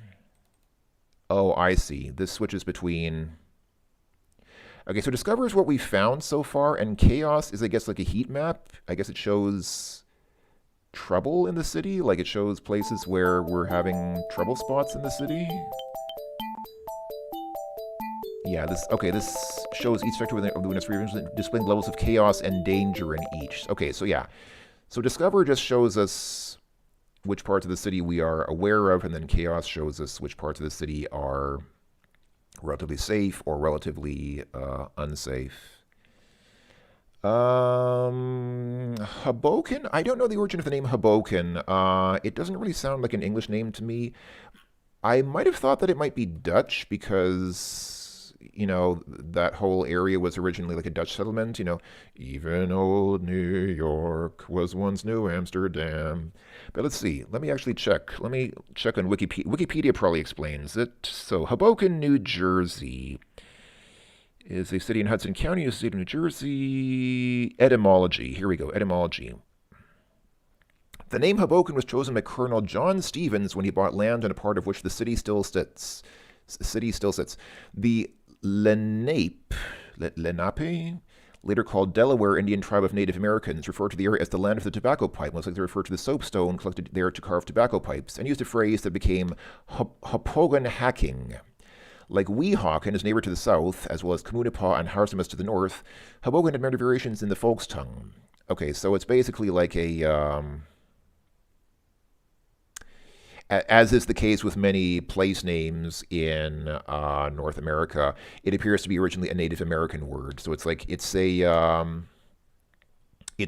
a Native American name or word that was anglicized and is used today. So it's not an English name. It originates from some Native American language or name. Okay, so. Yeah, it is actually, it's funny that you mentioned that, Lord Smappy. It is, now that you're mentioning it, I do believe the engine is the same. At least the engine is noticeably similar to the engine of Companions of Xanth. So it must be, it must have been made by the same people, yeah, or at least they reused the engine. So I guess I can switch sectors. Oh, that just changes that. So is this like the whole game? Is the whole game just these 12 sectors? I guess that's the whole game. Okay, so the whole game is these 12 sectors, I'm assuming. All right, and I'm assuming we need to discover them before we can see the chaos. Like, we're not seeing any chaos markings here, so I'm going to assume that we need to discover these, excuse me, we need to discover these sectors, and then once we've discovered them, then we can check the chaos levels. And I'm going to assume this blue part is the Hudson River. That's why I can't click on that, and that's why it's blue, probably. Okay. Yes, exactly. It's a Native American name. Thank you. All right. Well, let's... while we're here, can we interact with Matilda at all? Matilda's briefing computer was purchased because 1, she was one of the cheapest models available, and 2, she has a really sexy voice. Ooh. Excuse me. Unfortunately, you won't be able to hear that really sexy voice until the release of the CD-ROM version of Super Hero League of Hoboken. This is the CD-ROM version. What you talking about, Willis? This is the CD-ROM version of the game. Matilda, tell you about any emergencies requiring superhero-ish intervention. The computer is not currently activated. Can I turn on Matilda? No pun intended. The computer powers up, lighting up a simple display of buttons and messages. Alright. So here are our missions. A Limburger bomb could make the Jersey City marketplace uninhabitable. A flock of rabid sheep is terrorizing East Orange and endangering public health. Dr. Entropy has developed a ray that could bring the inter-village commerce to a halt. The computer function in Patterson threatens to cause local unrest. A cache of jalapeno peppers in Newark must be destroyed before they can infiltrate the local water table. So, do these colors mean anything, or are they just colors? Do they have some kind of... In the early part of the 21st century, one of the food processing conglomerates involved in the so-called salsa wars bioengineered a particularly fiery jalapeno pepper in an attempt to create... Thank you for the narration, but I don't need the whole... story.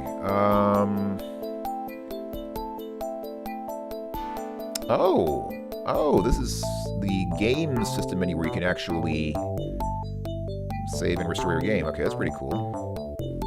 Okay, have amassed 0 experience points. Alright,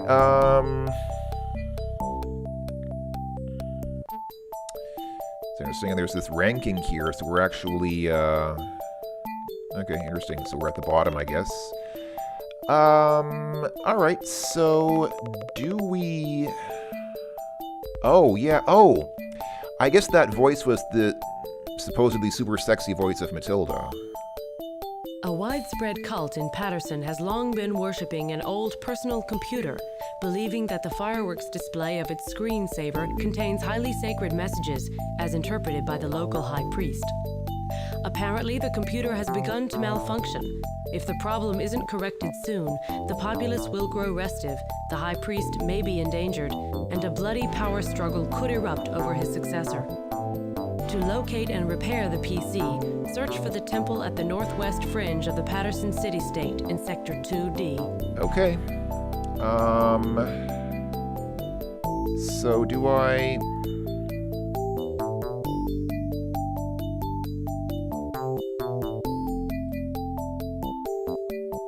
Oh, I see. So you can't actually take missions from here. You can find out about missions, but you can't just click on the missions here to... That's interesting. Can I do anything with this? Doesn't seem like it. Okay, so I'm guessing what you need to do is just read here where it is. So this is Sector 2D. And then I guess you need to... Do you actually need to go to Sector 2D?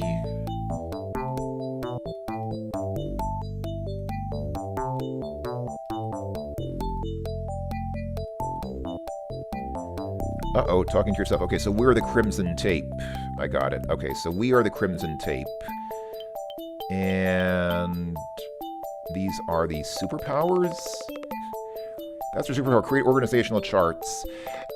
I wonder where this whole sort of... So... You create several new organizational charts with lots of spiffy boxes and arrows and dotted lines. After admiring, you file it for future reference. Nice. We used our superpower.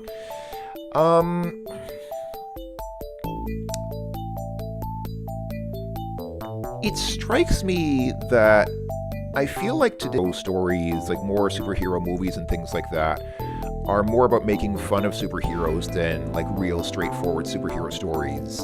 Like, what's that series that's popular now? I think is it called The Boys? Is that the right one? Let me make sure that I'm thinking of the right thing. I don't watch TV much, so I don't know what's popular now, but I think, if I remember right,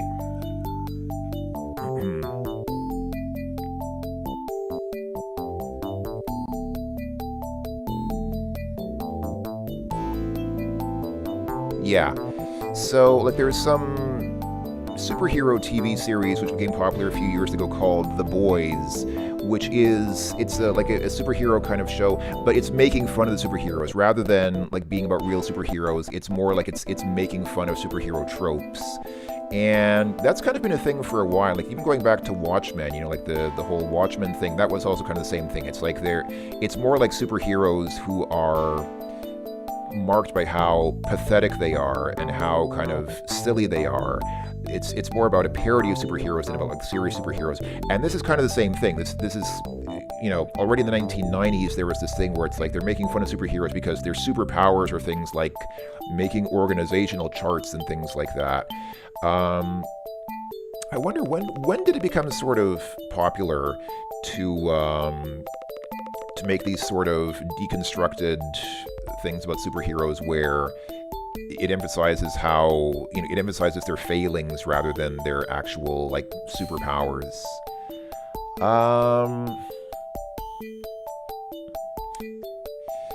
You think this is the best game? We haven't even played this game yet, Real Reaper. We're still, I think this is just like the intro. We're actually like, I think the actual mission is still to come, but anyway, we'll see. Thank you for coming around, Real Reaper. Wishing you a good night. Thanks for sticking around for a while, and yeah, see you on the other side of the Chrono stream. Thank you for stopping by. So I guess what we want to do is...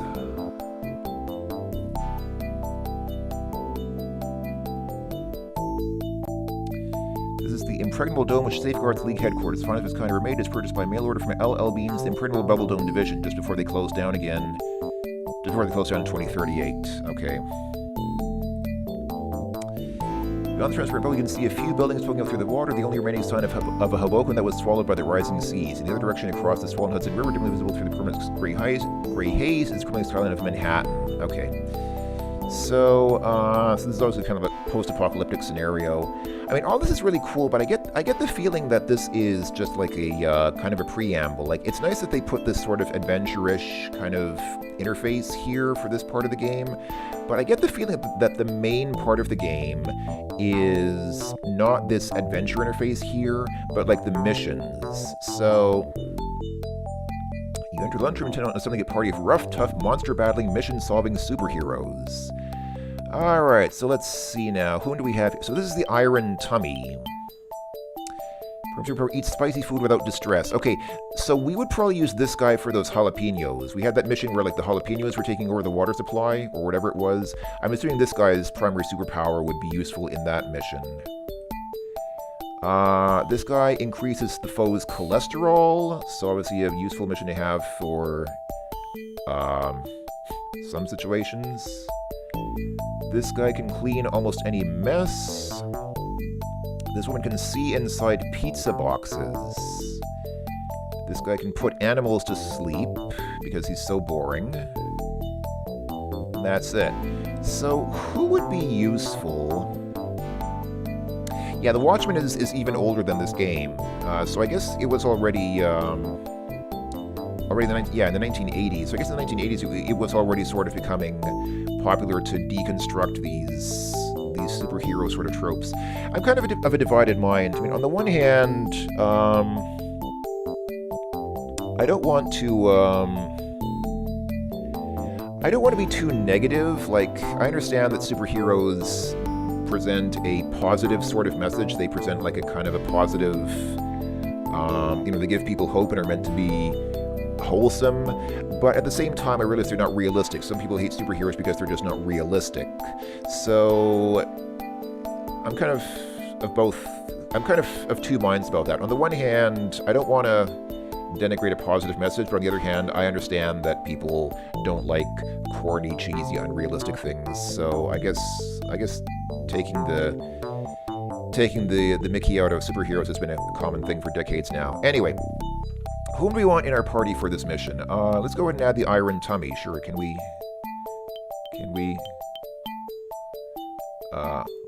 Just click on add. Okay, just add him. Tropical Oil Man. Do we need to increase the foe's cholesterol?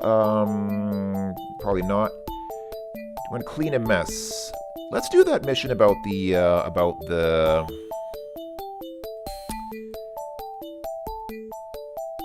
Sure, let's...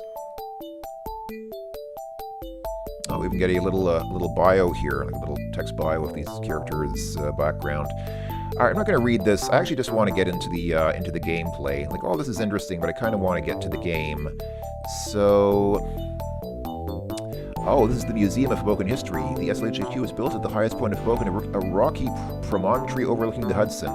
It was first a site of mansion known as Castle Stevens. Later, it was the height of Stevens Institute of Technology Administrative Region Building, and between 2012 and the Great Collapse, it was the site of a repository of local history exhibits. Part of this museum still exists here undisturbed below the headquarters. A very lifelike statue of someone named Frank Sinatra stands in the center of the room. That's obviously Waxwork Sinatra. A large oil painting is hanging on the wall. The rest of the party follows you. Okay, so... men standing around a grassy field. One of the men is holding a wooden club. Another man is throwing the ball at him. The caption reads, Elijah Fields Hoboken first recorded baseball game in 1846. Wow, cool. So, was Hoboken significant for baseball history, or did they just choose to have some baseball history here? I don't know. I don't know very much about American history, so I don't know about the history of Hoboken. I don't know if Hoboken is like very important to anyhow, so here's Sinatra. The Webster mannequin must have picked a singer, for his pose shows him crooning into a microphone. A conservative suit covers the figure's thin frame, and his eyes are a startling shade of blue. In front of the statue is a button and a small blue plaque. On the front of the figure, you discover a small closed compartment. Oh. Where's the compartment?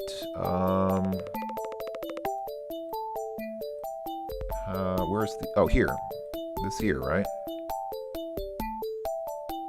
Is this the compartment? There we go. There's the compartment. In the compartment, discover a 96-track micro-miniature DAT cassette tape of Sinatra music. Can we take the tape? Yes, we can. Now we have a tape of Sinatra music. Perfect. And this is a little plaque.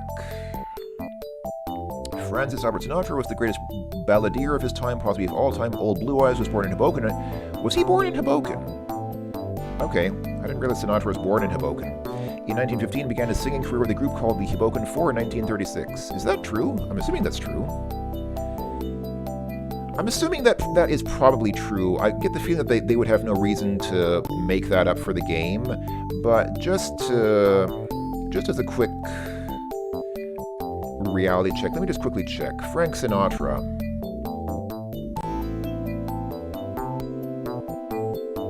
Was in fact born in Hoboken on December 12th, 1915. Okay. Alright, so he was one of the sons of the city. Yeah, postmodernism. I know postmodernism was already common in the mid 20th century. But I mean, like specifically the superhero thing, like not postmodernism in general, but specifically like taking the piss out of superheroes and superhero tropes. That just seems like something that's become more common with time. But it was already happening in the 1980s, 1990s. Okay. Anyhow, again, all this is very well and good, but I feel like this is just kind of an auxiliary thing. How do I get out? I don't want to enter the museum. I want to exit the museum. Where's the exit? Was there a peace pipe here? The information company, the exit, a replica of the peace pipe smoked by Dutch settlers when they purchased the area from the Lenape Indians in 1630. The name Hoboken came from the Indian term Hoboken Haching, land of the tobacco pipe. There you go. That's the origin of the name Hoboken. Can I take the peace pipe? No, I can't take the peace pipe. Okay, that's fine. What does this button do? Nothing happens. All right. I wonder if the button makes Sinatra sing and nothing happens because I took the tape out. Probably what happens is it plays the tape, and since I took the tape out now it doesn't work. I don't know. That's fine. I just want to... how do I exit here? Like I don't want to quit. I pressed escape. I don't want to quit. I just want to get out of this room because... trains have played an important role in the development of Hoboken, according to this exhibit. Hoboken was the home of Colonel John Stevens, built the first. Is Steve Moretsky from Hoboken? Hold on, let me just check.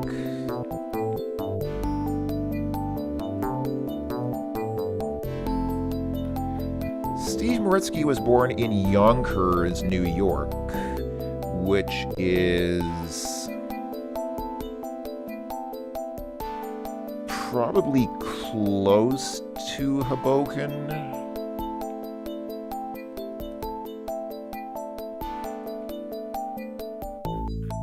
I'm going to assume that he's not from Hoboken, but probably close to it, and so probably he has some personal connection or association with Hoboken, and he wanted to make a game that sort of honored his hometown, which is why he made this. I mean, all this is nice. All this sort of, history. We can ride the train? No. Train is too small for us to ride it. I'm assuming that that Steve Moretsky made this just as a way to kind of pay respects to the place where he was from, which is very nice and all. I mean, I'm appreciating this background information, like this history here. It's not bad, but I would kind of like to get on with the game. Actually, I just realized, I think this thing here, this is your movement combo. So I guess if we click here, yeah, this takes us up. Okay, there we go. Yeah, thank you. I just figured that out. Yeah, I have to use the arrows here to navigate. Okay, this tells you where you can navigate to. So let's just go. Can we go outside here now? Yeah, I guess this takes us outside. Whoa, what happened? The party's just beyond the perimeter of a bustling marketplace. Do you want to enter? Okay. Jersey City Marketplace. You're in a thriving marketplace which at first glance would look perfectly at home in a plague-infested medieval Europe. And opening the perimeter of the bizarrely south and northeast is Red Hut, negative of a weapon shop. To the northwest is the black booth of a hardware stand. A rusted car sits... Instead of the marketplace, there appears to be a late model Hyundai Snail. The crowd seem to avoid the wreck as though collectively aware of some sinister force that resides. The trunk of the Snail is closed, as the party follows you. Can I open the trunk? Yes, we can. Oh, hey! It's a Limburger bomb.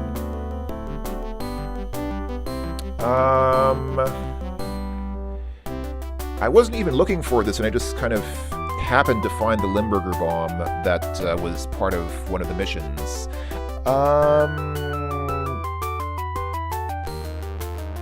Can we smell the Limburger bomb? Gag, cough, cough, blech, phew, cough, yeah. Okay, so it says that it's obvious that this The bomb is clearly rigged to explode at a certain time, or if it is touched by human hands. So...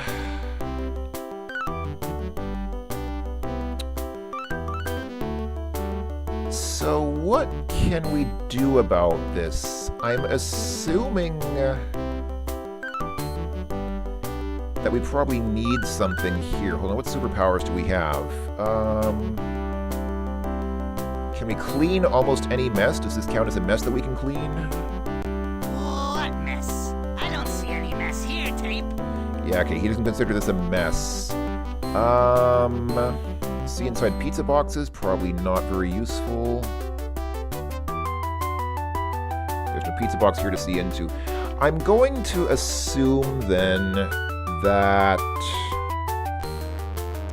these superpowers are kind of like inventory items, and you need to find the right puzzle or something to use them on, so they become kind of like inventory items that you can use to solve a puzzle. So obviously you need to find a place with a pizza box, and then use the superpower in the pizza box, and that has some kind of effect that, you know, lets you... Okay, so I'm kind of seeing how this works now. So basically,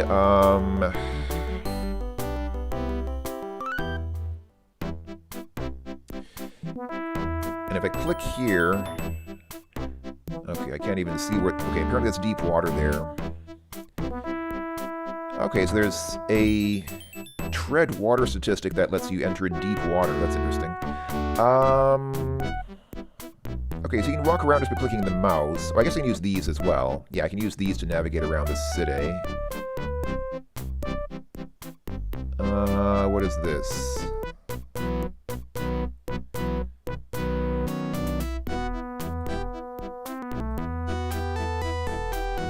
Okay, so you just kind of walk around, but if you get to a place which has some significance, then it will pop up a message and ask if you want to enter. Can we go back to... Yeah, okay, so we can go back to our headquarters here. I guess what we need is a way to deal with that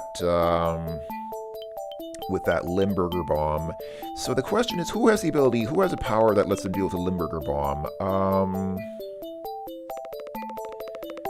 I think putting animals to sleep probably wouldn't be very useful here, and increasing someone's cholesterol wouldn't be very useful here. So what do we do? What are these inventory items? Paddleball set, Nerf earmuffs, those don't sound very useful. Swivel shooter sunglasses, pointy stick, rubber gloves, mace, ornaments, padded belt, Cortex hot pants, Resident Evil shooter. I don't know. I don't really know... Oh, here you can get information about your inventory items. I get it.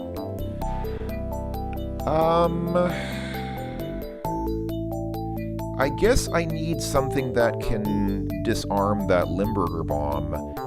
But I don't... hold on, let's go back up here and see what Matilda said about it, because I remember there was a mission about that. Yeah, here we go. The Jersey City Marketplace is the geographic and economic center of that city-state. Its destruction would devastate the village, probably resulting in a series of skirmishes as villagers warred over the remains. Reports indicate that a dreaded Limburger bomb has been planted in the vicinity. This looks like the work of the Fuming Phantom who, you'll recall, was recently foiled by the Superhero League of Flushing when he tried... Oh. I just wanted to scroll down, but I cut off her voice. Sorry, but okay. So yeah, foiled by the Superhero League of Flushing when he tried to explode an armpit bomb in the Mignolo Marketplace. If the bomb is not disarmed in time, the market and surrounding area will be unused for 75 years. A drastic setback in our attempt to bring stability and peace to this region. Marketplace located on the coordinates 12-8. East of the party on foot. Yeah.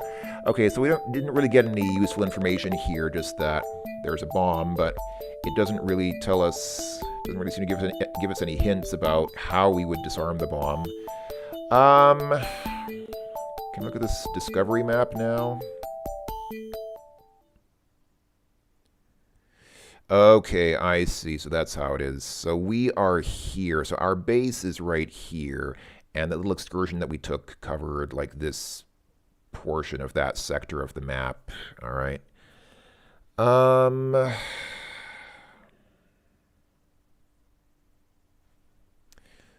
What about the chaos map? What does that look like? Pretty green. Okay, so I'm assuming green means that it's good, like there's not too much chaos there. I don't know, man. I'm gonna guess that we need something, some item to deal with that bomb.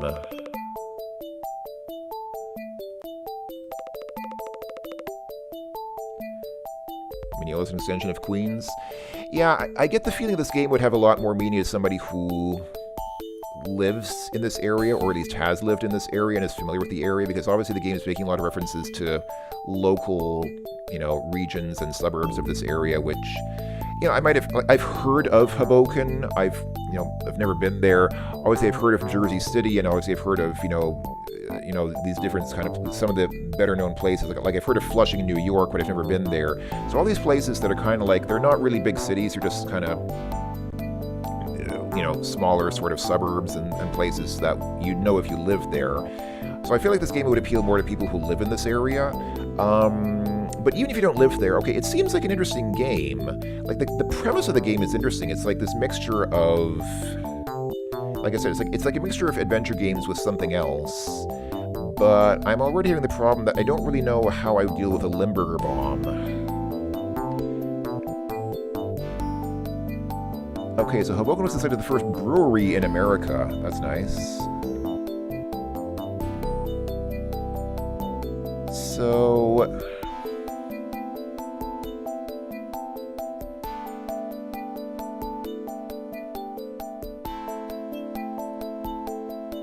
it's nice that we got all that, you know, that we've got all this information, but,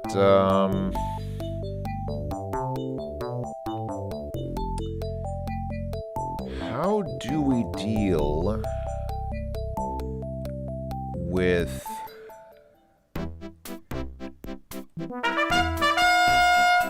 your party comes upon an encampment of 3 nasties. Okay, so now we have a combat. Okay, so this is a combat encounter. So what do these buttons do here? The knife icon is for a close and attack using hand-to-hand weapons. Effective only against the monsters within hand-to-hand at range. Press A for this action. Gun for shooting. Press S for this action. It's for a superpower attack. No superpower in combat or against all monsters. If the right combination is lethal, press U for this action. Shield icons for defensive cross-hit front improves the toughness. Run and counter. Press C for this action. Auto combat 1 round. Okay. Note that the computer does not necessarily make the best choices when it comes to weapons, targets, superpower actions, and combat tactics. Okay, so you can have the computer... Oh, there's even more. Kibitz. The sort of superhero offers advice to another of the party members, thereby temporarily increasing the superhero's party members' effective with no effect on superpowers. Okay. Beg for mercy. The clasped hands are a last resort. If your opponent has a high mercy rating, this may leave you alone. They may leave you alone if you beg. Bribe.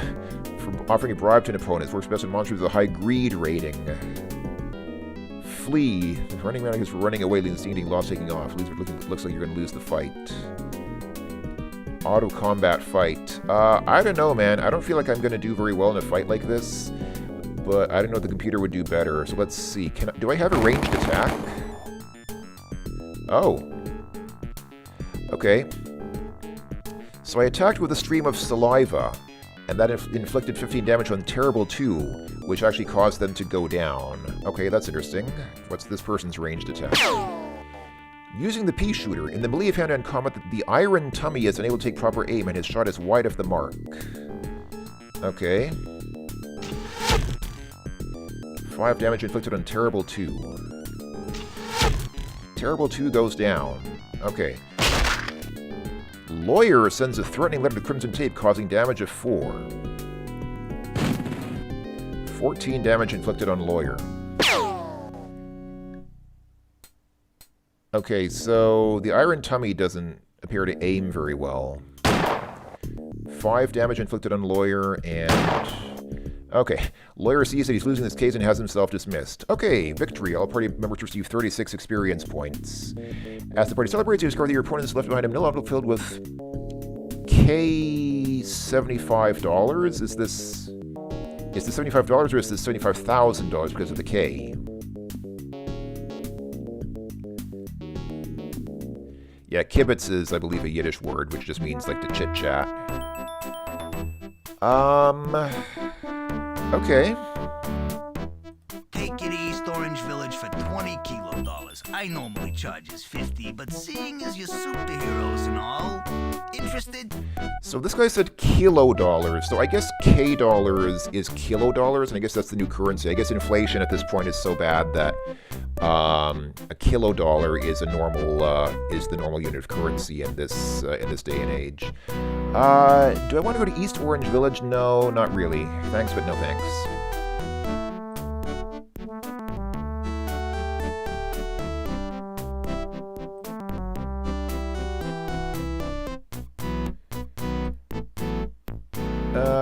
Right, so...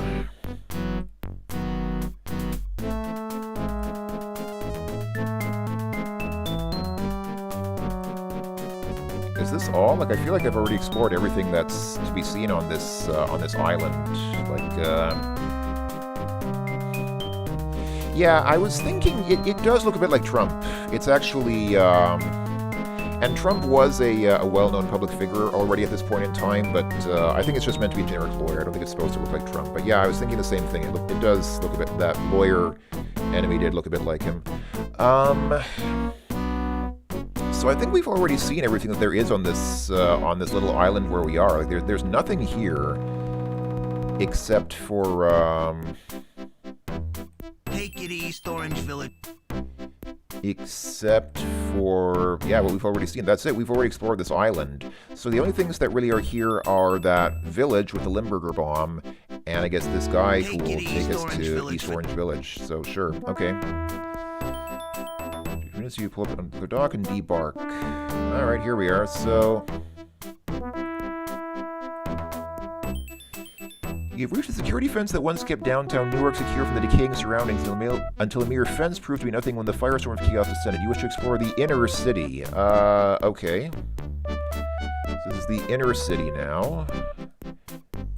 I'm assuming it's more dangerous here. A band of 5 nasties. Oh boy, 4 lawyers and whatever this is.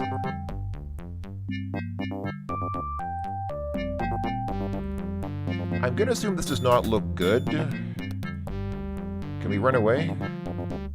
You flee wildly through numerous terrains, finally grouping to find yourself elsewhere in the sector. Okay. We ran away. We bravely ran away. Oh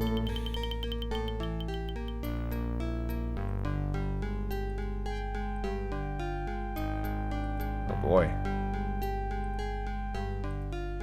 This game is obviously pretty extensive. This is obviously a pretty big game with a lot of territory to discover, and as you can see, it does, like this portion is obviously like an RPG. This is like an RPG with, you know, walking around the map and random combat encounters.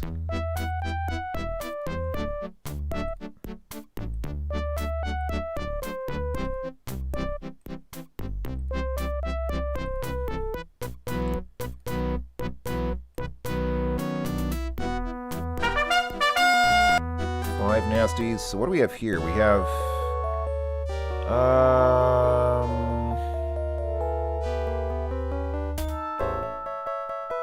yeah, I think this seems like a pretty big game. Like, it seemed small when I was looking at it and it had only those 12 sectors on it, but each of those 12 sectors is fairly large in terms of how much terrain it covers, so it seems like you could spend quite a bit of time with this game. This is uncalled for. I am not a crook. Okay, so this guy's called Transistor Jowl, who is obviously meant to be a takeoff on Richard Nixon, because Nixon was famous for saying, "I'm not a crook." Oh, I need to remember not to use the shoot attack with this guy because he can't shoot.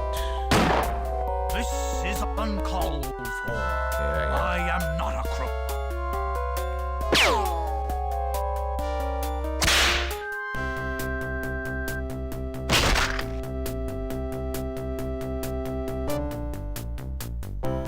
Okay, so I guess I'm down for the count. I guess I Is this guy dead, or is he just disabled for this fight? I don't know. Let's see. This is uncalled for.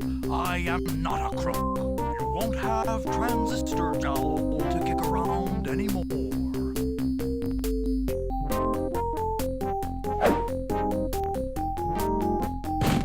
Oh no, you've nicked my wood veneer!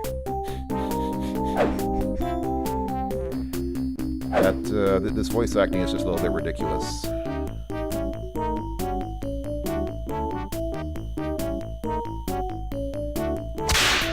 You've scratched my heart like a finish! Yeah, the enemies are obviously meant to be weird. They're obviously meant to be kind of silly.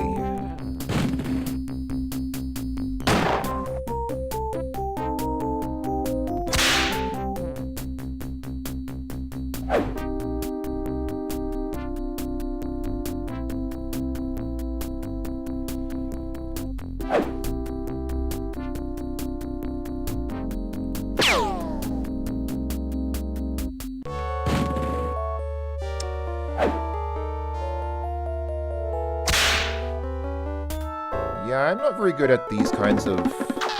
Oh, one bureaucrat ran away.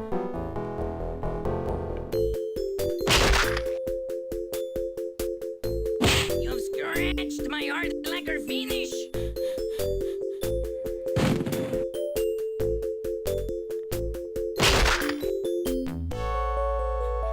Bureaucrat hits her in triplicate. That's cute.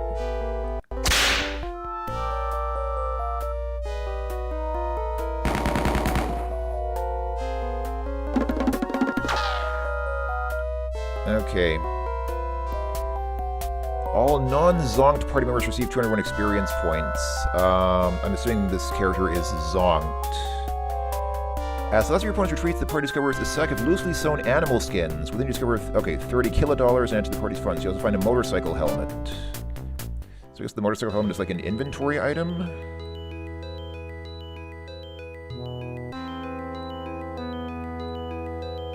Where do I see my inventory? I can see them here. But here you see the condition of the people. So this guy is just peachy, these two are run down, meaning they're wounded, and this guy's useless. So I guess he's not dead, he's just useless. Yeah, I noticed that those bureaus had like some really corny sort of like faux Mexican accent. You scratched my heart like a finish. I did find that kind of amusing.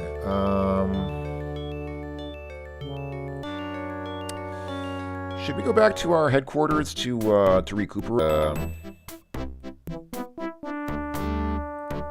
Do we have to walk all the way back? Like, do we have to walk back to our headquarters? I guess we have to. I guess there's not really any, I guess there's not really any other way back. We just gotta take a walk. I don't even remember where exactly it was. I mean, we have to, oh no, 6 nasties. This is not looking good. This does not look good. I don't think we're gonna win this fight. So I'm gonna see if I can,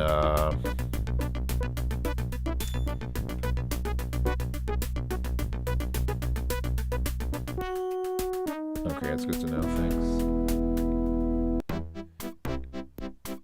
Oh yeah, it says rest up here. So can I rest? And, okay. Whenever the party returned to full strength, you now have enough food and supplies to rest 2 more times before returning to the headquarters. Okay, so are we actually... Oh, okay, so you can just rest. Okay, you just click on rest and then they get back up to full health. Okay, that's nice. That's not too bad. Alright. So we can continue for a while.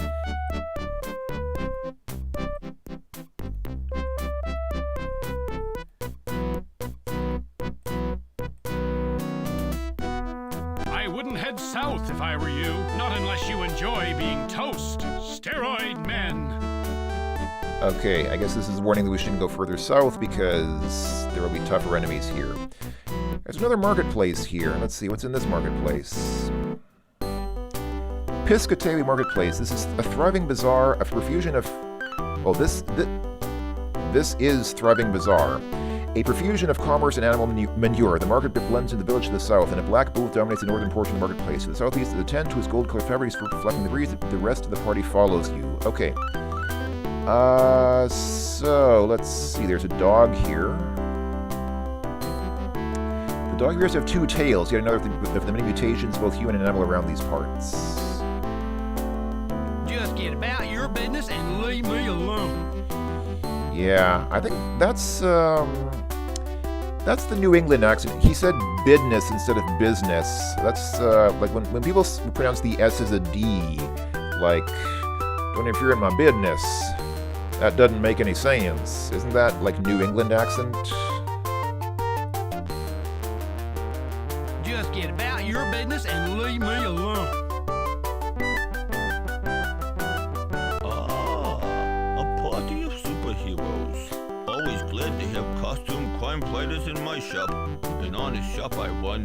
None of that black market business in here, no siree. Would you care to see my wares? Sure, let's see your wares.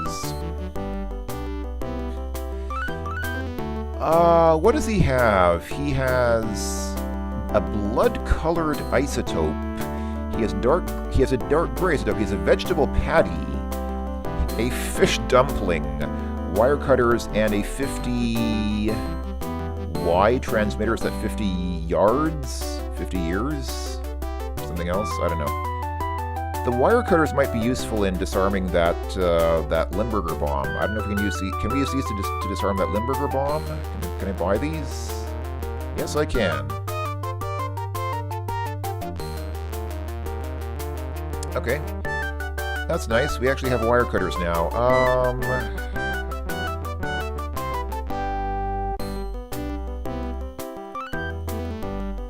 Hardware booth. Let's see, what does the hardware booth sell? A football helmet, steel shoulder pads, a Teflon belt, and rocket shoes. Are these things useful at all? I don't really know what they might be useful for, to be honest. I'm gonna hold off on buying some of that stuff because I just don't know what you can really do with them.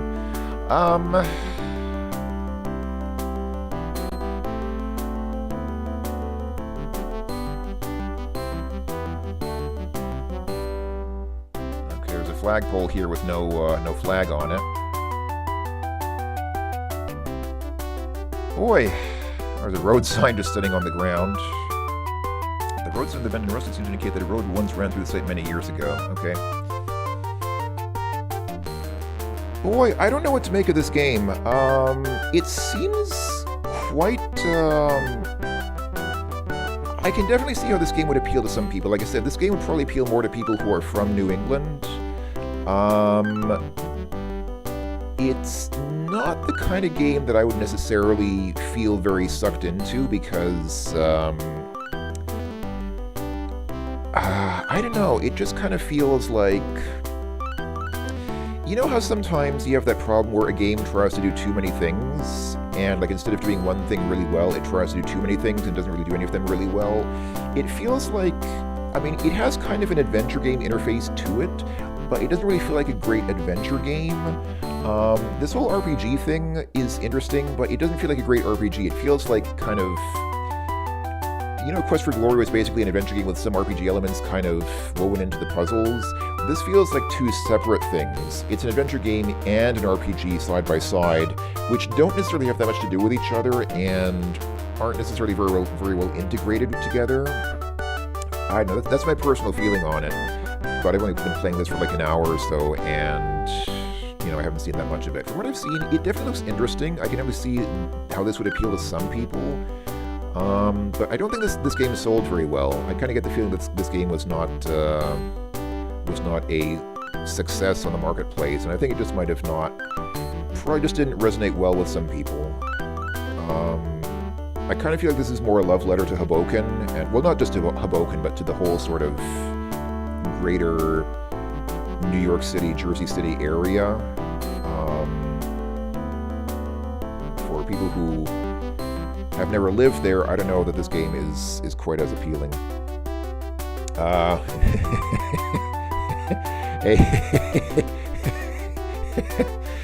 50 Yoda watt transmitter. I'm sure that's what the 50Y meant. It's a 50 Yoda watt transmitter. Thank you very much.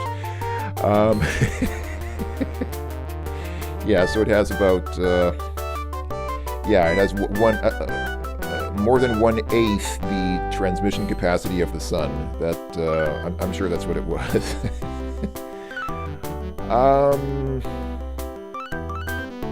I gotta be honest, I'm inclined to move on from this game to a different game. I don't know, what do you folks think? Do you want to see some more of this, or do you want to move on to a different game? Because I kind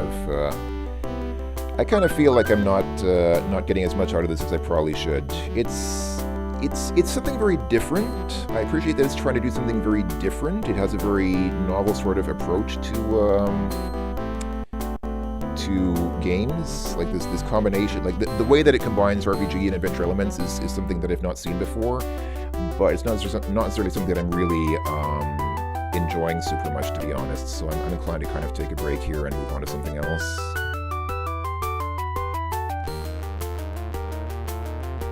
If people have no objection.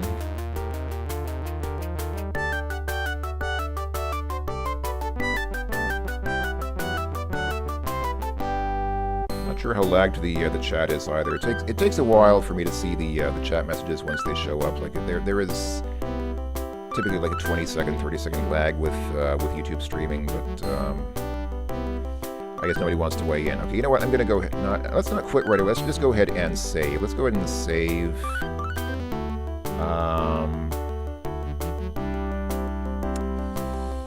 Let's just say. What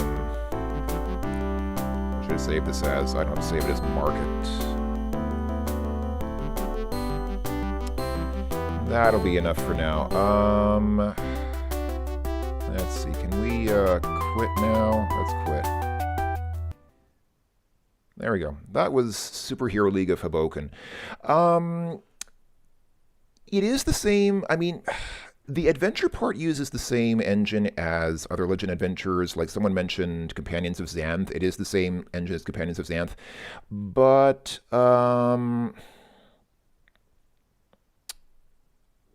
it's not really an adventure game. It's like it started off looking like an adventure game, but then it kind of became something more, or at least something different. It's not like Quest for Glory. I mean, it's like Quest for Glory in the sense that it combines adventure with RPG elements, but Quest for Glory was more of an adventure game with some RPG elements woven into it. This felt more like an RPG which had adventure moments, which is not really my kind of thing. The game was called Superhero League of Hoboken, which was a later game by Steve Moretsky, who back in the day was better known for his text adventures. He made Leather Goddesses of Phobos and the text adventure adaptation of The Hitchhiker's Guide to the Galaxy. This is one of his later games. It's creative. I mean, one thing I'll give Steve Moretsky, he was always very creative. He was always kind of pushing the boundaries of computer game design, trying to do different things. It's definitely something very different. And the thing is, when you make something very different, it's not always a huge success. It was interesting. I wouldn't say that I have extremely positive ratings for it. It's not bad. Like, it's not a bad game at all. It's just kind of the thing that I didn't quite get it. I didn't quite resonate with me. Thanks for coming along, Darwin Stepchildren. Thanks you for showing up. Glad to see you here. Have a good rest of your day. Take care of yourself. I think I should try okay, let's try, okay. Since you mentioned, let's try using the wire cutters on that Limburger bomb. Let's see, how far can we, let's see, if I can find it now. I will need to be able to find it now because,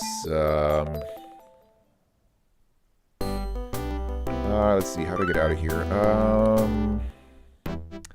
I wandered so far that I don't even remember where the Limburger bomb is anymore. But let's see. You're right. I should probably try that and see if they can disarm the bomb.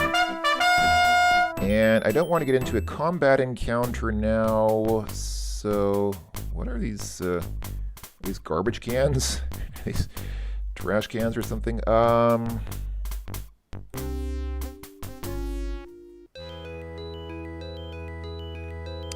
Yeah, a lot of people found me from my Quest for Glory Let's Plays, because Quest for Glory was really popular, so that's where a lot of people first found my YouTube channel, which is not bad. I mean, I like the Quest for Glory games. Definitely definitely something that I... Take you to the Union City Peninsula for 20 kilos. Yeah, let's take us back to here. And where was the... Okay, so this is the headquarters entrance, which means the market was here. There we go. Okay. Can we use the wire cutters? No, don't cut the...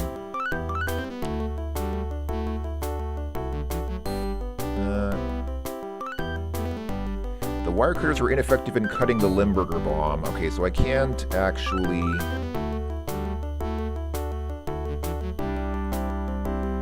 Okay, I can't use the wire cutters on the bomb. I don't think that this is what we need to deal with the Limburger bomb. Because the only option I have for the wire cutters is cut. And I can't... Yeah, it doesn't let me cut the bomb. So, yeah, unfortunately I don't think that was the solution. Was a nice idea, but it looks like that's not the solution. All right. Yeah, I know. I'm feeling old too. I mean, yeah, I started making YouTube videos around 2008, I think, like around the very beginning of 2008, and so yeah, that was 18 years ago now. Wow, crazy to think that it's been that long. Okay, that was Superhero League of Hoboken. Thanks for watching. I will move on to... Actually, do you folks want to take a pause? Maybe it's a good idea to take a break. Let's go ahead and do that, because I'm just looking at the time. This stream is getting close to 5 hours long. So let's go ahead and take another break. And actually, before we do that, I don't have a copy of Gabriel Knight on this DOSBox instance, but I think I have it zipped up somewhere. So let's see what we can do here. I will go ahead and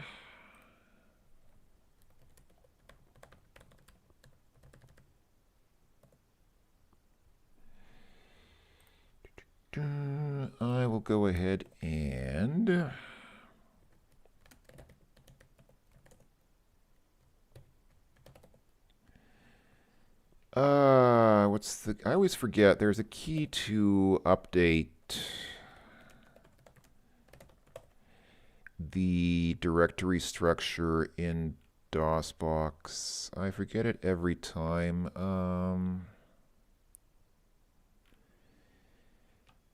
I could just restart DOSBox, but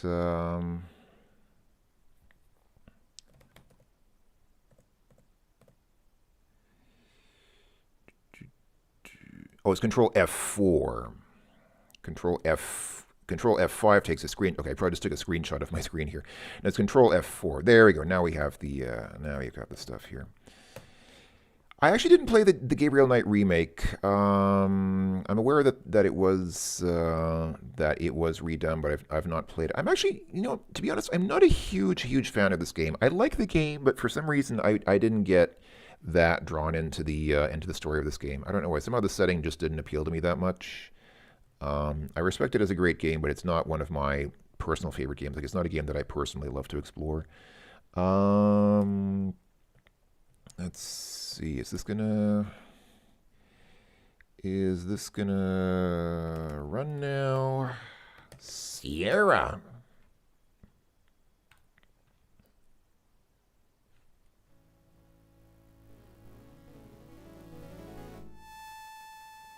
Let's just play.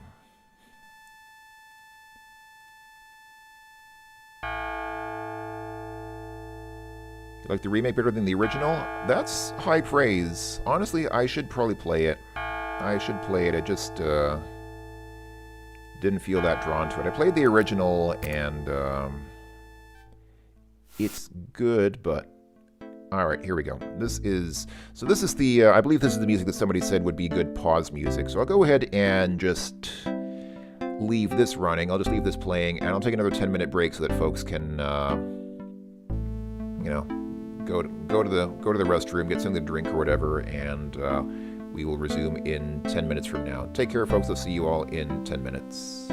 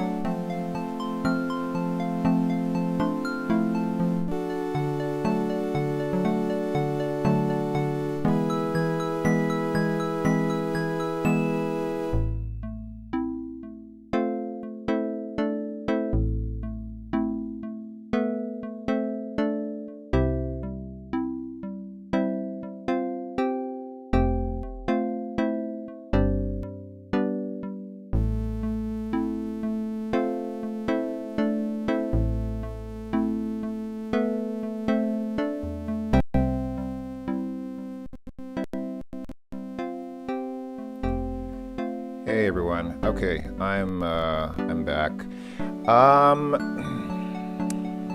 Yeah. Actually, the stuttering from the game is my computer. It's not.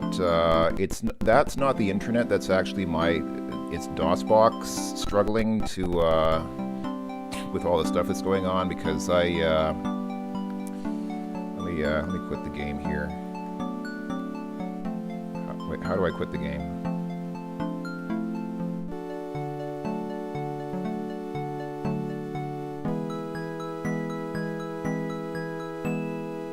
There we go. It's partly the DOSBox was stuttering, but yeah, I also had a problem with my mobile phone coverage. Apparently, my provider decided to cut out. I got a warning on my phone. I'm looking at my phone now. It says data warning. You've used more than 4 gigs of data, so it's already streamed it's already burned up more than 4 gigs of data usage. Which is okay. I think I have more than that. I have enough to keep going. But for some reason, my mobile carrier just suddenly decided to stop connecting for some reason. I think they got angry because I streamed 4 gigs all at once, which is probably more than they were willing to stream. So I'm back on my Wi-Fi now. Hopefully the Wi-Fi will work for a while. Usually the Wi-Fi is okay. Usually I just have that problem when somebody else is using it. I think somebody else is probably streaming or torrenting something that makes it laggy, but now it's later, so hopefully that person has stopped doing whatever they're doing, so hopefully the Wi-Fi will be okay now. Yeah, everyone loves Gabriel Knight. I like the atmosphere of the game. It's a game that for some reason, there are different... There are different things to an adventure game. I mean, there's the atmosphere, but there's also the exploration. For some reason, I didn't like exploring the world of Gabriel Knight. It's a great game to watch because the graphics are so gorgeous. The graphics are so sumptuously beautiful, and the music is very nice, and the characters and the story are interesting. But I didn't feel like exploring the world as a game. So that's the kind of thing. It's a fun game to watch, but I don't enjoy playing it that much. I don't know why. I guess I'm kind of picky. I don't know why. I guess I'm just very picky about my games because I feel like I play a lot of games, but I always get very, very choosy about them and always kind of very fussy about them. Like, yeah, I don't like the atmosphere here. I don't like how that puzzle worked or something. I guess I'm just... I admit I am kind of very particular about my games, I guess, because it's like the one art form that I probably engage with the most.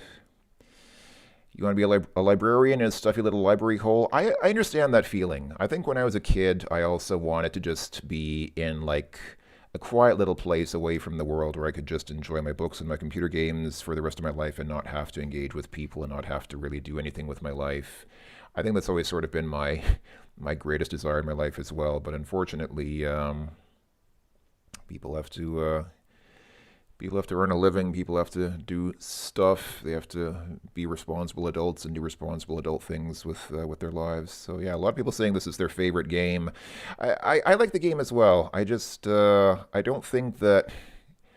I don't feel like I'm someone good to let's play it because people like it so much, and I would probably complain too much. I would probably complain about the game and say, yeah, I don't like this aspect or that aspect of it. I've sort of learned to not let's play games that are really popular because I'll just pick them apart too much and I'll get too picky and that'll annoy people. Anyway, let's see.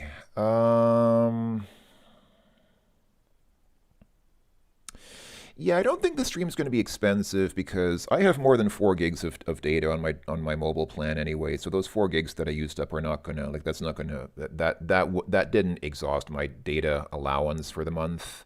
But they might have just decided that suddenly streaming 4 gigs of data all at once was too much, and they might have just decided to throttle it for some reason. So hopefully the Wi-Fi will.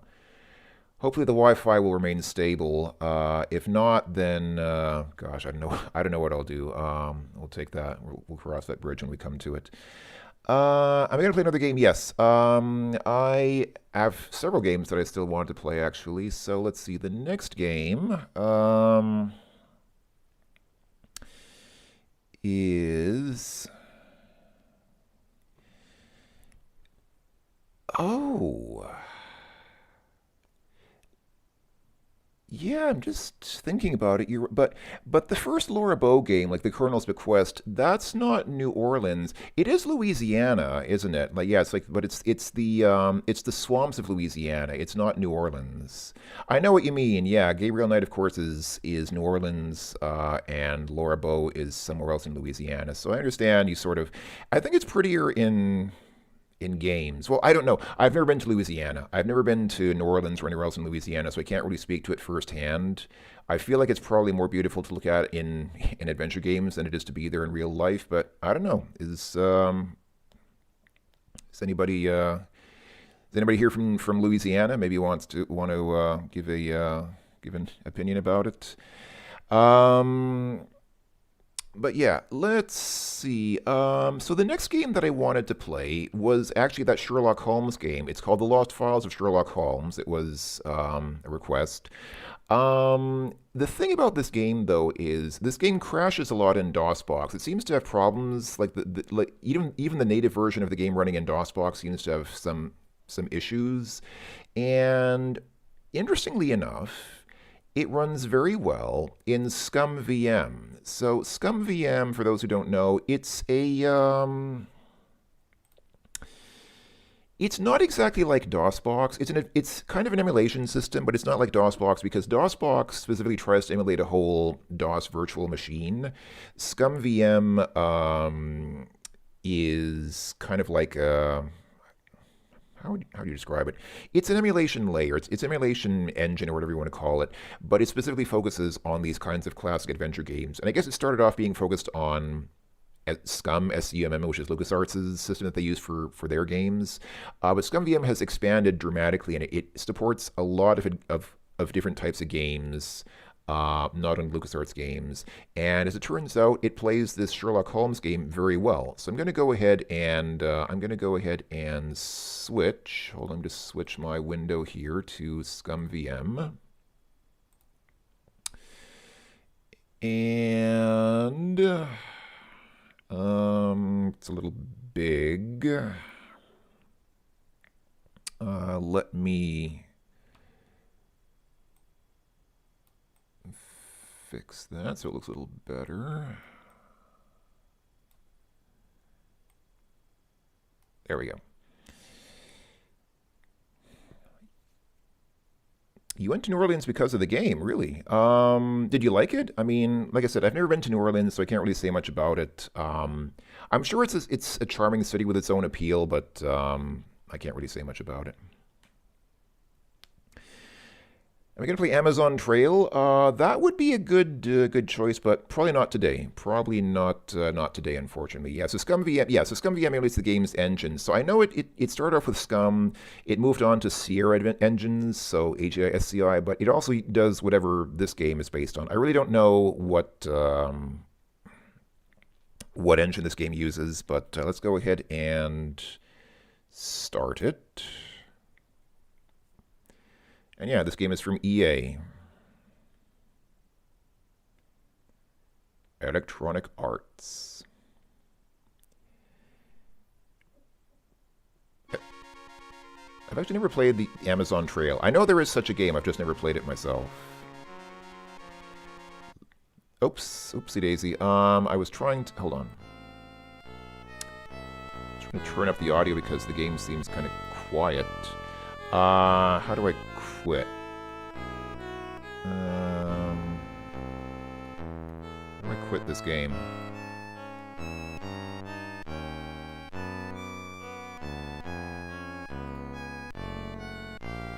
That's how you quit. Sorry, let me try that again because I was trying to make the game a little bit louder, but because I had to hold down Control to release the mouse in DOSBox, that made it skip the whole intro cutscene. So let's try this again.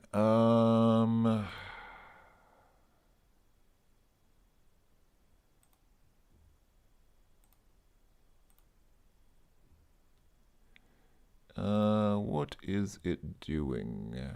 Why is it not? Why is it not? There we go. That looks better.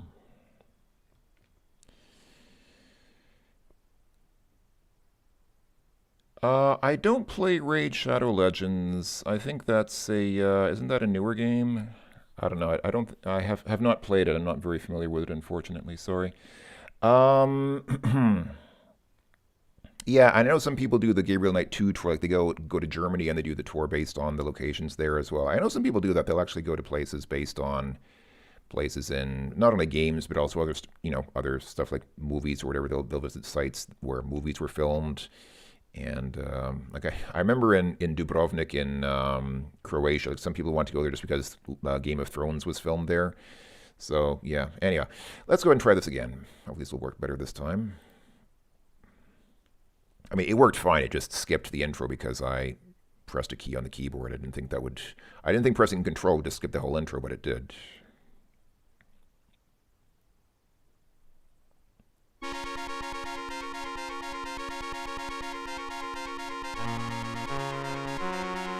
London, England, November 1888.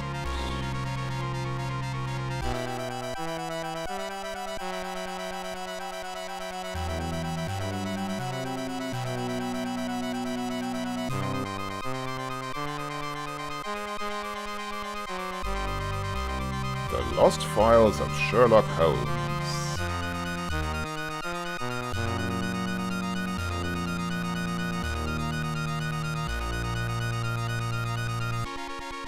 In the alley behind the Regency Theatre,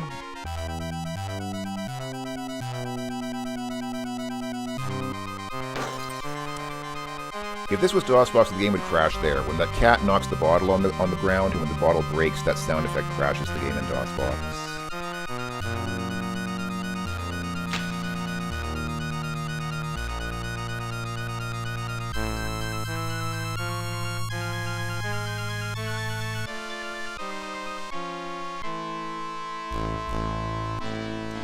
I don't play any games from 2020.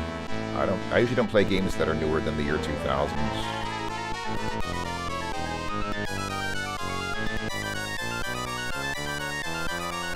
Yeah, Dracula in London is a classic. Dracula in London is one of the classic DOS games.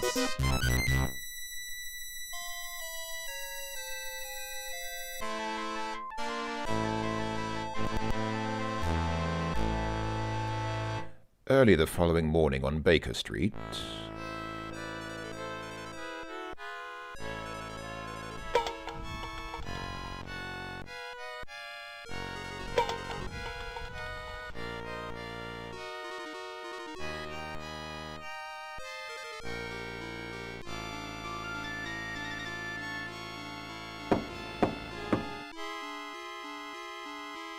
Yes? Begging your pardon, ma'am. This is a note from Mr. Holmes from Inspector Lestrade of Scotland Yard. Oh, very well. I'll see that he gets it. Thank you, Constable.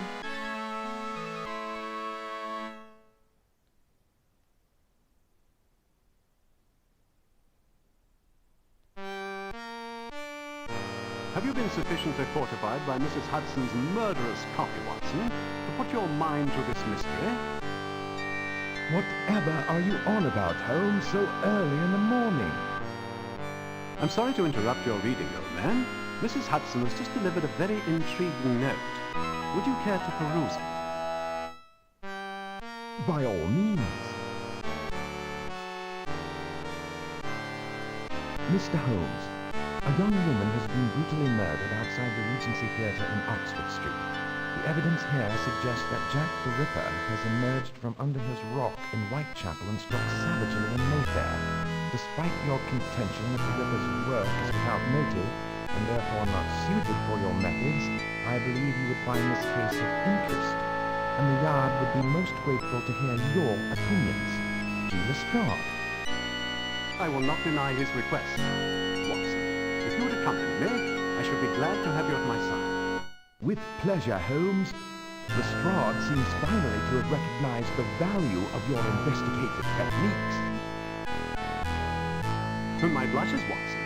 Your compliment will turn my head. Let us see if I am truly worthy.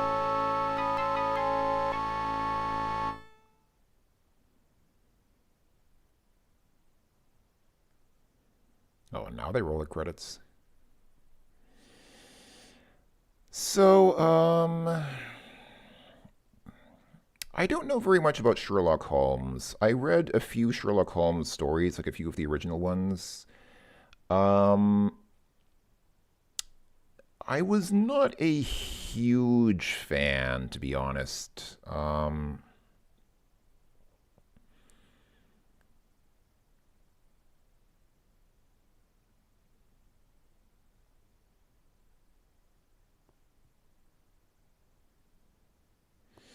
Yeah, sorry, there's no option at this point in the game to change the sound mixing. Yeah, the music was, yeah, the voices were a little bit quiet relative to the music. I noticed that as well, but I don't really have a way to, I don't think I have a way to change that here until we actually get into the game. I can hopefully change that once the game actually starts, but and I just realized actually I didn't even need to hold down Control to release the mouse cursor because this is not DOSBox. I'm so used to DOSBox and having to press Control F10 to release the mouse cursor, but this is ScumVM, so actually I didn't even need to press Control as I did before. Okay, anyhow, so we are here now. Maybe we can do setup now.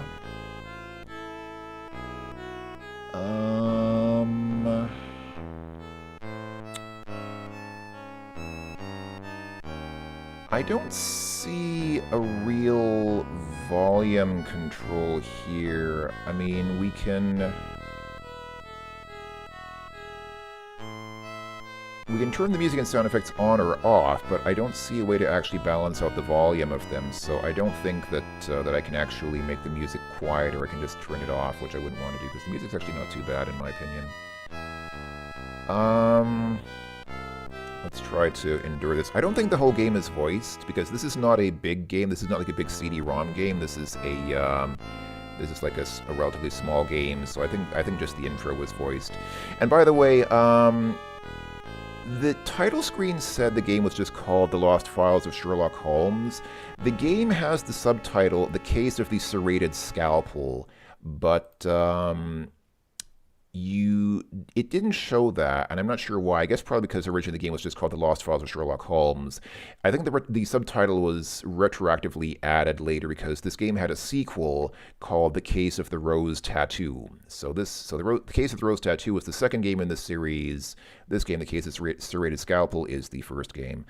There were also other Sherlock Holmes games. Like I remember at the time, kind of contemporary to this time, like around the early mid-1990s, there was also that game called Sherlock Holmes Consulting Detective, which was another Sherlock Holmes game, but it relied a lot more on video clips. So it was a lot more like a new multimedia kind of CD game, which had, like talking head video clips and things. But yeah. Control F5 is the option for ScumVM. If I press Control F5, it shows this. Oh, interesting. I can change the music volume in ScumVM. Very cool. This is one of the cool things about using ScumVM. You can do a lot of things that the game itself doesn't support. Apparently, you can change the music volume relative to the sound effects here in ScumVM. Interesting. Okay, let's try leaving it as it is for now. But if it's too loud later, we can change it there. That's good to know. All right, so let's take a look around.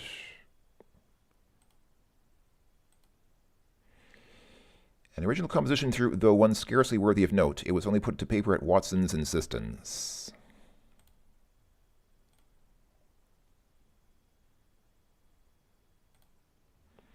A so-called student lamp made of brass and green glass. It can be adjusted to burn with a very low flame. Though it provides little light at a low setting, it uses a trivial amount of oil, saves money, and renders an otherwise pitch-dark room a bit cheerier to return to.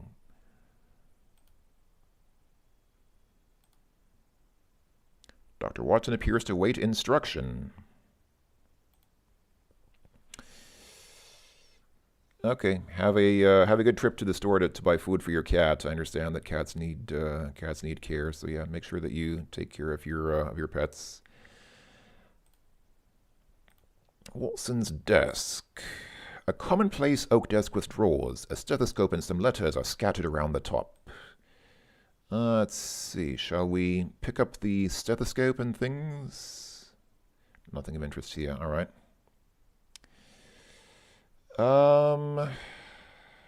Yeah, I understand. If you didn't grow up playing these types of games, it's a little bit difficult to get into them now, like 30 years after the fact. I mean, you can still play them, obviously, but if you don't want to, of course, you can just watch other people play them. There's a book here. J.P.V.D. Ralston's classic Griffin Rampant, an exhaustive survey of the subtle influence which Anglo-Saxon coats of arms exerted on moribund Norman heraldic traditions in the reign of William Rufus. Oh, what dignified and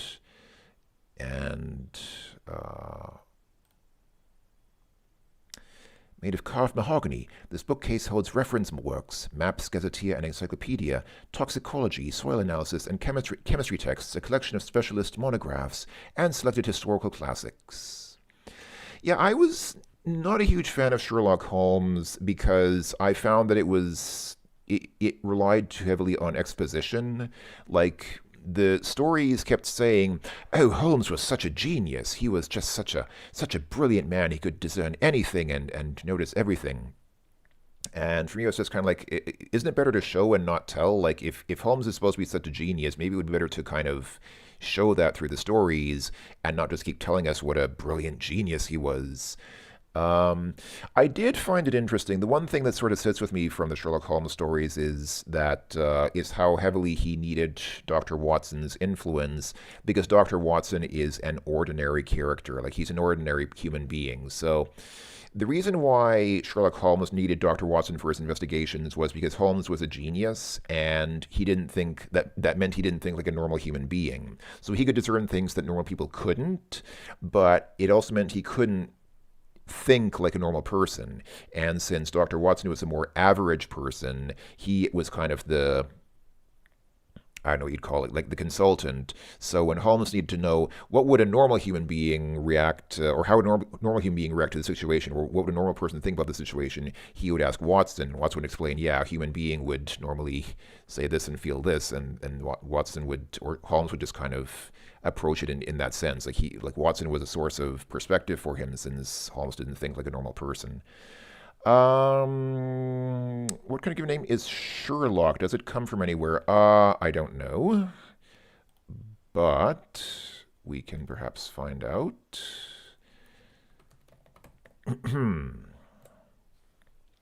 Sherlock appears to be a normal English name. At least Wikipedia lists several people, Americans, Australian, and English, and also Irish, with that name. So I'm going to assume that it was just a, not necessarily the most common name, but at least a not extremely unusual English name at the time. I don't know anybody with that name today. It seems like it's kind of fallen out of fashion. Probably because everyone associates it with Sherlock Holmes now, but I guess back in the day it was just seems like it was just a normal English name. Chair. A typical sitting room chair. The sheen of its wine-red velveteen covering shows that it is well used. A dark purple silk dressing gown with a rolled collar is carelessly crumpled on the seat, and the antimacassar requires changing. I don't know what an antimacassar is, and I don't care to look it up, so we will never know unless somebody else looks it up. There's a fireplace here. 221B is unfamiliar with the joys and curses of central heating. For almost 10 months a year, coal fire burns between 8 and 16 hours a day. During the winter months, no indoor life goes on far from it. A well-tended regulated clock which keeps perfect time. The chimes have been violently disengaged so the clock will not sound the quarter hour.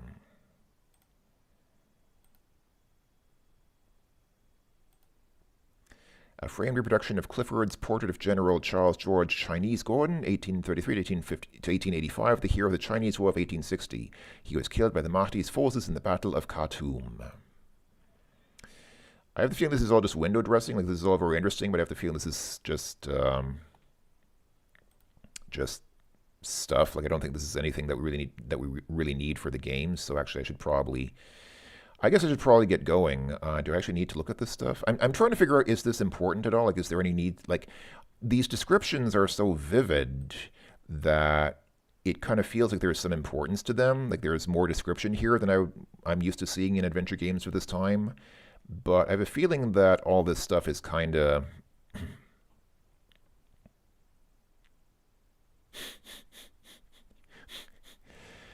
A mysterious Afghan game in which large groups of men ride donkeys over a great distance for the purpose of capturing the stuffed head of an albino goat. That seems just a bit too specific to be a real thing. Is that a joke, or is that a reference to something, or is that an actual Afghan game? Just seems a little too specific to me to be a real thing, because albino animals are rare.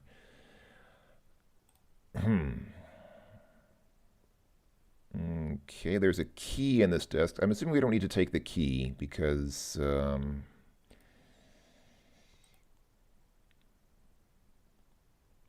it's just the key to this desk, then we can just leave the key in the desk, I guess. Well, we can open the desk anyhow. That's nice. Can we look inside the desk? It contains a small daily diary and a checkbook. Should we take the diary or the checkbook? No. All right. I guess we just get going. What's this chart on the wall? Oh, it's the periodic table of the elements, edition 1886. Is affixed to the wall with brass carpet text. Immediately below it are hung measuring paraphernalia and a small ball-peen hammer. Okay, so I guess this is missing the more modern sort of elements that were discovered in the 20th century, but okay, probably fairly up to date at least with the classic elements. Should we just get going? I feel like we should probably come along, Watson. The game's afoot. Quite so, Holmes.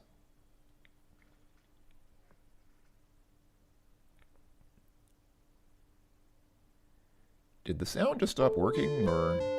Oh, okay. It got strangely quiet inside there because the music stopped and I didn't hear any sound effects. Now it's just like, did the sound break or something? But, okay. Alright, let's see.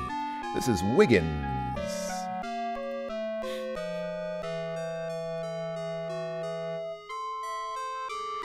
The leader of the Baker Street Irregulars is a mere boy, but he is cunning and perspicacious.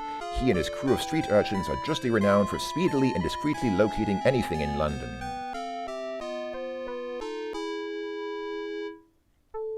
This is Jonas, the newsstand operator. My compliments, Mr. Rigby. The day finds you well, I trust? Indeed, Mr. Holmes. Business has been brisk. The great British public devours anything to do with the Ripper. While Jack's at work, my family's eating steak and kidney pud. I guess that means kidney pudding.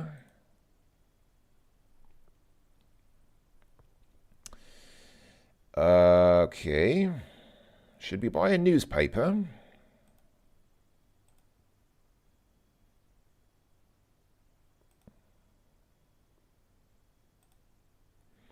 The better London papers, several illustrated weeklies, a handful of the most scurrilous scandal sheets and magazines, and a small selection of chocolate confections are available at this stall. Unique among city newsstands, the proprietor keeps unsold daily papers for a week or so before sending them back to Fleet Street. Can I buy something here? Can I buy one of his papers, or... For 30 years, Jonas Rigby has operated this newsstand. Though legally blind since being wounded in the Crimea, he recognizes all of his regular customers by the sound of their voices or the size of their tips. His proximity to the lodgings of a certain consulting detective has probably contributed to his never having been shortchanged.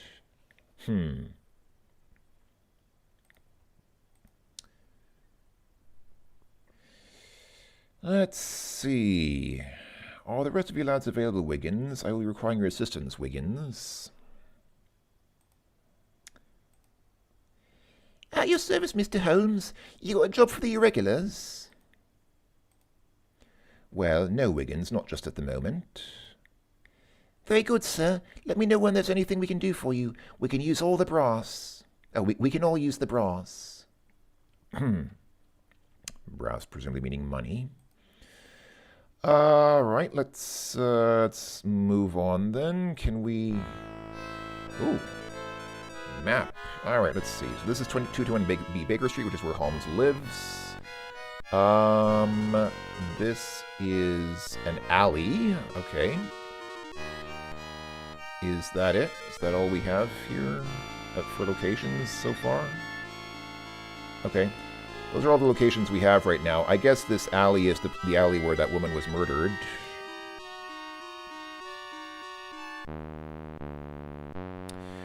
Mr. Holmes, Dr. Watson, very good of you to come so quickly. After you've thoroughly examined the scene and the corpus delicti, please share your observations with me. Alright, so this is the scene of the murder. So what do we do? I guess first we look at the corpse. A woman, approximately 25 years old, has had her jugular vein viciously slashed. This was certainly the cause of death. There are several non-fatal gashes on her abdomen, abrasions in the back of her neck, and scratches on her left ring finger. The distinct odor of a particularly cloying and inexpensive brand of perfume pervades the body.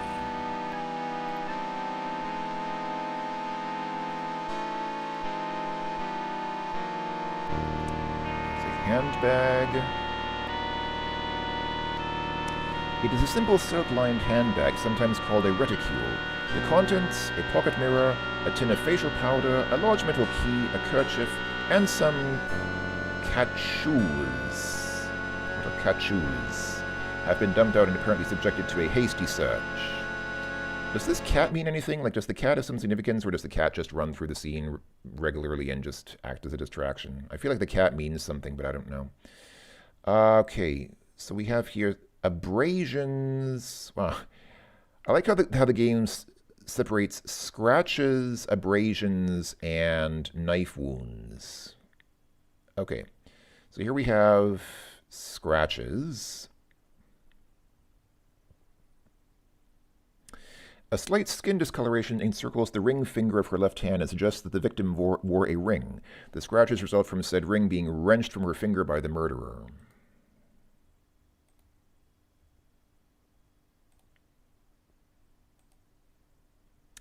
The abrasions on her neck imply that her attacker forcibly removed some sort of heavy chain or necklace. There are 3 separate lines where a chain scraped her neck, all of which are deep and vivid. I gotta say, I mean, I don't have much experience with this kind of thing, but it seems to me that if someone stole her ring and chain, then it was probably just somebody looking for things that they could sell. I mean, you know, you ask for motives. Usually when there's a murder, you know, people wonder what's the motive. But it could just be that somebody was looking for things that they could sell quickly. Although I don't think... Again, I don't have much experience with this. I've never been a career criminal, but I guess that when you are robbing somebody, I think in most cases you don't want to kill the person, because a murder is obviously much more serious than a robbery. Like, if somebody robs you for a ring and a necklace, you know, the person, you'll go to the police, you'll report the crime, but the police probably won't investigate that hard because a theft is not that serious, whereas a murder is something taken very seriously. Usually the police will devote a lot more resources to a murder, and that's why thieves usually don't want to turn a robbery into a murder, because they know that if they kill somebody, the police will investigate a lot more time and resources in catching them. So, again, the fact that this person stole the woman's ring and necklace suggests some kind of profit motive, like they were looking for something they could sell for money. But I know that robbers usually don't want to kill their victims for that reason, because, again, because they know that the police are going to be after them a lot more for that. All right, let's see. What do we have here? Knife wounds. The wounds were clearly made with a short blade, perhaps the size and shape of a scalpel. Close observation reveals that the blade was serrated. There is a trace of a white, powdery residue of unknown nature on the victim's coat, immediately beside what appears to be the first of the abdominal wounds. I guess this is the case of the eponymous serrated scalpel, because this woman appears to have been murdered indeed with a serrated scalpel blade. So I guess we can't take the stuff out of the handbag, or can we? If we say open handbag, this cannot be opened. All right. Can we pick up the handbag? Please examine anything you like, but I shall need that handbag and its contents as evidence. This "it" should not contain an apostrophe. All right, that's fine. So, is there anything that I'm missing? So we've seen the corpse, the abrasions, The knife wounds... Oh, there's this white powdery residue. The substance was most probably on the murder weapon at the time of the attack. A thorough chemical analysis would most likely reveal its composition. Again, that it should not contain an apostrophe. Okay, so... I mean, my first thought when seeing a white powdery substance is obviously cocaine, but if it's on the murder weapon, it's more likely that maybe it's some kind of poison. Like they attack the wound with a poisoned blade to make the cuts more lethal. I don't know. I could be totally off. I mean, I'm not Sherlock Holmes. I'm not good at solving murderers. Okay, so we have the knife wounds, we have the white powdery residue, we have the abrasions and the scratches. I guess that's it. I guess it's all around the body. Is anything else here of relevance? Cigarette butts. Behind one corner of the crate are a half-dozen cigarette ends recently crushed into the dirt. The brand is common and smoked by thousands of Londoners. The smoker was a man wearing heavy shoes or work boots. Given the length of the butts, his fingers are most certainly stained by nicotine. Can we take the cigarette butts? Yes, we can. Oh, what do we have in our inventory? A message requesting help. Okay, that's the message we already read.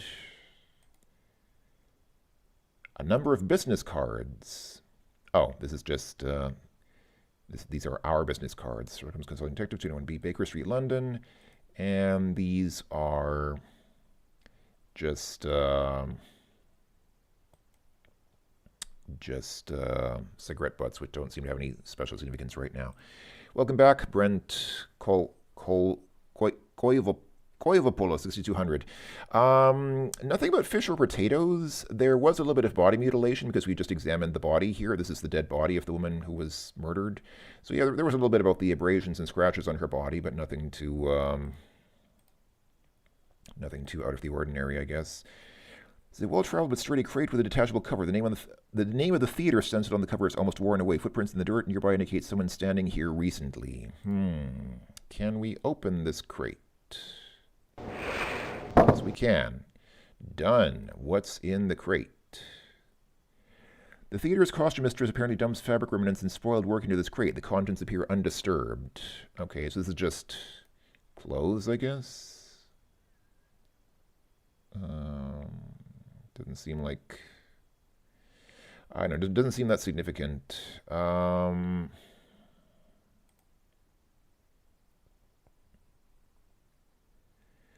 Watson observes the progress of the investigation. He seems to have confidence in his colleagues' deductive powers.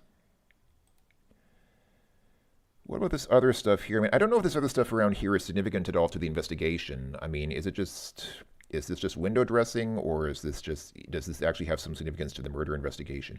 Yeah, of course, a white powder could be anything. I mean, it doesn't have to be a drug. It doesn't have to be a poison. Those were just my first thoughts. But of course, it could be anything. It could be, I mean, it could be dandruff. Maybe the murderer has dandruff, and he got his dandruff on the scalpel. It could be sugar. I mean, maybe he was using the knife to, I have no idea. It could be anything, of course.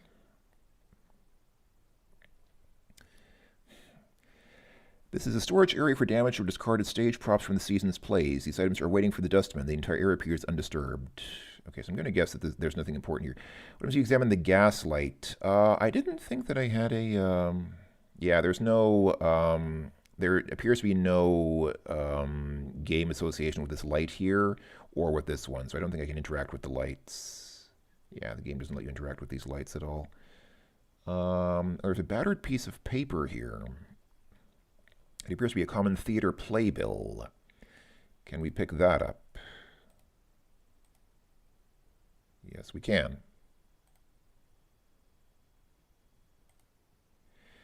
Play was dated for 2 nights ago. On the back is a message which appears to have been hastily scrawled. S. Meet me outside the stage door after the show. I have important news. B. I'd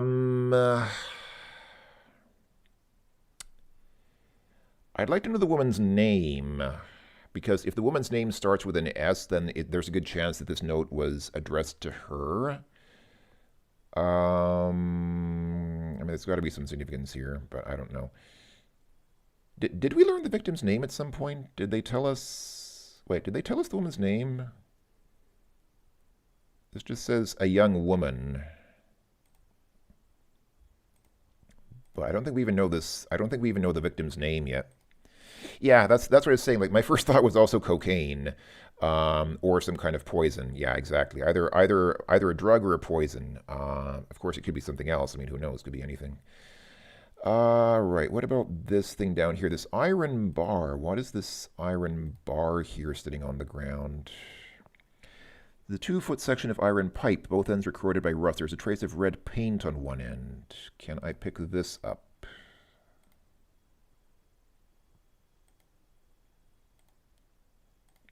Okay, is this, there's actually a, okay, I see. This must be from this railing here, because you can see on this side the railing has 3 horizontal bars, and here there's only 2. So it looks like the one in the, it looks like this is the one from the middle. It just broke off and fell on the ground. I'm wondering how much of this stuff is totally irrelevant, because obviously this is a murder mystery. Obviously this is an investigation game. So I have the feeling that the game is giving us a lot of red herrings. I have the feeling that a lot of the stuff is totally irrelevant, and the game is just throwing it at us to kind of confuse us, to make us suspect maybe that's relevant. So I think we're going to have to kind of, sort out the relevant from the irrelevant things here, because I have the feeling that, like, this bar is probably not relevant unless maybe there was a struggle, and in the struggle it got pushed out of this little railing here and onto the ground. But even if there was, I mean, okay, there was a struggle. Well, probably the woman struggled while she was being killed. That's kind of, you don't really need too much evidence to assume that. I think most people would struggle if they were attacked. So that in itself doesn't really tell us much. Yeah, this fire escape here is also not something I can interact with. Like, it doesn't seem like this is something I can do anything with here. There's a hat here. A lady's very stylish hat fashioned in fine crimson silk. Is this part? I'm assuming that I can't take that. I'm assuming that's part of her outfit. Will they let us take it? Oh, yeah, they do. Okay. Oh, no. That counts as evidence. So that counts as part of her outfit. So, I mean, we saw in the intro that the woman just walked out of this door and then was attacked, but obviously Holmes didn't see that cutscene, so I guess he has to go based on what he's seeing here. So, evidence suggests that the woman was around here when she was attacked, and then in a struggle, her body, she eventually moved over here, and then, obviously landed here. So, I don't know if that's a clue that she was, not, I mean, she was not walking into the building. She came out of the building. So that's, I guess that's relevant. And I have a feeling there's some connection. I mean, obviously there's some connection with this, with the note. Where's the note? This, yeah, somebody wrote on this. So I'm going to assume that somebody arranged to meet her here. And so she decided, okay, I'm going to come out and meet the person. And she came out, she got attacked. Can I interact with this? I guess this is a garbage dumpster. No, it doesn't seem to be interactable. Backstage door to the theater. This is the rear entrance to the Regency Theater.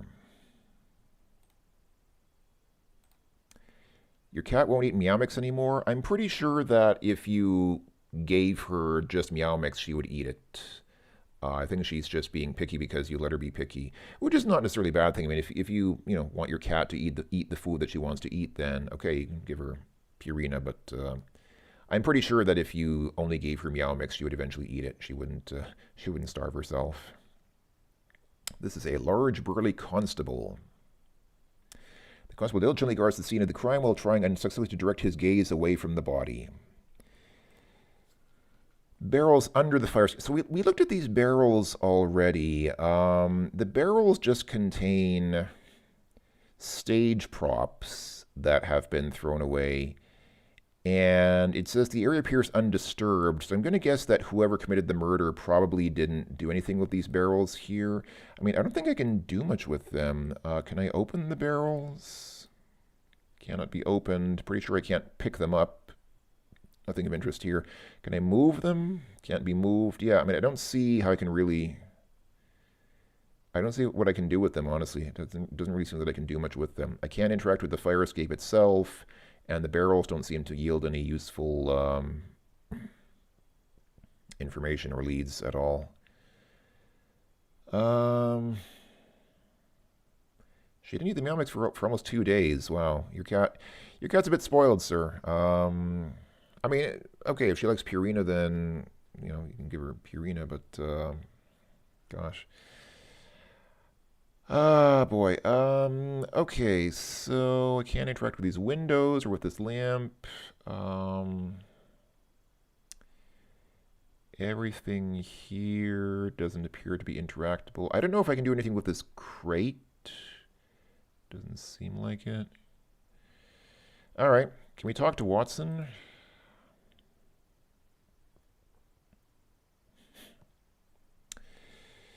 So, the ragged edges of these shallow wounds suggest a knife shaped like a surgeon's scalpel with a serrated blade. Are you familiar with such an instrument, Watson? Oh, Watson is a doctor, so I guess that would make sense that he might know something about that.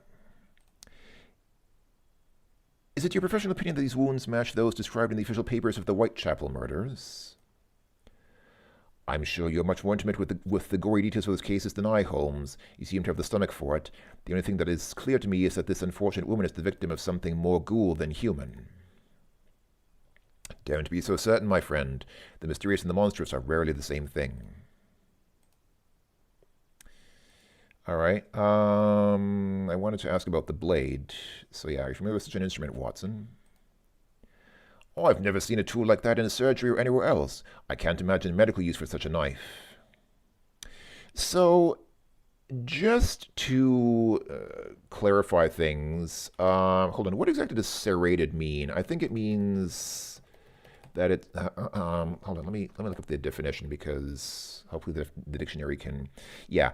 So serrated means notched or cut like a saw, having a row of sharp or tooth-like projections. So the point is that a scalpel used in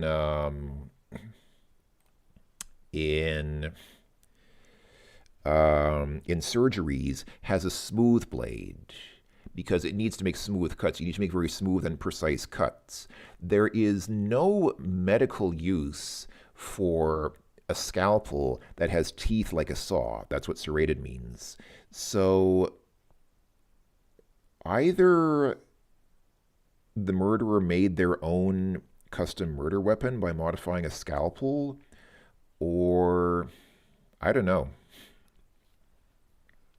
I mean, I don't know.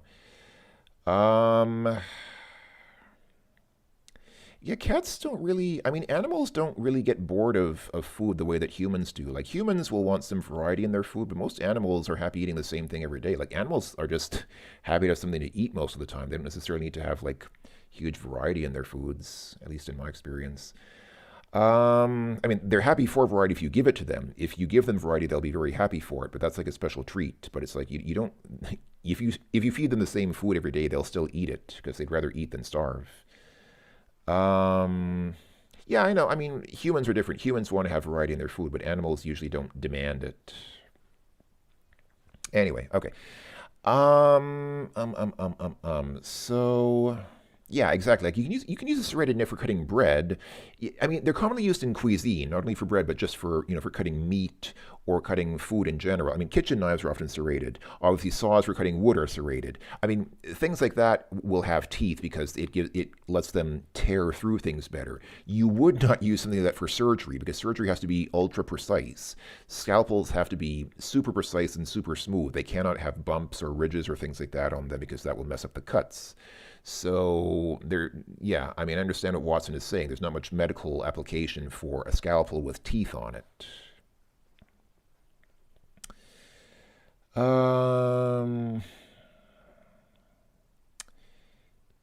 It was the oh, I see.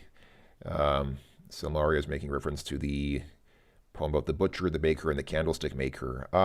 Good thinking, but I'm not aware of any wax droppings around the body at this point in time. Can a serrated scalpel cut through bone or muscle? I don't think you use something like that for cutting through muscle. If you cut through, like usually you don't cut through muscle, and if you do, you cut with the fiber. That's something I learned from Life and Death. That surgical simulation game, Life and Death. It's very important in the game to cut with the fiber of the tissue rather than cutting across the fibers. And so if you do cut through the muscle layers, you cut with the fiber, and for that reason, you don't need something super tough. You will also use a regular scalpel for that. Bone saws do exist. There is such a thing as a bone saw, which is used for like orthopedic surgery if you're actually cutting through bones, but that's not a scalpel anymore. That's not something fine like a scalpel. That's a tougher instrument. I don't think they use scalpels for cutting through bones.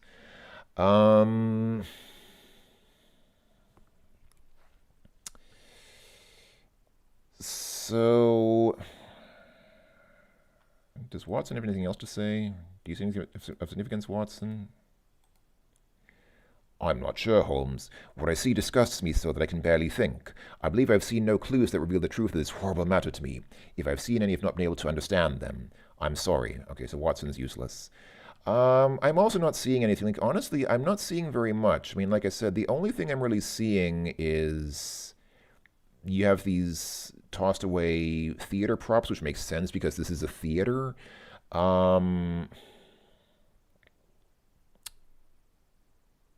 And other than that, this thing is nothing. Other than that, like I said, the theft of the ring and the necklace just suggests a common robbery motivated by, somebody looking for money rather than somebody who specifically targeted this woman. But I'm sure that there's more to it than that because that wouldn't be much of a case. I mean, robberies, the motive of a robbery is very simple. Somebody wants money. Everybody wants money. So it's not, a robbery is usually not something with a motive. Like murder usually has a motive. Robbery does not. Or robbery's motive is simply somebody wants valuable things, that jewelry that they can sell. So you don't need to look very hard for a motive in a robbery. Yeah, I mean, like I was saying about Watson, he's not necessarily very useful, but Holmes likes to have him around specifically because he's a normal person, and so when he needs to get like a normal person's perspective, he asks Watson, what do you think of this meaning? What would a normal person say about a situation like this, as opposed to Sherlock's more analytical kind of detached thinking. I mean, Watson is useful. Holmes keeps Watson around in these investigations because Watson does contribute once in a while. He is useful sometimes, just not most of the time. He's like Cedric from King's Quest V. Like once in a blue moon, he actually comes through and becomes very useful. Most of the time, he just kind of stands around and acts annoying. I honestly feel like I can't get much more out of this. Like I myself, thinking for myself, I can't really think of much information here that we've seen that's really useful to the investigation. Can we go inside? Can we open door? Begging your pardon, Mr. Holmes, but the inspector would like a quick word before you go inside. All right. Yes, Mr. Holmes, you have much to discuss. Okay, let's go ahead and have a chat. Is there anything you tell me that isn't obvious from the scene, Inspector? The deceased was an actress here at the theater, name of Sarah Caraway. Okay, so her name does start with S. She lives by herself out in Bayswater. According to our only witness, there's a sister, whereabouts presently unknown. The witness found the body but remembers nothing of the person she saw fleeing the scene. You may talk to her if you like, though she's a bit in the way of being hysterical at the moment. She's in the victim's dressing room through that door and up the stairs. But before you go, I'd like you to confirm some theories of my own. Have you already decided on an explanation for the crime, Inspector? There's no doubt that this is the Ripper's doing. The fact that we are miles away from his habitual haunts in Whitechapel is of absolutely no significance. If he had left his calling card, it would be no clearer. The man is a monster. Oh, I see. I thought I could click on the arrow here to scroll, but you have to click on up and down here at the top to scroll. So what do we say? Yeah, Watson is a doctor, so obviously his medical insights can be useful, but most of the time they're not. Like, okay, in this case, it was useful to ask about the scalpel because he would have professional experience with different types of scalpels, and it was good to get the information that serrated scalpels don't really exist in the medical profession. That is useful, but yeah. So, what do we say? I'm afraid I cannot give myself the pleasure of agreeing with you, Inspector, and being a man of scientific temperament, I doubt whether Dr. Watson would concur with your theory. Second option, you seem very sure of your facts, Lestrade, but I believe that there is evidence that contradicts your interpretation. Or, third option, I am reluctant to speculate about such a serious crime before all facts are in my possession. So, basically the first two responses just say, I don't agree with you. Like, this is saying, I can't give the pleasure of agreeing with you, and the second one says, there's evidence that contradicts your interpretation. So basically, the first two just say, I disagree with you. I would pick the third one because I would prefer to get all the facts before I speculate too much. But I would also like to know what evidence. Number two? Yeah, I'm also thinking about number two because if he's actually already seen some significant evidence that contradicts the inspector's interpretation, that would be good to address, but I'd like to know what evidence he means. The thing is, I'm not that familiar with Jack the Ripper. I mean, I'm aware that Jack the Ripper was a serial murderer in England at that time, but I don't really know much about his modus operandi, so I don't know what evidence could contradict the theory that that this is the work of Jack the Ripper. Yeah, Watson is intelligent. I don't think you get to be a doctor if you're not intelligent. I mean, Watson he's not dumb, but I'd say he's more of average intelligence. The whole idea about Sherlock Holmes is that Sherlock Holmes is a genius. He has like this almost superhuman sort of deduction capability, whereas Watson is more like he's just a normal smart guy. Yeah, a doctor, a scholar, and a trained soldier. So I mean, Watson's not an idiot. Like he's not some he's not a stupid idiot who just tags along because he's comic relief or whatever. He is a smart guy, but his intellect is not on the level of Holmes's. So like Holmes is almost like inhuman. Holmes is almost like not a human being because he has this weird sort of he's almost like an AI. Like Sherlock Holmes is like a 19th century AI basically. Let's pick number two. I assure you that I've examined everything in great detail, Mr. Holmes. I seriously doubt that I have missed a significant clue. What have we seen that goes against my theory? Okay, so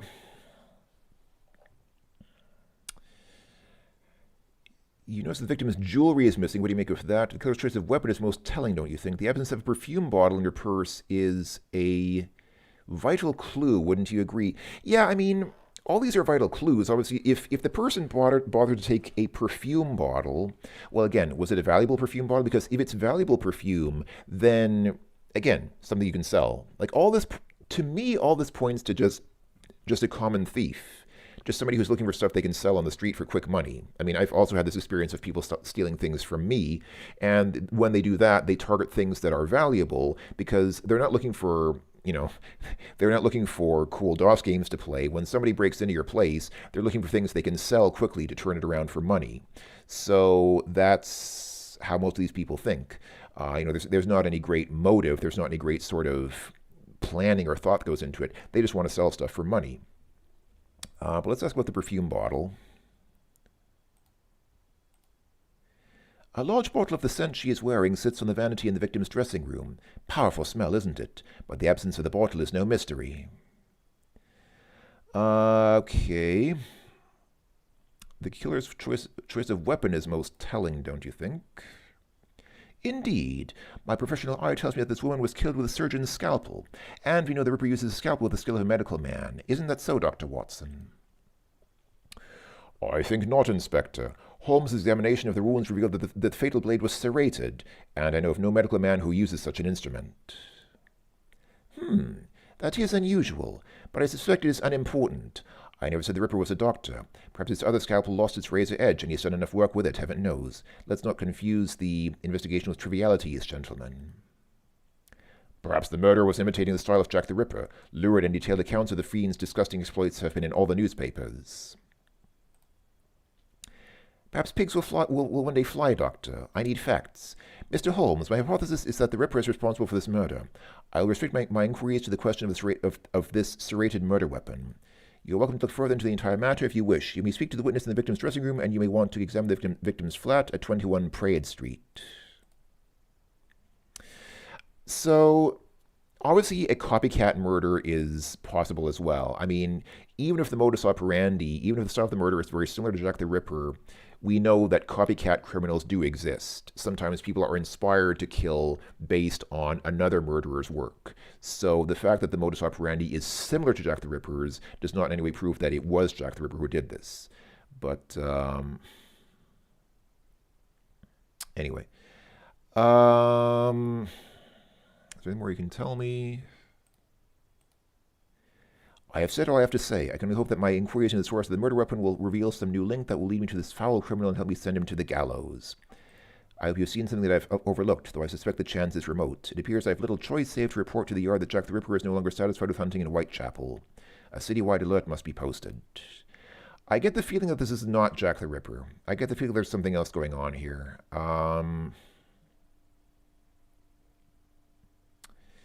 But okay, let's go ahead and walk through the door here.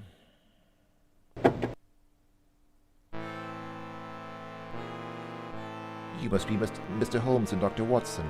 I'm Henry Carruthers, the stage manager. Inspector Lestrade told me you might want to look about the place. Feel free. I'm afraid you won't be much help. Poor Sarah. Is that the girl who witnessed the incident? Yes, her name is Sheila Parker. She was in a dreadful state earlier, fainted dead away. As you can see, she's still very upset. I doubt she'll be able to answer any questions just yet. Okay, so this woman's name also starts with S. So we don't know right now if the S in this message is this woman or the deceased. Could be either one, or it could even be someone else. Could be a third person, theoretically. But I'm guessing it's one of these two.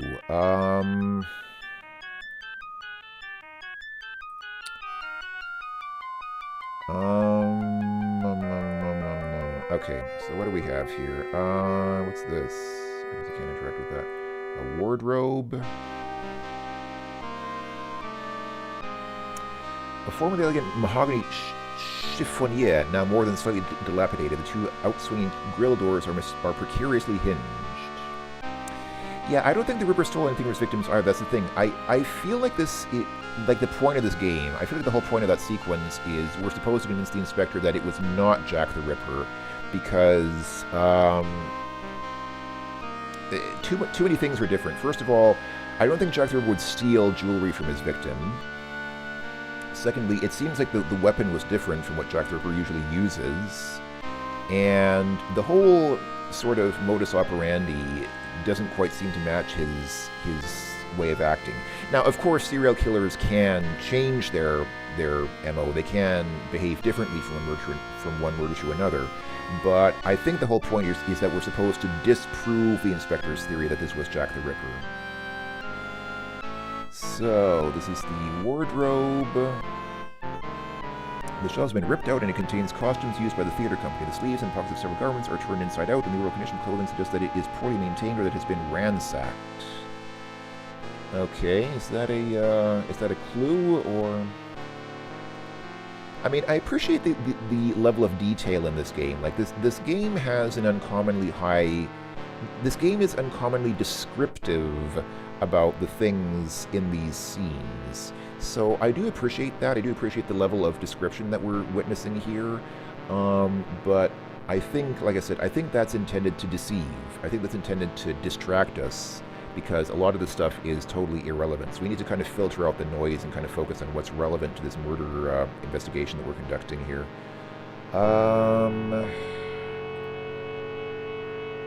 Carnations with dark red veins in the petals. This startling but common effect is probably achieved by standing the flowers in some kind of dye or staining fluid. And also one of these blooms might prove useful. Okay, so somebody's... I didn't realize that people do that. So people plant flowers in some kind of colored liquid, and then the color spreads through the flower petals? That's interesting. I mean, I guess it makes sense. I never really thought about doing that. I've never seen that, but okay. Can we pick up the flowers?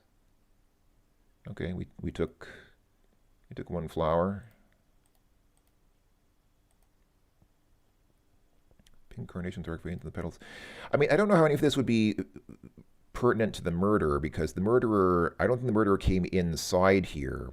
So anything inside here probably doesn't really relate to the murder. But let's see, what have we got here in the chest of drawers? Oh, it's locked. The chest is closed and locked. There are scratches in the wood around the lock, deep enough to suggest that it's been forced open more than once. Okay, so somebody's broken into this thing in the past, but probably not, again, probably not relating to the murder. Dressing screen. A well-traveled but unexpectedly lovely oriental silk dressing screen. The demands of modesty forbid an explanation of what goes on behind the screen, but supposedly there's nothing worthy of note there now.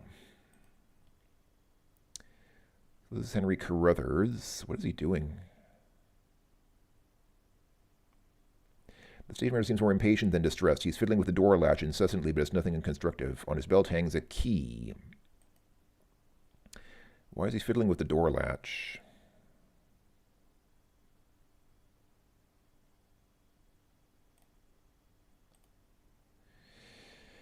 What is the problem with that door, Mr. Carruthers? Which is to say, what are you doing?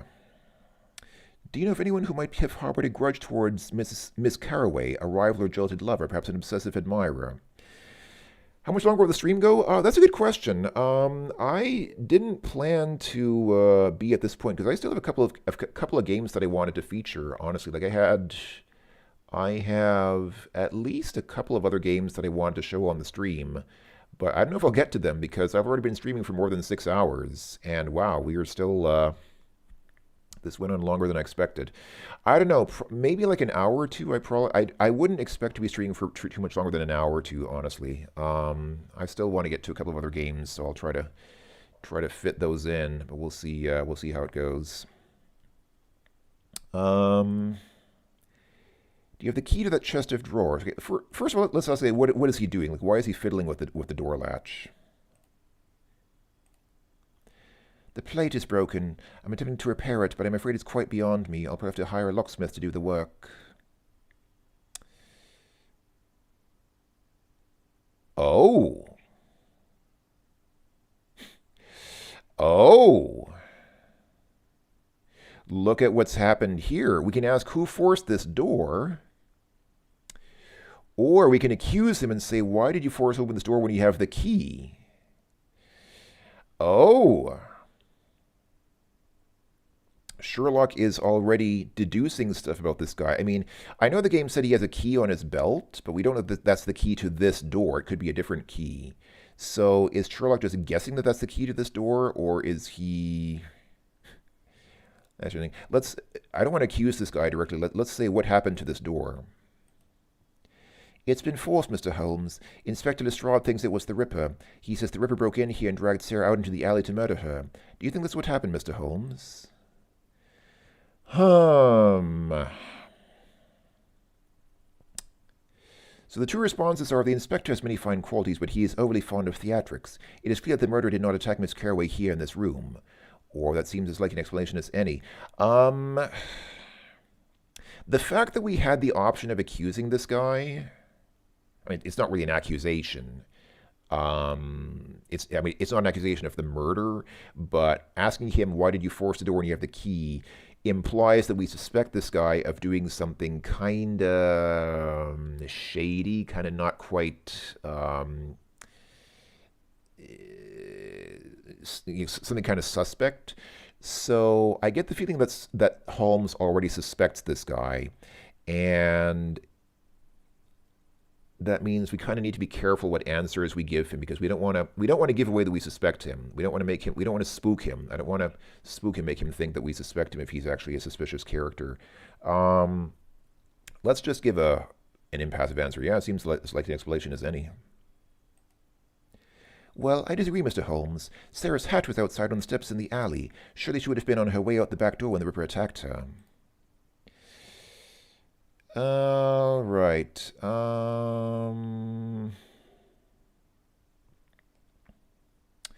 He invited 40-something Protestants to his home, then fed them fish and potatoes and murdered them, mutilated their bodies. That's interesting. Okay. Why would he feed them fish and potatoes before killing them? Oh, prostitutes, not Protestants. Okay. I mean, if he's going to kill them anyway, why feed them fish and potatoes before killing them? I mean, Who knows why people do what they do? I'm assuming there was some reason why he did that, but who knows?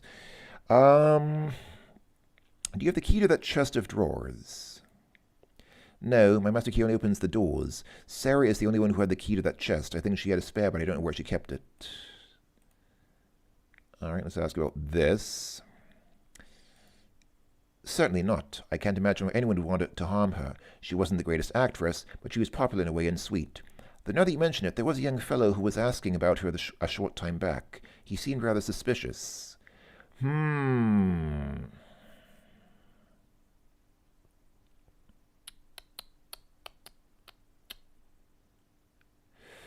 The question that I have here is this a red herring? What was suspicious about him? I found him hanging about in the alley. He asked if Sarah worked here. I offered to take a message, but he refused to leave his name or his reason for calling. He was just a lad no more than 17, but bright-eyed and very single-minded. He didn't want to see Sarah so much as he wanted her address. Did you give it to him? What do you take me for, sir? I don't go handing my girls over to any dimwit who just happens to buy, thank you. My refusal didn't seem to bother him at all, though. He just smiled and thanked me for my time, pretty as you please. Then he said if I changed my mind, he'd make it worth my while, and that I could leave a message for him at the Moon Gate, whatever that means.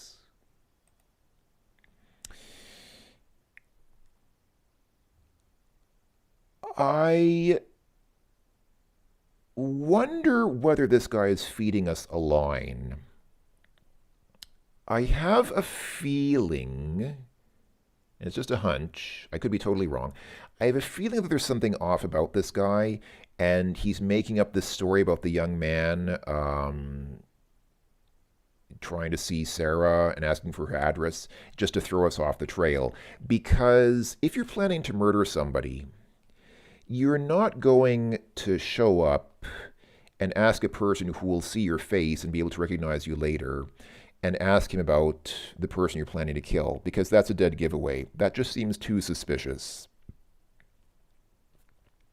Either this guy is feeding us a line and he's making up this story about that guy asking about Sarah, or that guy who asked about Sarah is not the murderer, and that's just a red herring. That's how I feel about this at this point in time, but that's just my interpretation.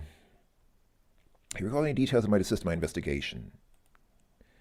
I think I've told you everything I know.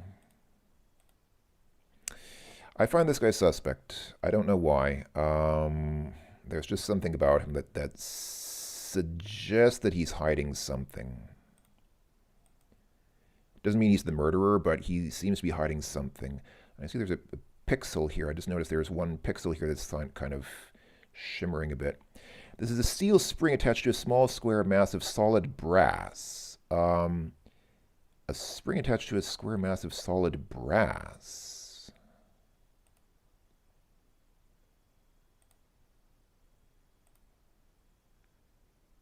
What is this?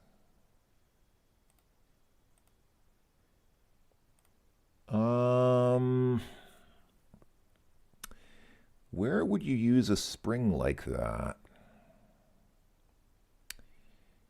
A door stopper, maybe? I'm trying to think what kind of structure would use a spring like that, and I'm not quite getting it. Okay, let's move on. Chair, I'm going to assume the chair is nothing special.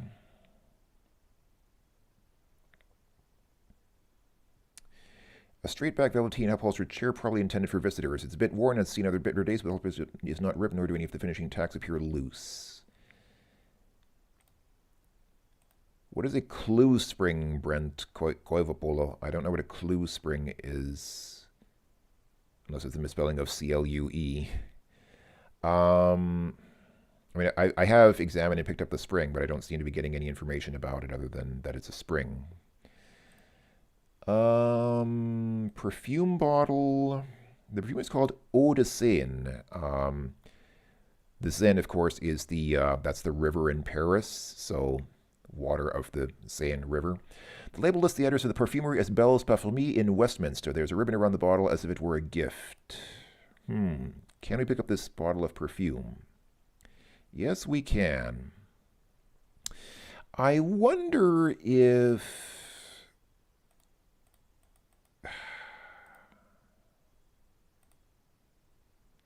Like, are all these things important? Again, I just feel like a lot of this stuff is... I think this game is like one of those games where there's so much going on. You have to figure out what's... The spring has a clue. Do you have experience with this game, Brent? I have a feeling that you've played this game before and you know what's up with the game. Mirror and filigree work in mirror frame.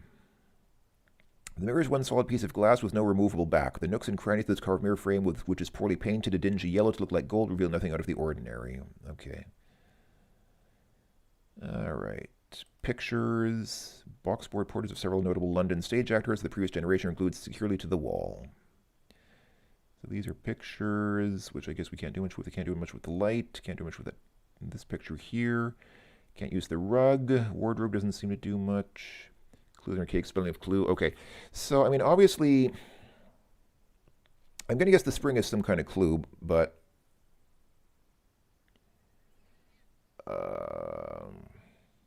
It's like Sherlock Holmes. Okay. I mean, yeah, I'm assuming that the spring has some kind of significance, but what does a spring sitting on the floor here have to do with a murder that was committed outside? Cluing gum, yes. It does actually look, it's funny that you mentioned that. I mean, it's probably not relevant, but when I first saw this, I thought it did look a little bit like a pack of gum. It does look like a, or actually, you know what? It looks like a microchip. It looks like it has, one of those chips with the pins on the side. That's what it really looks like.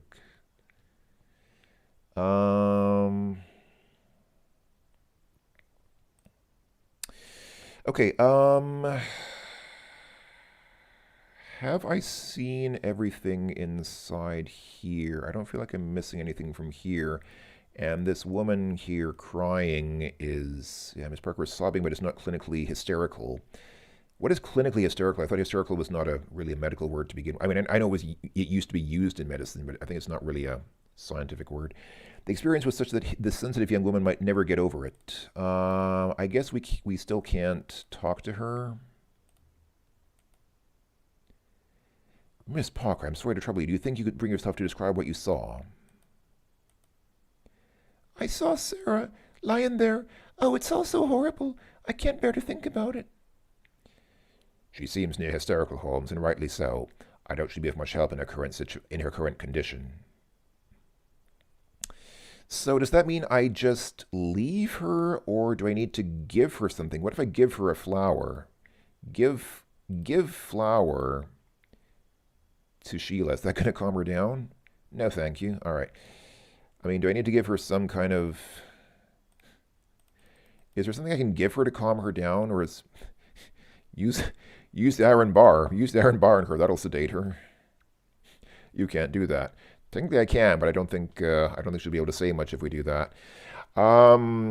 Sorry, I do not promote violence against women. I just thought that concept was funny. I do not condone or approve of violence against women or other people. Actually, I don't condone violence in general, so don't take any lessons from that. I feel like I've seen and done all I can inside here. Yeah, we already interacted with this wardrobe here. I mean, there doesn't seem to be much about the wardrobe unless there's something inside. Is it like King's Quest 3 where you have to look behind the clothes? Hold on, is there something behind the clothes? Can I move the clothes? No. I mean, I don't see anything there. I know in King's Quest 3 you have to look behind the clothes and find the map behind them. I don't feel like that's the case here. And the door to the left, there's no door to the left, unless you mean this. This is just the door outside. This is the door outside where we came in from, and this is just a dressing screen. There's nothing behind it. This here is nothing. This is nothing. This is nothing.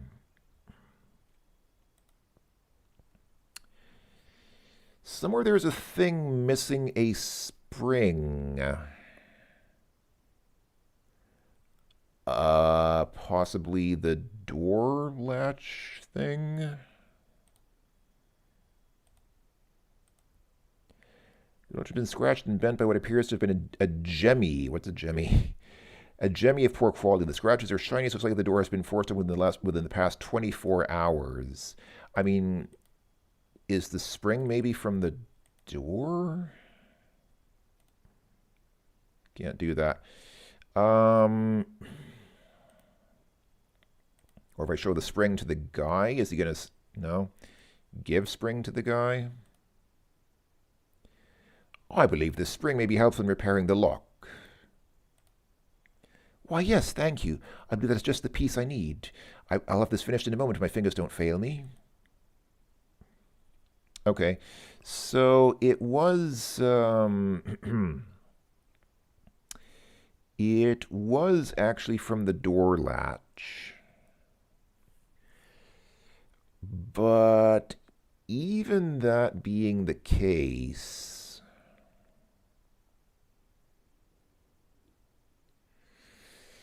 Even that being so, okay, somebody busted open the door, somebody forced open the door, which sent the spring flying. The spring went flying and flew under the dresser. I mean, that's a logical thing that'll happen. You know, if you break something, parts start flying.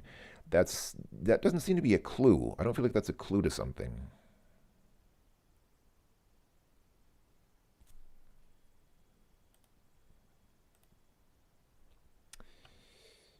Is he going to say anything? No. Is he going to...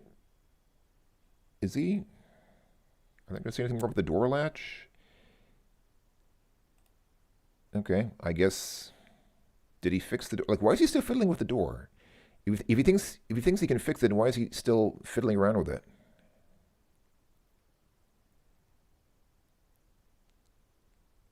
I don't know, man. I don't know if I'm supposed to do something here or if... Let's go back outside. Holmes, if you'd like to question Miss Parker before we leave, I have a sedative that might calm her. Now you tell us! Now you tell us you have a sedative that might calm her. Thanks so much, Watson. Thanks for...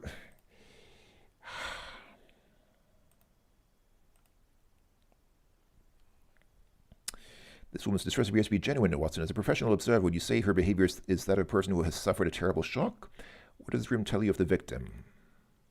Watson, have you espied any new detail? Has a blinding relation struck your brain? Do you have anything that might calm Miss Parker, who might as well have the benefit of her testimony, meager though Lestrade claims it to be? Yeah, see, this is where Watson comes in useful, because this is where, like, a normal person would be able to empathize with the woman.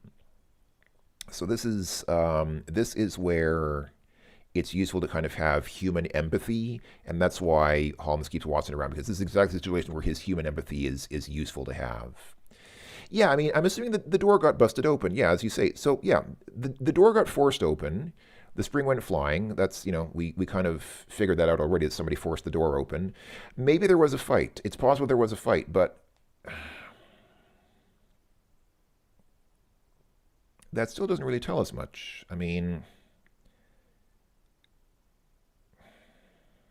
I don't know. I feel like, I don't know. I feel like that's not getting us any closer to a solution, but what do I know? She is certainly within what I would call the credible emotional range of such a person. I believe her response to be authentic, that the woman is an actress. And you yourself, Holmes, have fooled me countless times with your own sham performances.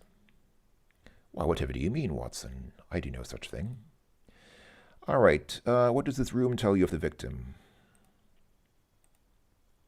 The portraits of actors from the past suggest that she was comfortable and happy in her profession. Judging by the flowers and perfume, I'd say she was more liked than despised. Okay, that's nice. Doesn't really tell us much, but... Have you espied a... it's like suddenly Holmes became... he developed a Spanish accent. Have you espied any new detail?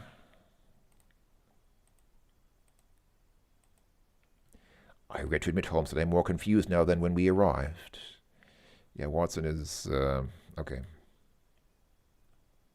All right, do you have something that will calm the woman down?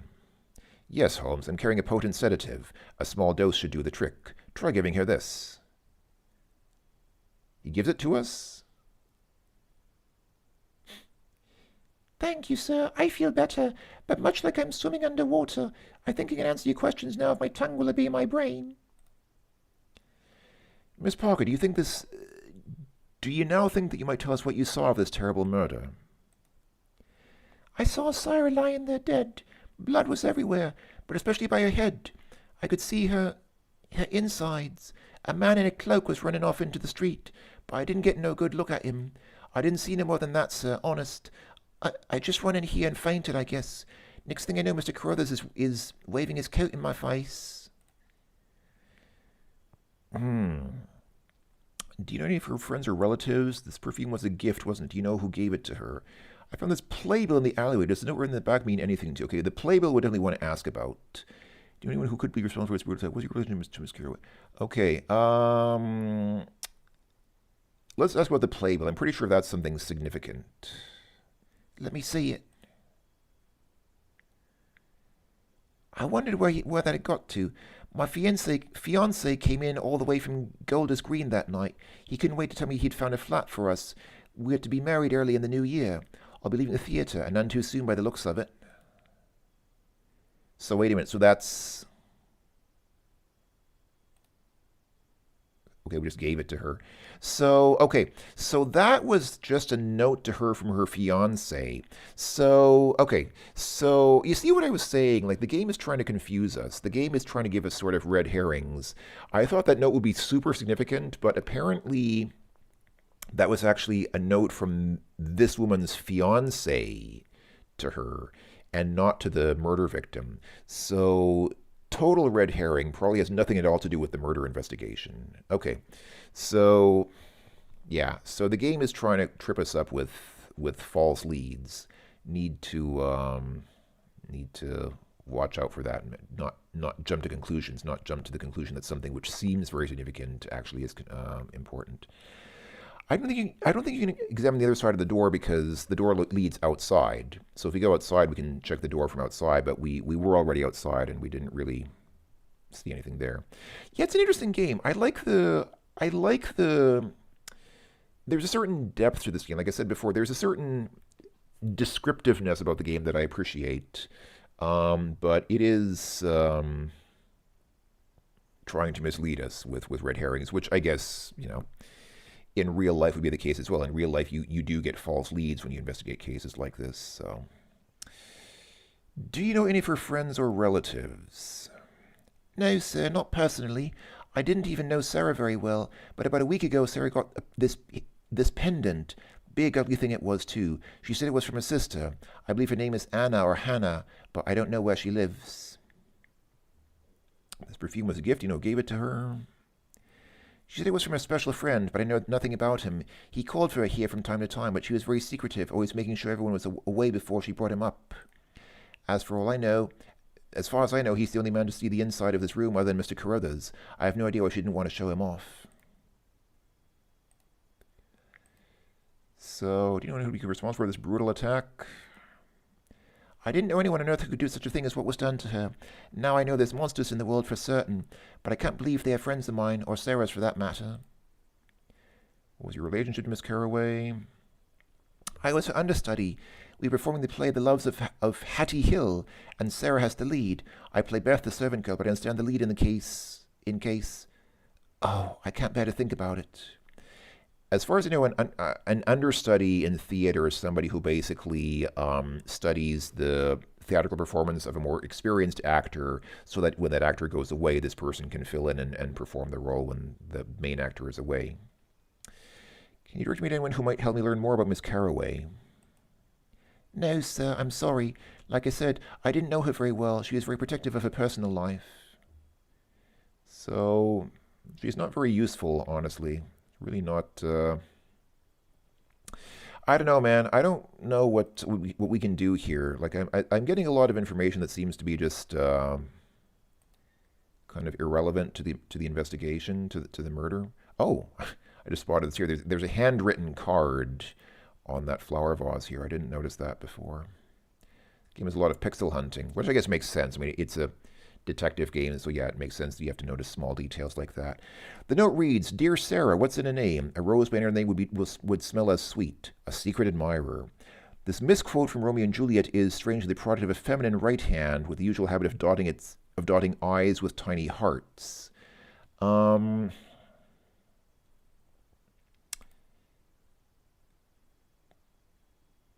we take the note? Can we take the card? Yes, we can. I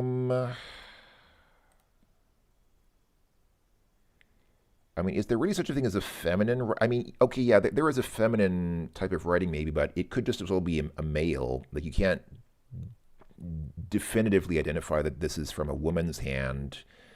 Or it could be a lesbian lover. I mean, it's possible that it's that the woman is a lesbian who's interact with the rug at all. I can't even look at it. The game doesn't seem to consider it anything important.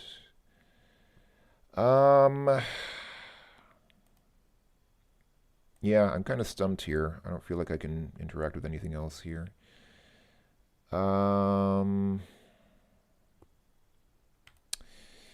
If we go back outside, is there anything new that we can discover there?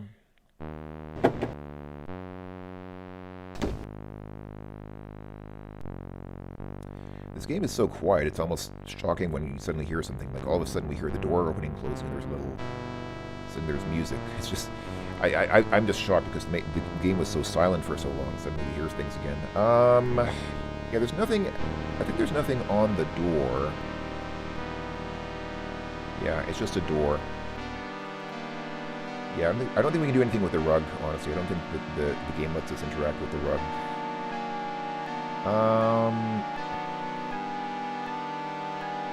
Sure, it's nice to have a girlfriend who has nice handwriting and writes you notes. I mean, it's very sweet and romantic, but I don't know how it relates to the case.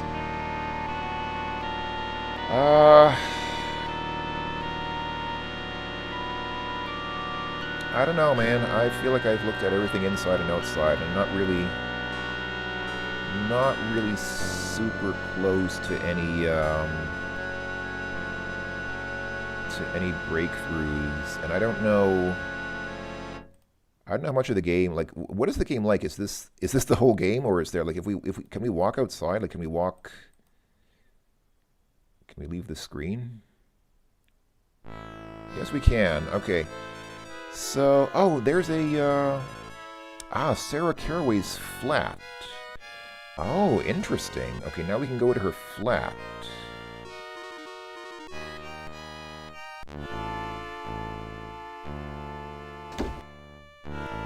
Wow, there's going to be a lot to look at here, isn't there? Actually, no, there's not that much. Dresser, laundry basket. Okay, there's actually not that much here. Fire escape, umbrella. Yeah, I'm thinking I should probably go to the next game because I don't know how long this game is. Obviously, yeah, exactly. So we made it to Sarah's flat, but we should probably go on to the next game. I think I've seen enough of this. I'll go ahead and save here. Sarah's flat. Did it save? Yes, it did. I guess we can go ahead and quit and just leave it at that. That's a pretty good game. I like the game. I like the presentation of the game. I'd never played that before. I really like what they did with it. Seems like a really good game. That might be a game that I want to return to because I'm intrigued now. I'm intrigued about how the investigation goes and what happens next. But that'll be for another time because we want to kind of move on with the stream. I don't have any Star Wars games planned, unfortunately. But what was the next thing we want to do? The next game I wanted to look at, actually, is a game called... Hold on, let me fix the window there. Somebody requested a game called Normality. Now, this is a game that I actually bought. I actually bought this game on CD back in the day. Like 20 years ago, or even more than that probably. So I had this game and I played it for a while. I didn't really get into it. I'm probably not going to show it for very long, but somebody did request it and I want to kind of show it off just for people who haven't seen it. So this is another CD game. So I will want to... Actually, I wonder, can I...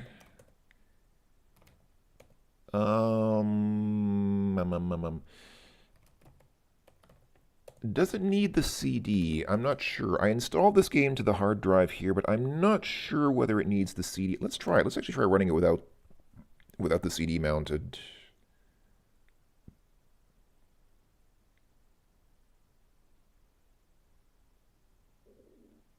That was you. Yeah, you requested this game. Yeah. So, okay, it does need the CD-ROM. Okay, that's fine. Oh. If this were a real computer, I could just open the CD drive and insert the CD. But since this is DOSBox, I would need to get to the command prompt. In DOSBox X, I think there's a menu at the top where you can actually control what ISO files are mounted. But I don't think I can do that in DOS, or can I? Can I actually do that in... I don't know. How do I quit? Can I not even quit out of this? Like, it won't even let me quit. That's interesting. Okay, I guess I'll have to restart DOSBox. That's annoying. So yeah, this is, for some reason I thought this was a Windows game. I don't know why. I thought this was a game for Windows. But no, it actually does. It is a DOS game. So, okay, let's try that again. So what I wanted to do was mount the CD, and that's image mount, drive letter D, and I put it in the folder just normal, so normal, and then normal.iso. Let's say it's type CD-ROM. Okay, cool.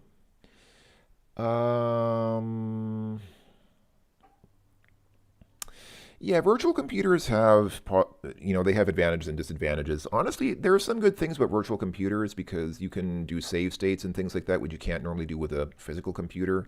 But yeah, in this case, the game was obviously expecting me to just put the CD in the drive, but I couldn't do that on a, because there's no physical drive with the CD, and so I'd have to come back here and do this with the image mount command.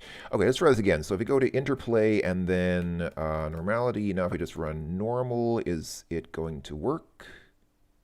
Oh, the batch file asked me to register. No, I don't want to register. All right, it's going to run now.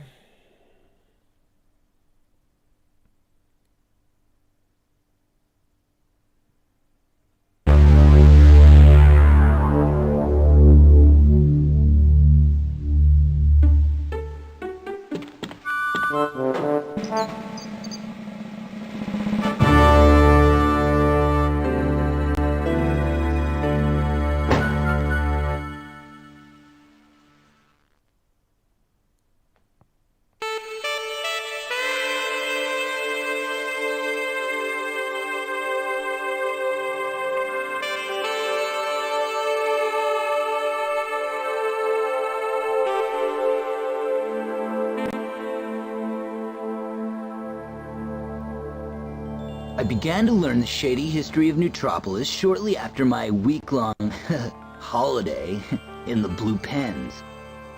Most events happened before my time, but I was soon to get swept up in the events which had transformed this radical, free-thinking utopia into the polluted pit of boredom it is today.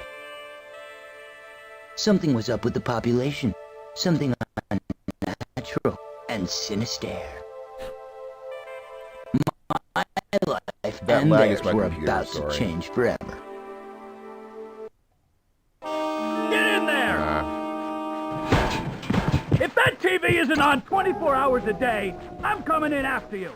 Let me quit and try that again.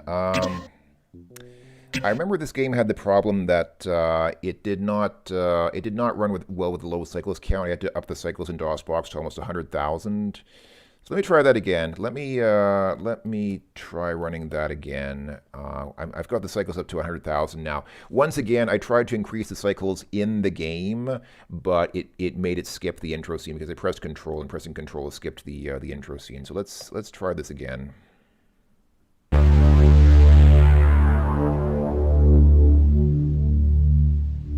When DOSBox stutters, sometimes it's hard to tell if you need to raise or lower the cycles count. Sometimes it's starting because the cycles count is too high and it's actually bogging down your CPU. Other times it's the opposite problem. The cycles are too low. You need to speed them up so that you need to increase them so the game can run faster.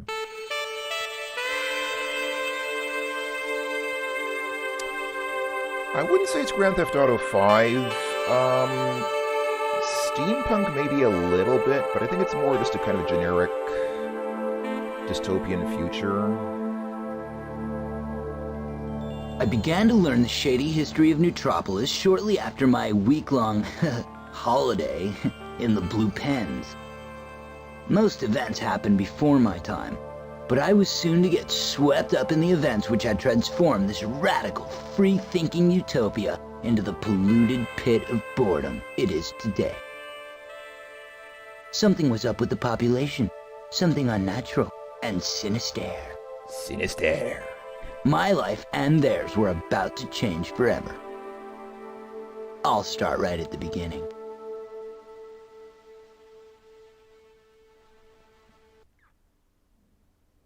One normal day. I was spending a little quality time, walking a couple of blocks and whistling a particularly annoying tune I had composed, when suddenly, from out of the smog... Whoa!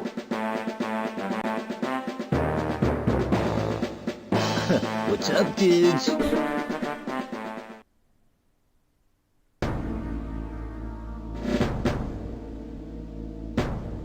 I spent 7 lousy days in a Spartan blue box, basically for being too happy. And on every one of those days, those norm guys piped into my cell what could only be described as elevator music.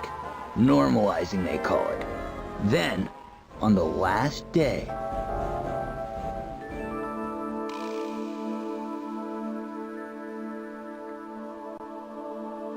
frustrated?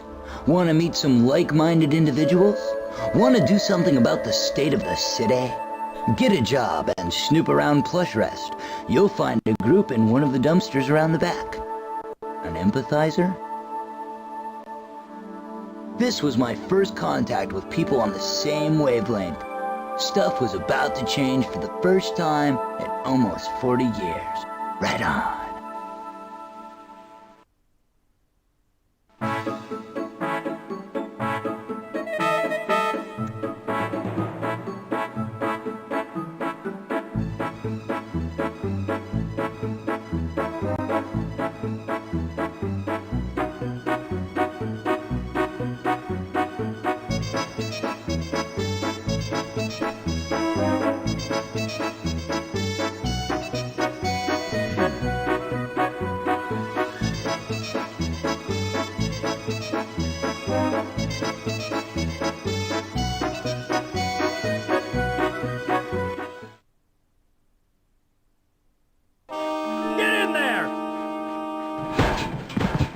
TV isn't on 24 hours a day, I'm coming in after you.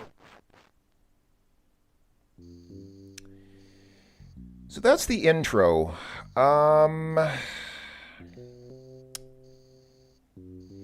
What I like about this game is it is a genuine first-person adventure. Like, it uses, you move around with the cursor keys as if it were a first-person shooter to look at stuff. Like, you look at this speaker here. Click the right mouse button, then you get this little voodoo doll, and you click on the eyes, looks at it, and you can click on the mouth to talk to things. You can use this to interact with things. These are the best speakers practically no money can buy.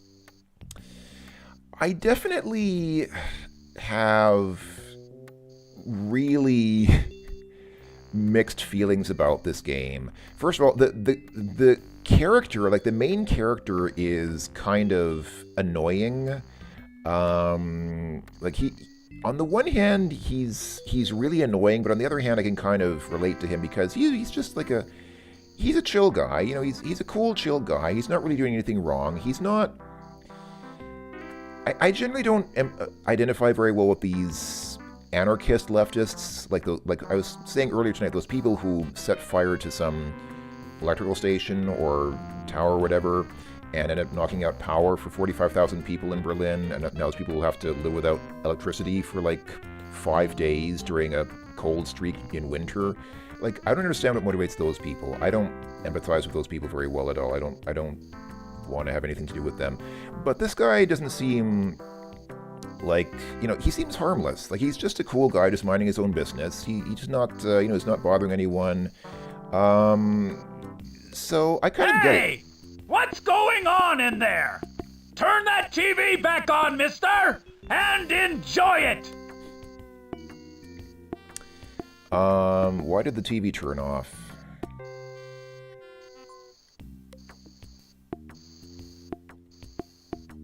I think the TV was on. I don't know why it turned off. How do I turn it back on? It's way too heavy. I will admit that I have adopted this guy's... Hey, you in there! You listen to that TV, or you'll get another week in the pen! How do I turn the TV on? It just doesn't want to open. Open! Come on, how do I turn the TV on? I seem to recall there was a remote control somewhere here, but I'm not seeing it. I thought it might be this, but this is a flyer. That's not it. Wait, look at our inventory. All we have in our inventory is a note. What does the note say? Want to meet some people who share the same interests? Then don't just sit being bored at home. Get down to the third dumpster in the dingy alley behind the Plush Rest Furniture Factory. An empathizer? Yeah, okay, so that's just the note. Where's the remote control? There is a remote control somewhere, I thought. But where is it? Hey, mister! Turn that TV on! Listen and obey! What is this? Just looks like junk mail to me.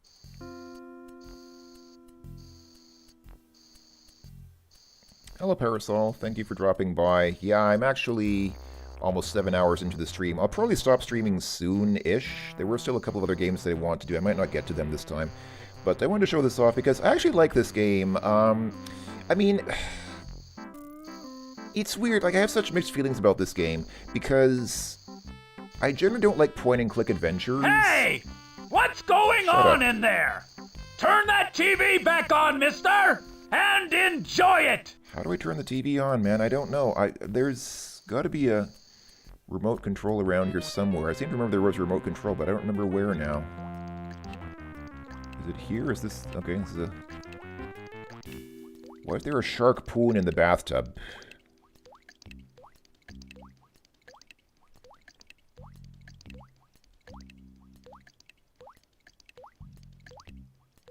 Hey!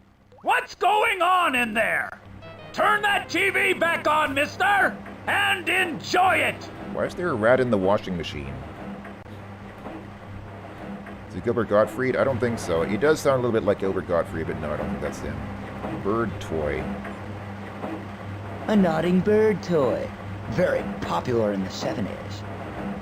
In the 70s. I think I can take the bird toy. Okay, but if it pecks me, it's history. It's history. Can I take the jar of white paint? It's a jar of old white paint. Unfortunately, I added a little too much water to the mixture and it resembles fat-free milk now. Okay, I've got it. Cool. Can I take the rat? No way! They put concrete inside these things to stop them moving. I seem to recall... Hold on, let's open the fridge. Was it in the fridge, maybe? Oh.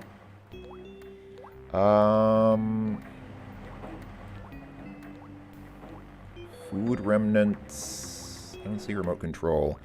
I have a vague memory that I solved this problem by... Hey, mister! Shut Turn up. that TV on! Listen and obey! It just doesn't want to open. Let's see what's down here. Aha! There's some... Ah!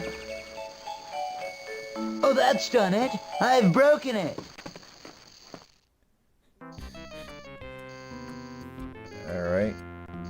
got a strange gizmo. What the heck is this? I think it came from my couch. It's making some really weird sounds. Spooky.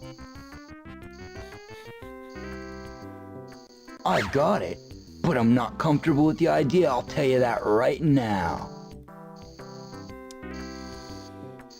Yeah, you know where you find things? In the last place you look. I've got some scissors here. Look at that bald patch. I'm sure the scissors were never that big. Hey! What's going on The in there? scissors were lying on the floor Turn so that long that they made a TV mark on back the on, floor like mister, that. and enjoy it! Okay, at least I'll have something to sit on when I'm thrown back in the pen. There's the TV remote. There we go. I think this would be more useful in the next few minutes. Okay, it was under our bed. It was under our pillow. There we go. All right, let's go ahead and use the TV remote on the TV. There, that turns the TV on. I remember that I solved this puzzle by putting the TV remote It's already on. Yeah, not on the TV. I seem to remember I put this on the floor. It's already on. How do I drop things? Nice design. Robust. Ergonomic. I forget how to drop stuff. I want to use it with something. I want to drop it on the floor. It's already on. Because I seem to recall that I used this bird thing with that, because this bird toy will keep, you know, it keeps pecking the ground. So I stuck the remote on the floor and then put the bird toy next to it, and the bird toy kept pecking the remote. It kept turning the, it kept turning the TV on. That I seem to recall that was like the one thing I remember from this game. That's the one solution I remember from this game. But it's not letting me unless can I combine them like this? Oh, here we go. Aha! It's keeping the TV on. Yes! This might fool that rookie Norm out on the landing. Pecking bird plus stubborn remote equals permanently on TV. Yo, dude, we're in there. Yeah.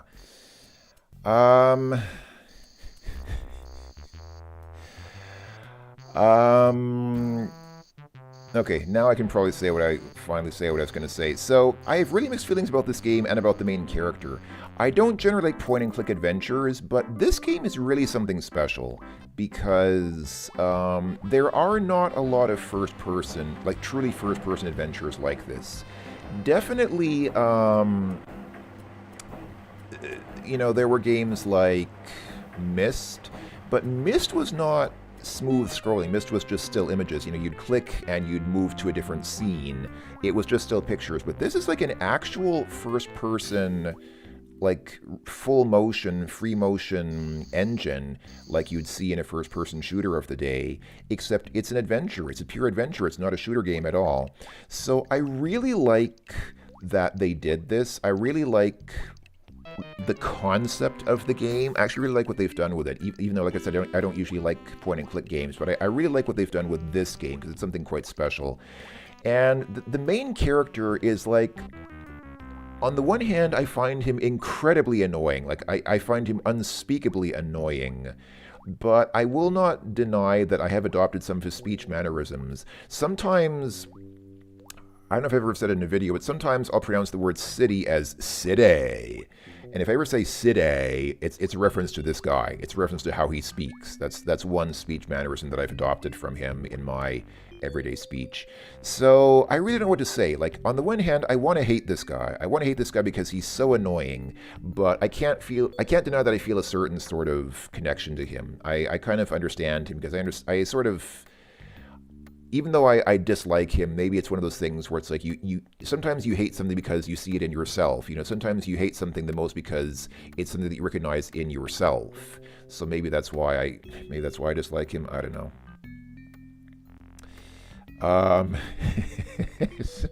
Symbiosis of Dave Mustaine and Bill Press.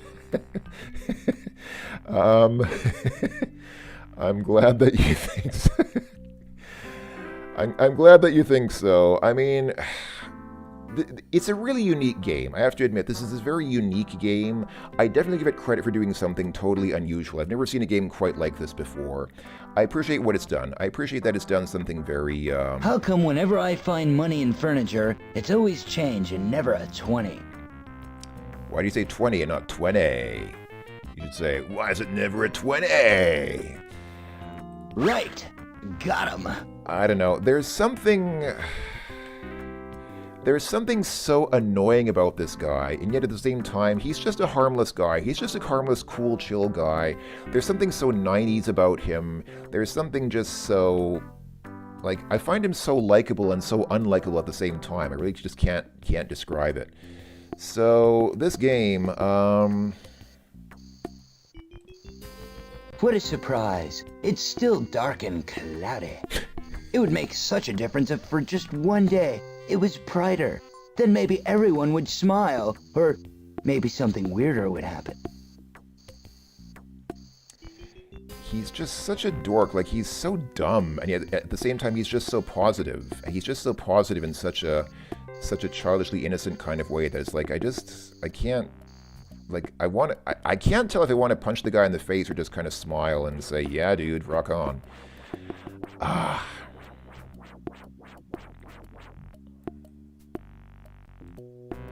I wish I could be like him. He's so rock and roll.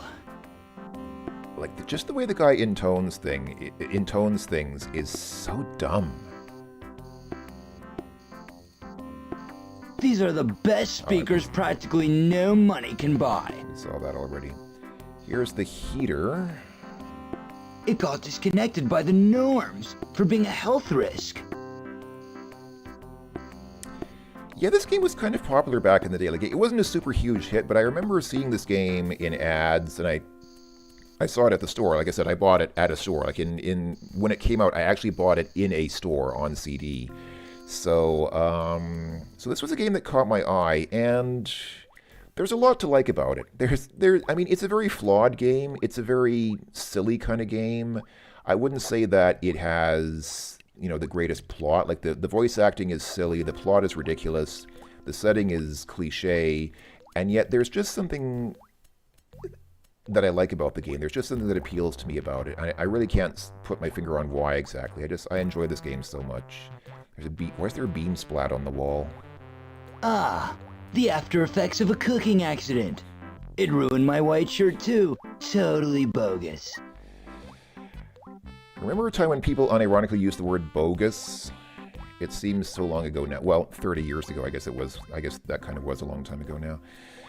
I mean, okay, I understand why he has a bean splat on his wall, but why didn't he clean it up? I mean, okay, the obvious answer is he's too lazy to clean it up. I mean, that's the thing. It's like, this guy is such a lazy bum. He's a lazy, dirty bum, and he's a dumbass, and it's like he's so annoying, and yet at the same time, it's like, I just kind of look at that and I think, I wish that I could have the fortitude to not care enough. I wish that I could actually have the sufficient apathy to just leave a bean splat like that on my kitchen wall and never clean it up and just say, yeah, man, I don't care. I'm just going to leave it there. It's a work of art now. This game is called Normality. It is from Interplay. It is, I believe, from the year 1996, I want to say. And yeah, it came on CD. I thought it was a Windows game, but it's not. It runs in DOS, and it's so weird and so annoying, but it's still kind of cool. There's just like the main character himself. Like, the game and the character are both just so annoying and so dumb, but they're just kind of cool in a weird way that bothers me. It bothers me that I like it.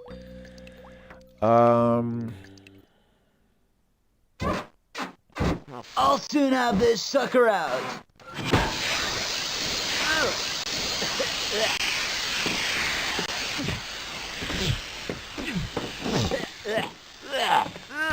That's disgusting. Take a shower, baby. Look who's talking. Did he spill SpaghettiOs on the wall? No, they're beans. Like, he had. I don't know how beans explode onto the wall, especially from here, because like the stove is here. If you have the stove here and you're cooking beans here, how do they explode on the wall back there? I don't know. I don't know, man. I don't get it. I don't get it. What's this little box? Whoa, it's a little cardboard box. Seriously? That's his description of it. It's just so 90s, man. There's just something so 90s about the way he just looks at it. He says, whoa, it's a little cardboard box. And that's his whole description of it. This must come in handy.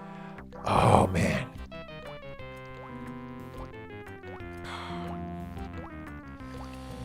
Oh.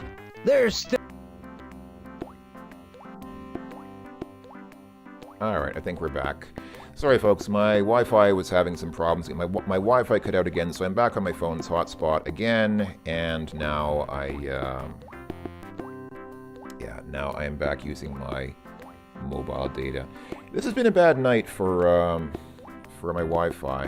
I'm having more problems than I've had on previous streams. I think my Wi-Fi's gotten worse, and I don't know why. I don't know if other people are using it differently, or if that's something to do with the infrastructure here, but anyhow, sorry about that. So what I was saying is, I appreciate that they included both keyboard and mouse control. So you move around with the keyboard cursor keys, which is nice for people who are used to doing that. But if you hold down the left mouse button, you can also move around with the mouse as I'm doing here. So that's actually pretty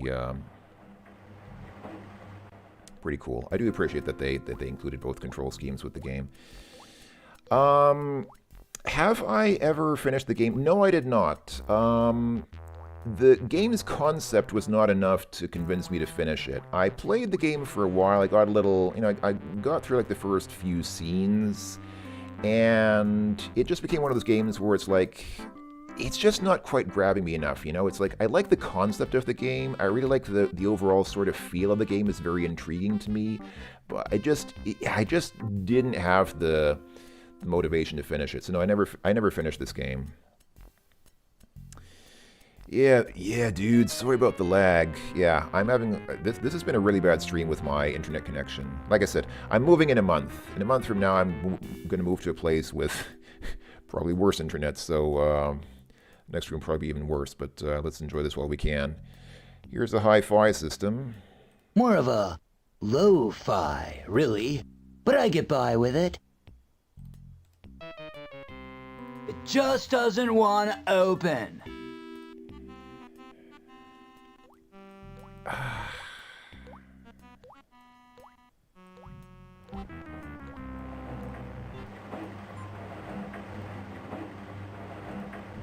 It just doesn't want to open. How do I stop the washing machine? There's a rat stuck inside. He looks exhausted but very clean. No way! They put concrete inside these things to stop them moving. I don't want to move the whole machine. I just want to get the rat inside. Alright, man. I don't know.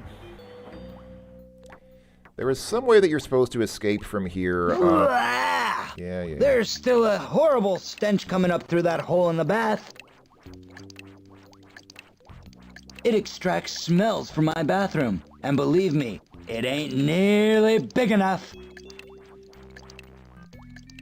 I mean, on the one hand, this guy could definitely clean his place better. I mean, you can see, like, there's mold on the walls here. This guy could definitely stand to do some cleaning here. But that smell coming up through the hole isn't really his fault, because who knows what's under the hole. Like, there's probably something outside of his control underneath there. Yeah, where are his clothes? That's a good question. Where are his clothes? Does he have any clothes? It doesn't seem like he... It doesn't seem like he has any clothes anywhere. That's true, actually, now that you mention it. I mean, I guess normally the clothes would be... Oh, I guess they're these things here. He's just piled them on top of the washer. So instead of putting his clothes in the washing machine, he put his rat in the washing machine. That, yeah, that makes sense. Acid sign? It's not kidding. The tap water here is disgusting. Disgusting. I don't know, man. I forget... There's some way that you have to escape from here. I thought you escaped down the toilet. There's still a horrible stench coming up through that hole in the bath. Or do you escape through the floor grill? It just doesn't want to open. This is just one of the heating ducts. I can see the apartment below. Okay, so I'm going to assume that we have to pry that open somehow. I think the trick was that we had to... What's this? Sharkpoon? Can we use the Sharkpoon on the, What is this thing? Oh, cool. It would be great for opening a really large can of beer. But it doesn't open the grill. Okay. Is there some way to pry open the floor grill? I don't know what it does. I think we escape through here and then the game continues after that, and I forget what happens after that. I did escape down there and play the game a little bit further, but I'm stumped. I'm like totally stumped, dude. Oh, here we go. Here is closed. They're in this chest here. So here we've got a t-shirt. It's an old t-shirt with I am fat on the front and honest, really, on the back. Okay, I have it.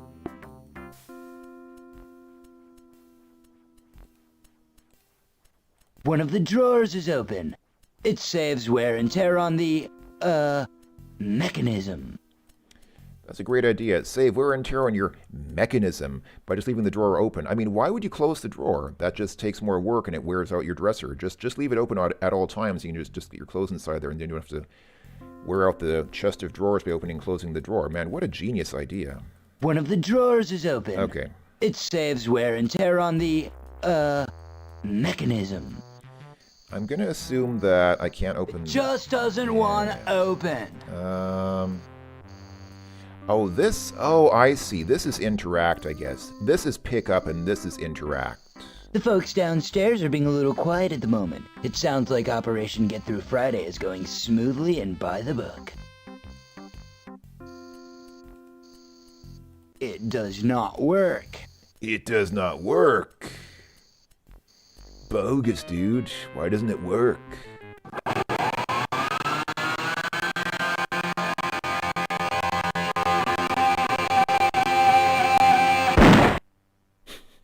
Ah, too loud.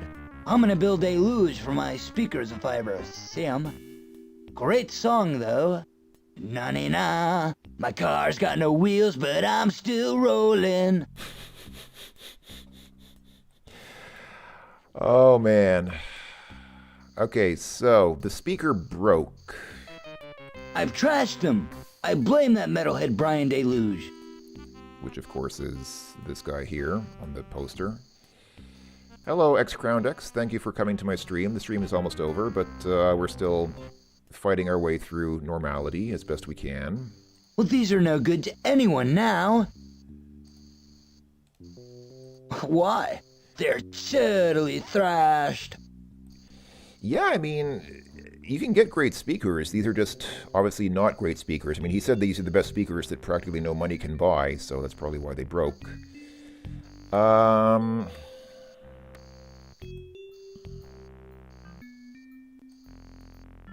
Yeah, I don't know, man. I don't remember. I know that you had to go... I'm pretty sure you have to go through this grill to escape from this place, but I don't remember how. Maybe you have to burn through it with acid from this... Can we take the coffee cup? To the world's most normal dad. I didn't buy it. Honest. It came with the apartment. I don't think this guy has children. I hope this guy doesn't have children. Imagine this guy having kids. Imagine this guy being a father. Got it! Okay, so we got a cup. That's nice. Can we use the cup with something? Can we use it with the sink? No, I guess not. It's empty. There's a kettle here. It's almost empty. There's just a drop of scaly water down there in the bottom. Can we pick this up? I don't want that scaly old thing. Oh, this guy's intonation is just a gem. It really skirts the line between brilliance and horrifying. I don't know, man. I could look up for a walkthrough, but I don't really feel inclined to... Yeah. There's still a horrible stench coming up through that hole in the bath. I don't feel too inclined to play this game much longer on stream. I just want to show this game to you folks and just kind of return to this because it's a... Is it actually Corey Feldman? Wait, really? I just assumed that it was somebody who sounds like Corey Feldman. Is this actually Corey Feldman who voiced this game?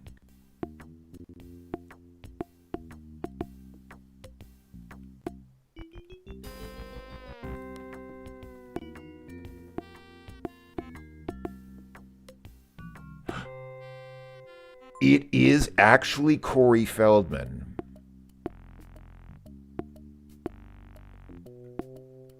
Oh my goodness. I never knew. I never knew that. I've had this game for like 30 years, almost. I did not know that this guy is actually voiced. They actually got the Corey Feldman to voice this dude. That's bogus, man. I just totally thought that it was somebody trying to sound like him. Wow. Mind blown.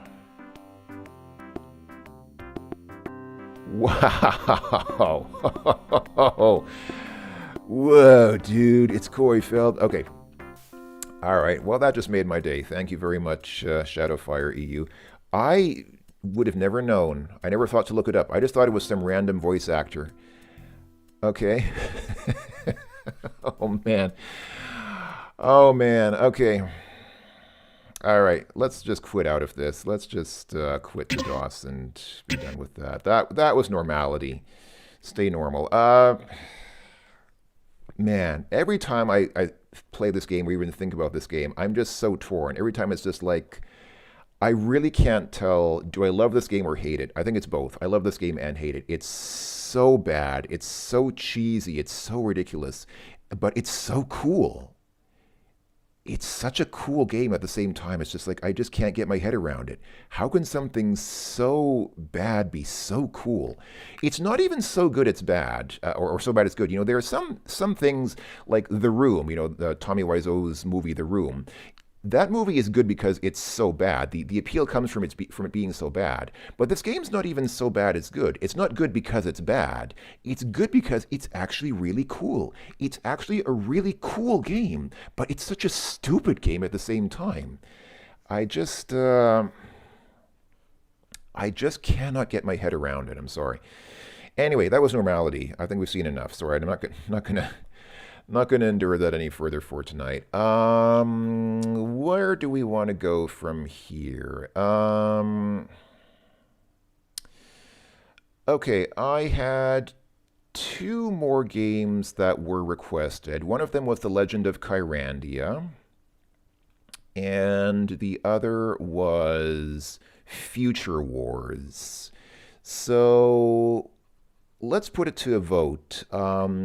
I'm assuming most of you know The Legend of Kyrandia. It's an adventure game. You know, it's kind of a medieval fantasy kind of adventure game with a king and a kingdom and a jester who goes crazy and stuff happens.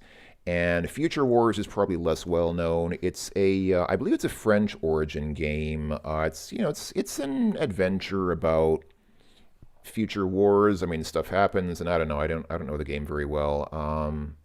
But it's like a sci-fi kind of like futuristic sort of game thing with like some kind of reminiscent of other French. I think it's from the same people who did yeah,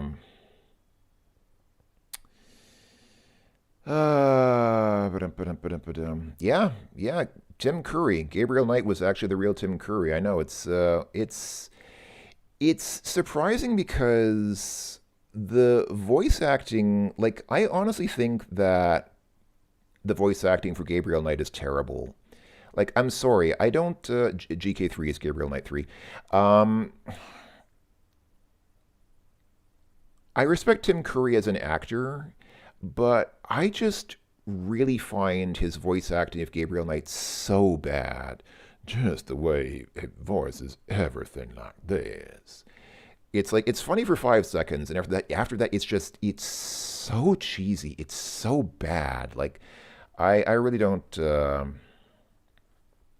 I don't really know what to make of it. I like the Gabriel Knight games, but I just, when I play them, I play the non-talkie version. I generally prefer non-talkie versions of games anyway, but that one especially, I just can't, I'm sorry, I cannot stand Tim Curry's voice acting of Gabriel Knight. It's for me, it's just terrible. Anyway, no votes. I'm leaving it up to you folks. Which game do you want to see? There's Legend of Kyrandia and Future Wars. Both of them, in my personal opinion, both of them are kind of unremarkable. I would say Kyrandia has better graphics, but Future Wars is a little bit more creative, maybe in its setting, possibly. I find Kyrandia a more pleasant game to play. Like, it's a more enjoyable game just because it looks better. Future Wars is more creative, but not necessarily a game that I would. You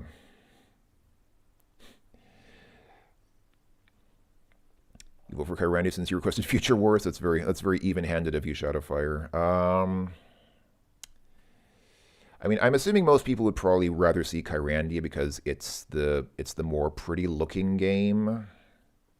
Yeah, okay, votes are going for Kyrandia. Okay, I think we'll do Kyrandia, then call it a stream. Sorry, I apologize, Shadowfire. We're probably not going to get to Future Wars in this stream. To be fair, I probably wouldn't have played it very long anyhow. I didn't really like it. I mean, it's not bad. It's just, to me, it's a fairly unremarkable point-and-click adventure. It really doesn't stand out to me in any way. I think Kyrandia is the more, like I said, Kyrandia is probably the more enjoyable game because it's just more pleasant to play. It's also, I also don't consider Kyrandia a great adventure, but it is at least a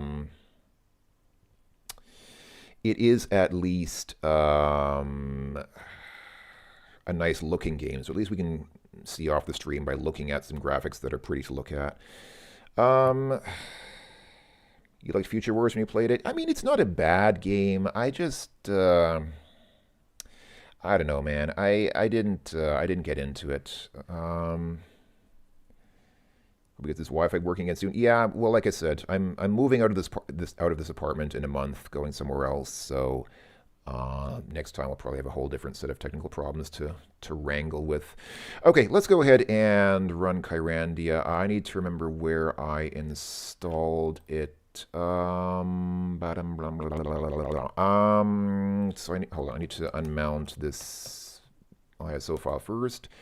And once again, this game had a floppy version with, without voice acting, but I'm going to assume that most people will probably prefer to hear the voice acting, so I will play the CD version, which has the voice acting. So that means you do image mount, and then where did I put the CD? In Kyra 1. Kyra 1 CD Kyra 1.iso type CD-ROM. Oh, did I make a typo? Oh, yes, I did. I typed Crya 1. It's not Crya 1. It's Kyra 1. Legend of Kyrandia. There we go. All right, so we've got the CD here, but I think I can actually just go here to Westwood and then Kyra CD and just run Kyra CD. Hopefully this works. Yes, it's working. Westwood Studios. The Legend of Kyrandia.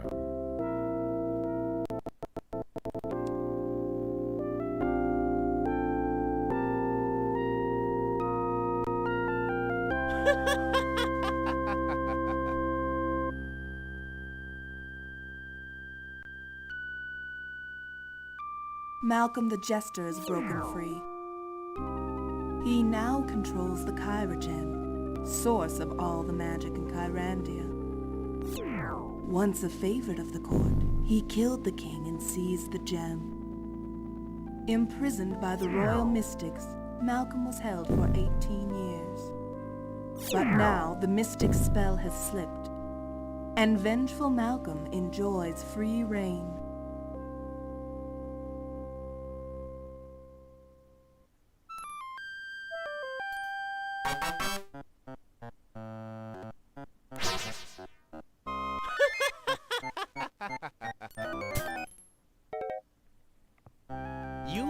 trip me? But no. Something special for you, a humorous hex. But I shall give fair warning. Don't jump on that tree. Ooh! 'Tis funnier that way, is it not?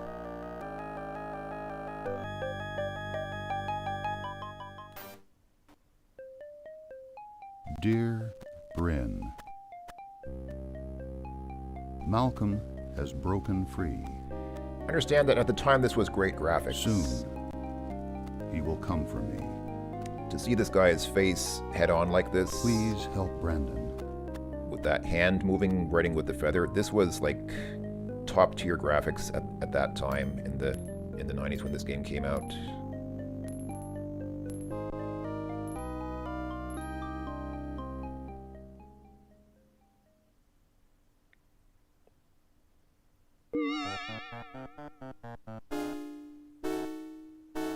Greetings, Calic, powerful leader of the Royal Mystics. Did I frighten you? Malcolm, I heard yesterday of your escape, and have expected you before now. Why would I rush? I rule this land. Your puny curse restrains me not. So, slay me now.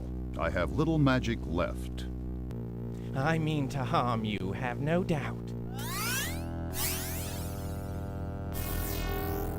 Now you are stoned, yet I leave your eyes. I shed no tears for Carandia, but cannot deny you yours.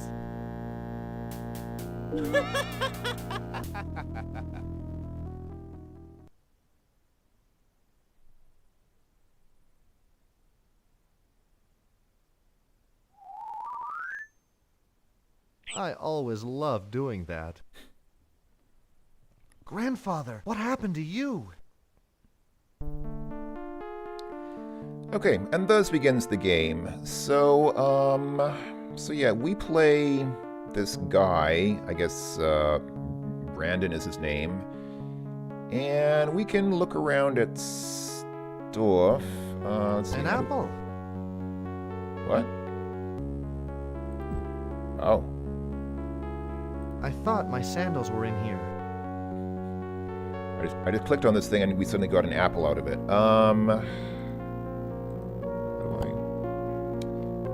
How do I look at things? Grandfather, can you hear me?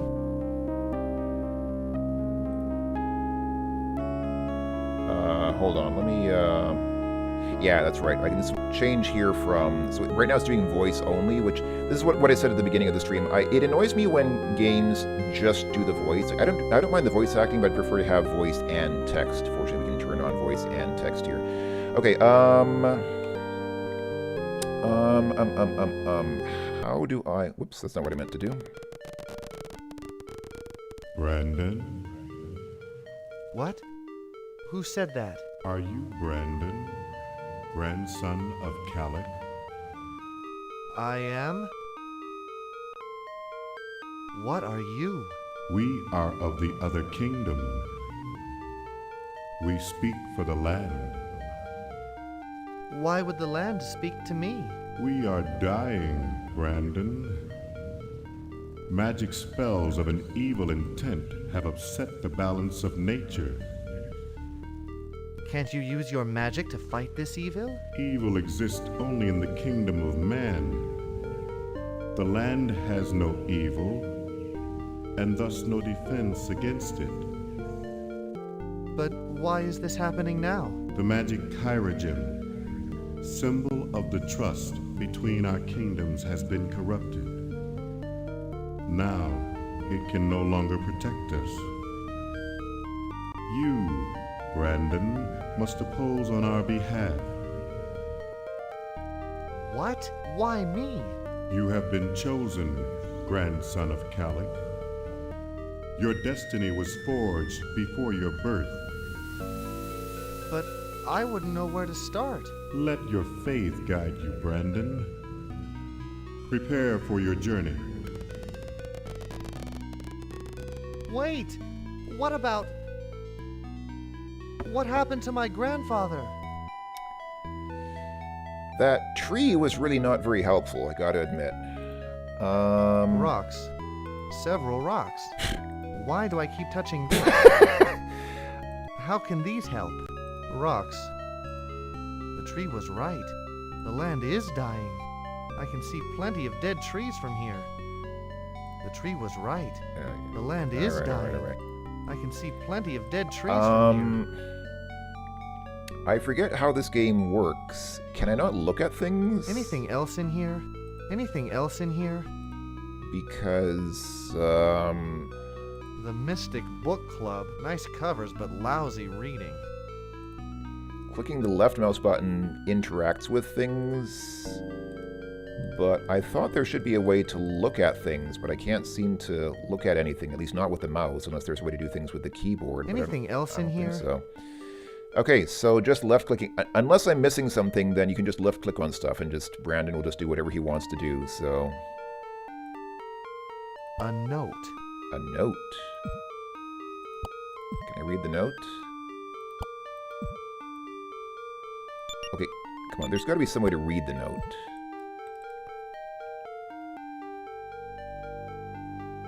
So I'm trying keys on the keyboard, trying to see if any of these keys do anything. No way, man. There's got to be a way to read the note. Come on. Why do I have to do everything? Blank, except it has Bryn's name on it. Okay. I'd better go to the temple. Bryn will know what to do. Alright.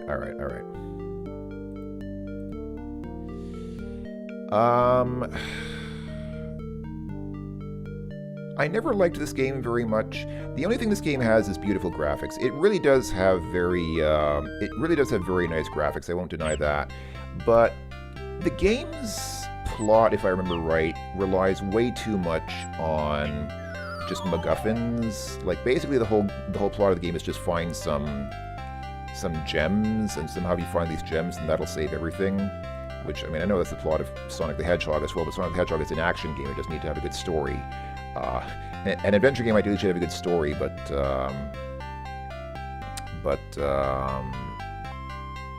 yeah. So it's a beautiful game. Like, the graphics are beautiful, but this main character Brandon is annoying. Like, he's just annoying and stupid and has no personality whatsoever. The whole point of the game relies way too heavily on just some silly MacGuffin, which is totally uninspired. I don't find the dialogue very interesting. The puzzles mostly aren't very good. You don't even seem to be able to look at stuff. You don't even have like this LucasArts style sort of, verbs where you can like open, close, pick up, look at, talk to. Basically, you just click on things and stuff happens, which just I don't know, man. What happened? This willow looks half dead. What's this? A big dent? What's this? A big dent? It's probably not as big as the dent in your head, sir.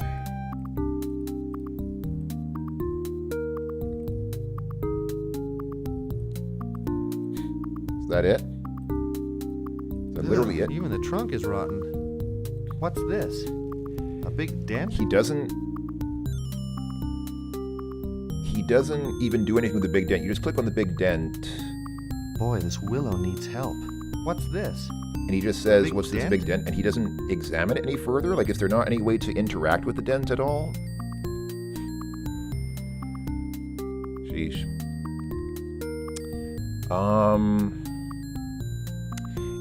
Is the stream lagging? I don't know why, when Erkanar says I have moving pictures, I don't know if does that mean you have like a super low frame rate, or does that mean that it actually is moving for you fluidly? I don't know.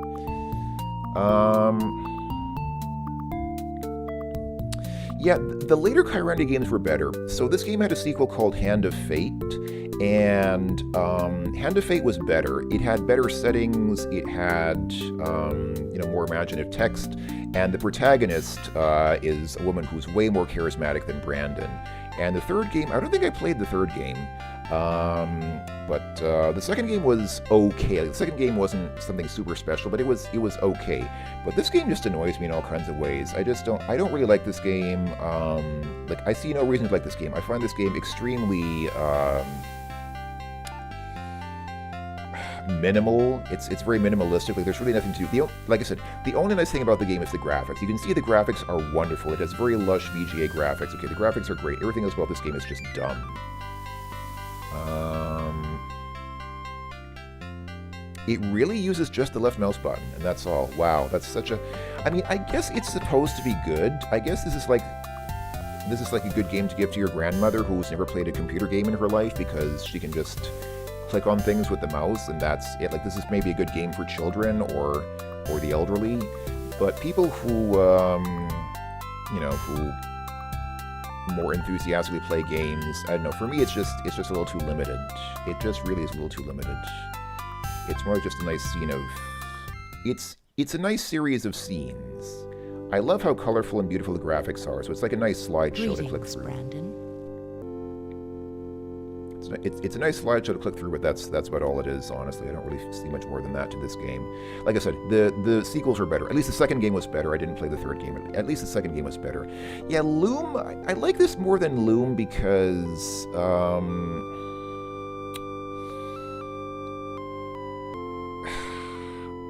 I don't think I get Loom. I'll admit, I don't think I understand that game. I know some people really love Loom and say it's such a gorgeous game. I just didn't see the appeal to it. It just felt like something very, I just kind of had the feeling that I was not getting it. I don't know, man. Yeah, exactly, yeah. Like the tide coming in and going out, it's soothing. It's pleasant. That's why I said this is a pleasant game to play, because it's a good-looking game. Like, you can look at these scenes and wow, it's such beautiful scenes of nature. You go outside and wow, the beautiful trees and like even the color of the grass is just wonderful. Like, you step outside here and even just the color of this grass and the shading that they put on is so beautiful. Like, it really pleases my 1990s DOS-loving mind. It really is very pleasant to me to look at these wonderful graphics. These are really, like, lovely graphics. I won't deny it. It's very pleasant to click through them. But, yeah, exactly. No look option. Like, there's nothing you can do here except just interact with it. Just click on things and stuff happens. That's it. Alright, is this that Bryn that we were supposed to talk to? Bryn, grandfather is hurt. What happened, Brandon? He's been turned to stone. I found a note on his bench. It's marked with your name, but the rest is blank. May I see it? Yes? This is an enchanted message. I will remove the spell. Brandon, you should read this. Why? It's addressed to you. Bran, Malcolm has broken free. Soon, he will come for me. Please help Brandon. Direct him toward the amulet. Use the lavender rose to key the spells. Darm and Xanthia should be able to help. Be careful. He'll try to get all of us. Calic. Okay, I don't know what the lavender rose is, but I'm assuming that we're going to find out soon. Amulet? Lavender rose? What does this mean? If Malcolm has escaped, he'll use his spiteful magic to destroy Kyrandia. Can't your magic stop him? It will take all that we can gather to match Malcolm. What about grandfather? I am sorry, Brandon. Noble Calic can only be saved by defeating Malcolm. What can we do? We are not helpless. Find a lavender rose for me, and I shall create an enchantment to help you. What about... Hurry, Brandon. Each passing minute dilutes our strength. Okay. Can't go this way. All right.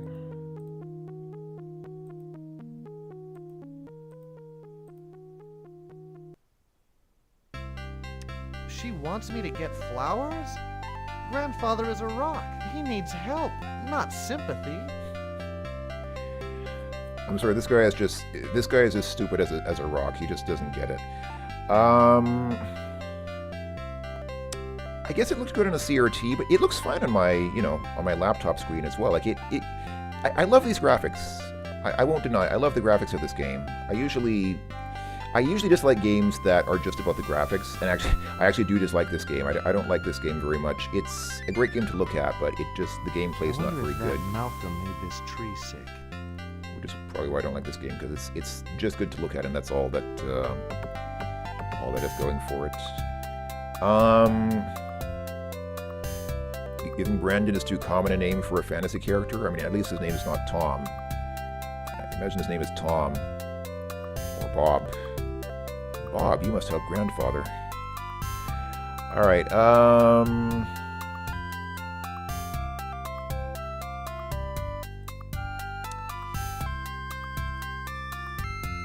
game doesn't even seem to give you any indication of whether you can click on things, so it's like you just have to randomly click on, you just have to wildly click on all kinds of stuff until... I wish I had a horse to ride. Shut up.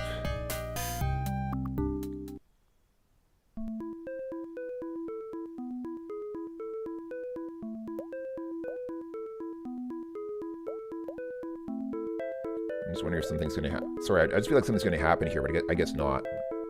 I bet I can catch a teardrop.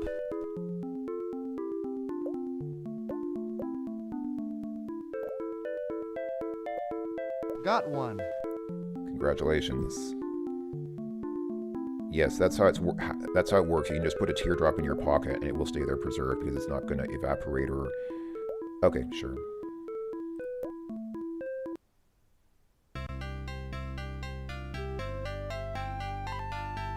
Now the game pauses because we have to watch this leaf fall to the ground. Because we can... Something strange is happening here. Oh, it turned into a peridot. That's great. Yeah, I remember the game relies very much on these gems. Like we have a garnet here and a peridot here. Like most of the game is just centered around collecting these gems. And that's why I say the gems are kind of a MacGuffin, because they don't really... Like there's no specific reason why the gems should be, you know... Oh, and now here we have a sapphire, because why not? Yeah, the game just largely relies around just collecting gems, and the gems are just magical, and it's like, okay, cool, they're magical, and you collect them all, and then something magical happens, and it's just kind of silly.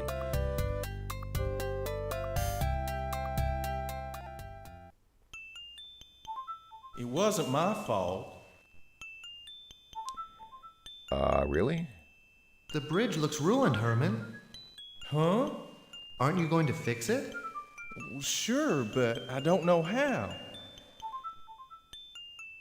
I meant to replace the bad planks, but you know how time flies by. I hope nobody important tried to cross. I could lose my job. Can't you just get some new planks and rope? I can get new rope. I just need to cut new planks. But I don't have anything to cut them with. I'll see what I can do. I have to admit, I don't think I have ever in my life seen a character with a southern accent, in a fantasy setting. Like with an American southern accent in a medieval fantasy game. That's a new one on me. I ain't never seen something like that before. I mean, I'm exaggerating his accent somewhat, but he has a distinct southern, like American southern accent. That is something I've never... That is way out of place in a setting like this. That is something, like, that is just jarring. That just does not make sense with this setting. I'm sorry. Are the gems keys? I don't know. I don't remember how the gems work, actually. I played through this game once, and I didn't like it, and I just forgot the whole thing. You think the graphics look too oversaturated? I really like... Maybe I'm just such a... I don't know, man. I really love the graphics. They do look kind of saturated, but I like that. I like how saturated they look. Maybe it's just like a taste thing. Maybe I'm just too American in my taste. Like I just can't get enough sugar with my food. I can't get enough saturation with my colors. I don't know. I don't know, man. I really love the graphics here. Like this is maybe one of the most beautiful adventures of its time, honestly. I really like the graphics, but nothing else about this game appeals to me. Everything about this game is just such a turn-off for me. Is it broken? I don't even know what it is. Before asking what it's broken, can you tell me? Oh, it tells you here, a forest altar. This altar used to glow with magic. This altar used to glow with magic. Wait, are these the flowers? Oh, We got a flower. We got a purple flower. I can't believe they let this happen. Hopefully that's one of those flowers that Bryn wanted. Want some rye? Sorry, Silmaria, I am not catching the reference, if that's a reference to something. It's probably a reference to someone with a southern accent whom I'm not recognizing because...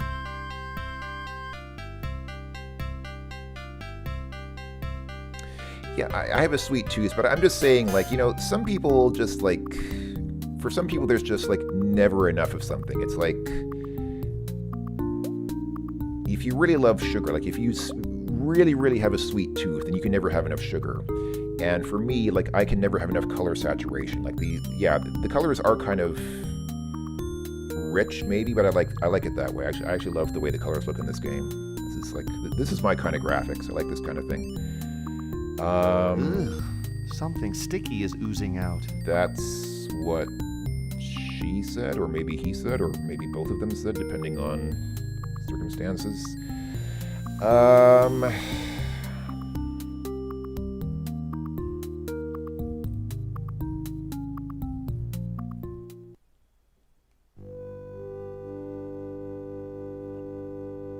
Did you bring the lavender rose, Brandon? Yes, I did.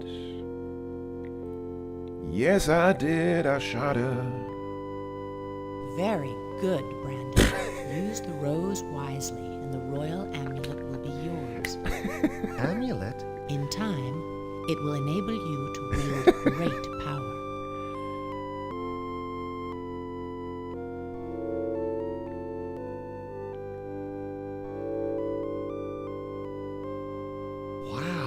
Wow. Is that for me? In order to obtain the amulet, you must place this rose upon the silver altar. Then you must find Darm. He lives in the Timber Mist Woods. He may be able to help you. Good luck, Brandon, and be careful.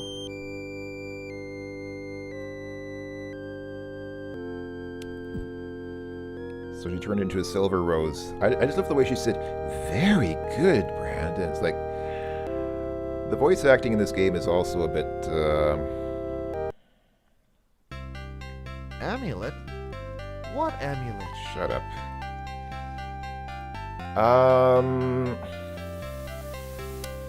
I don't know, Nenson. I'm not an artist either. Like, honestly, I am, like, the farthest thing from an artist. I definitely do not make visual art, and I don't look at visual art as much as probably some people do.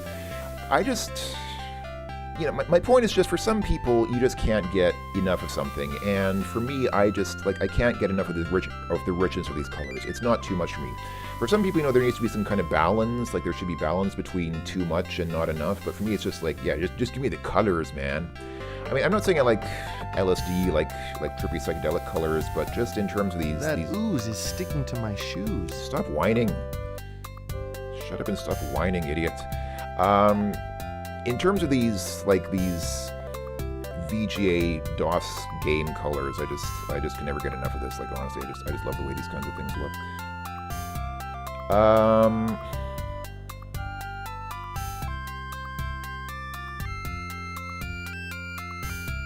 mean, this is the kind of game that you should make a map for, I guess. Like, realistically speaking, you should make a map of this game so that you know where stuff is, which I am not doing and not going to do.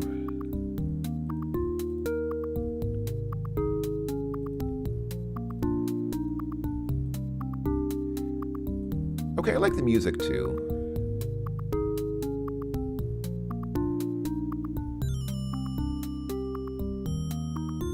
Music's not bad. I wouldn't say it's great music, but it's...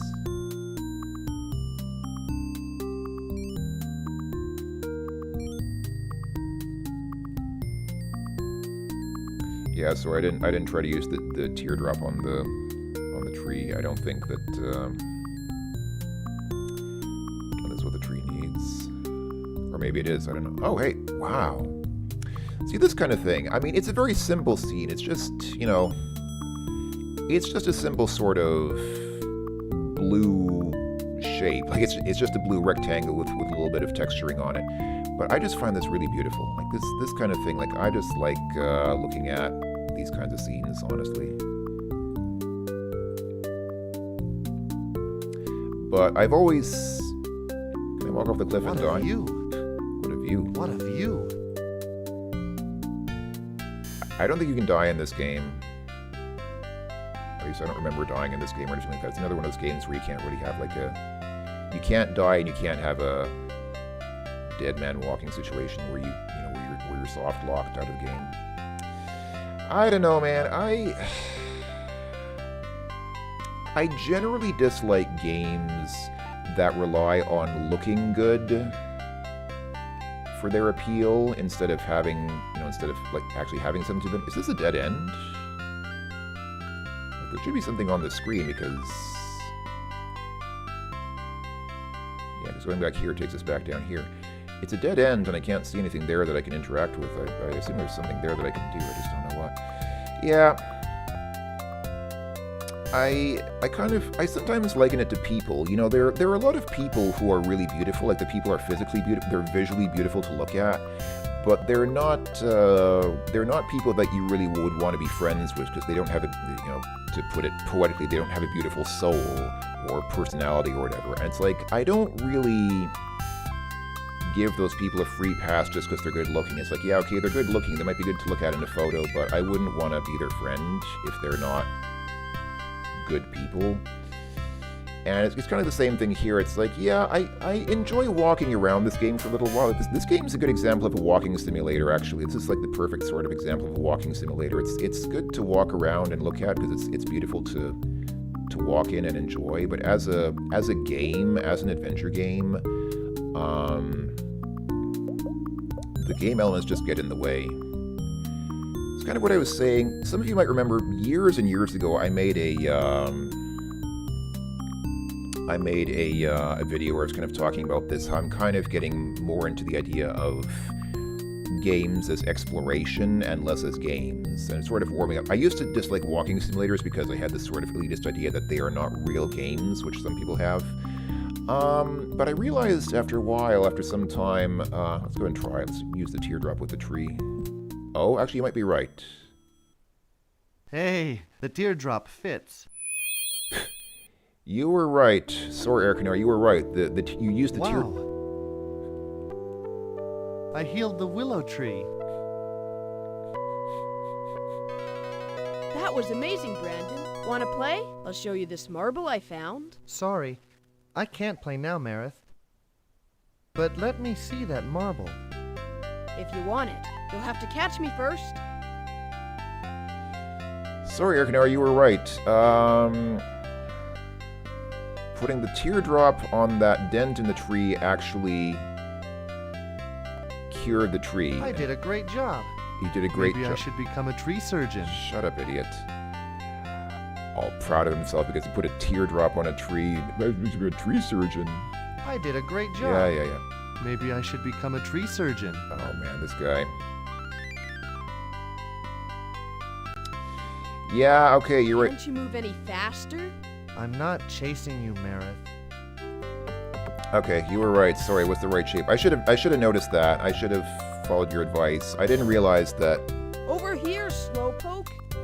I'm not chasing you. This is like... You're following pretty close for someone who's not chasing me. This is how you stalk people. You follow not too close, but not too far behind, so you don't lose them. Where'd she go? Not that I care, because I'm not following her, but where did she go?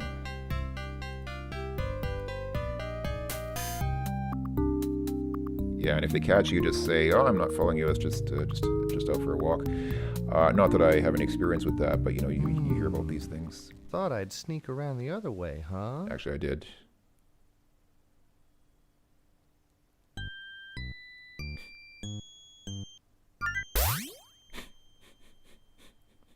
Let go of the branch, Marith. I'll catch you. Okay, that was kind of funny. Very funny, Brandon. I have to admit, you the way can she have jumped. the marble. I'm not playing with you anymore. Is that male or female? I thought it was a woman because of the voice, but I'm not Thanks, sure. Marith. I think Marith sounds like a woman's name. I don't know. So we got a marble on top of everything else. That's nice.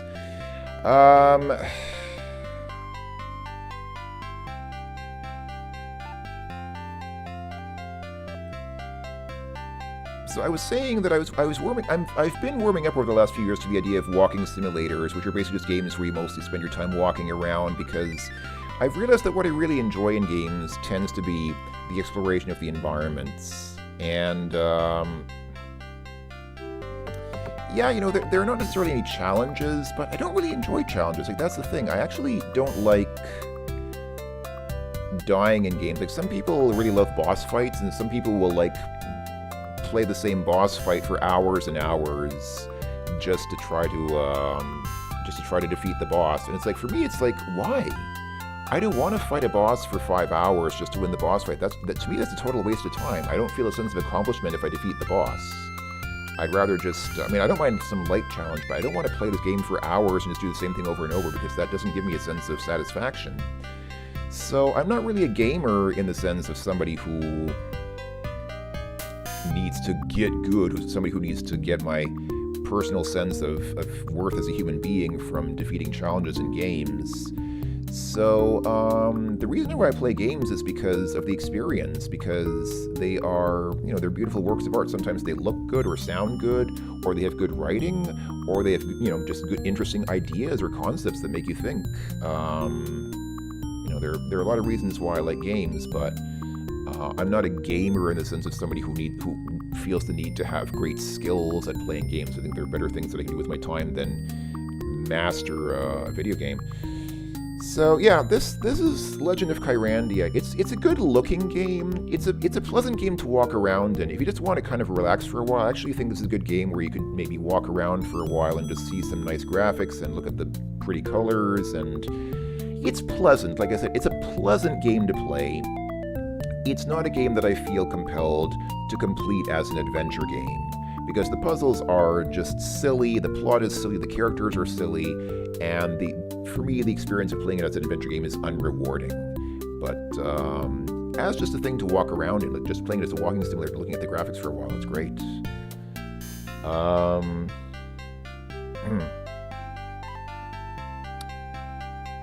Yeah, zero danger and zero enemies. I mean, that was common back in the day. Like, LucasArts games did that. I think most adventurous games did that. I think Sierra was the only major company that was making games where you could die or where you could get stuck, which is why Sierra is famous for that. Most other companies making these kinds of games made this kind of game where you couldn't die, you couldn't get stuck, there wasn't a great, wasn't a great level of threat. Most of it was just enjoying the dialogue and solving puzzles, and that's it. Which is not, it's not necessarily bad. It's just, yeah. I mean, there are lots of games where you can't die. It's become sort of this fashion. It's become kind of fashionable to make games where you can't. I mean, there are two extremes. You have the games that are really, really super challenging, like Dark Souls, and games that kind of go in that direction. And those are games which appeal to people who want to defeat a very, a really difficult challenge. And then there are games for more casual people who don't feel the need to fight the same boss for hours. They just want to enjoy the experience. It kind of goes in those two extremes, and there's not necessarily a lot of in-between anymore. There are not a lot of games, or it seems to me at least, there are not a lot of games now that are just kind of moderately challenging, but, not just like total cakewalks. I don't know. Anyway, that was Legend of Kyrandia. I've had enough. I'm gonna quit. I actually just recently found, I'm not saying Dark Souls is bad. Like, Dark Souls is a cool game too. Dark Souls is it's a good game, but it's just a game. Like, it's something that you play it when you want a challenge. It's not relaxing. I find it very aggravating. I find, it's not something relaxing that you play after a long day at work. Whereas this game, Legend of Kyrandia, this is something you'd play after a long day to relax. So, you can die in this game? Okay, I don't remember. I don't remember details about this game because I played this game through once, like years and years ago and I forgot about it. Don't really remember many details. But yeah. That was Legend of Kyrandia, and I think we're done here. And actually, you know what? While I'm here, let me just show you folks a game that I found recently. Because I just found this game kind of striking. This game is a relatively new Windows game, but I was just kind of struck by it, and I just want to take a moment to show it because it kind of ties in with what I was saying about walking simulators.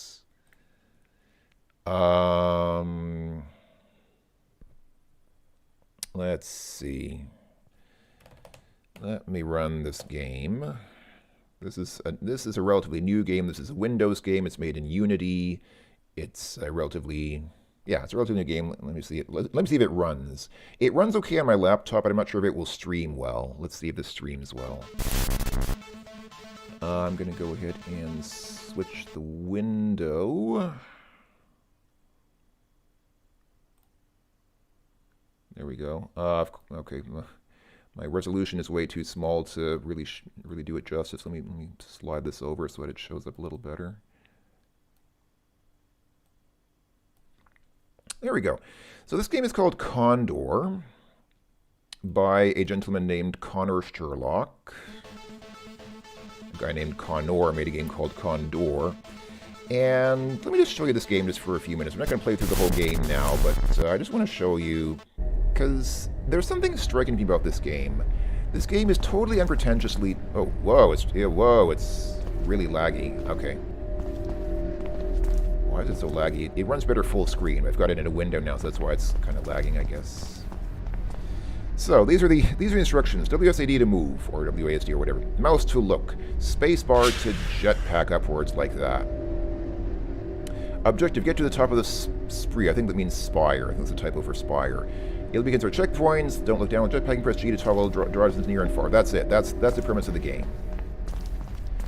The whole premise of the game is that, you know, you've got these... You've just got to get to the end. And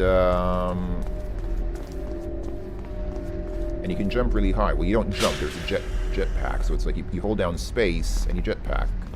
And the jetpack doesn't last forever. It has a cooldown, so you can't just jetpack through over the whole city. But I mean, it's a pretty cool... I haven't really seen a game quite like this before, where you just kind of get to the end. There are no enemies. There's no combat.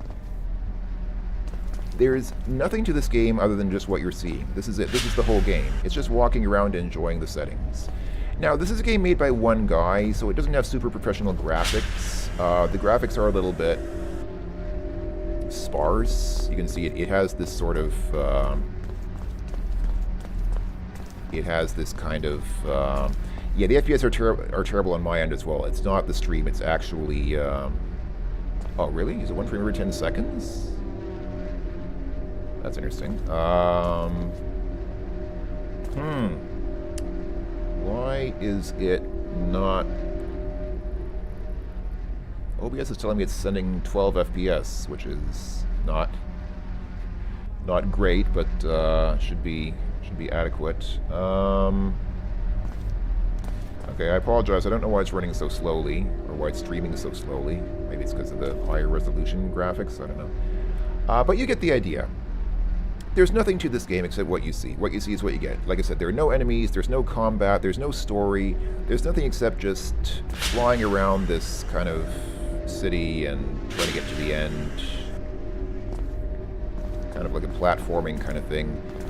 It has challenge as a game because there's this platforming, like you can't, it's not totally just walk through, like you have to actually land on the platforms. It is kind of challenging. But it's just a game. It's just a game about enjoying the environment and just flying through the environment. That's all it is.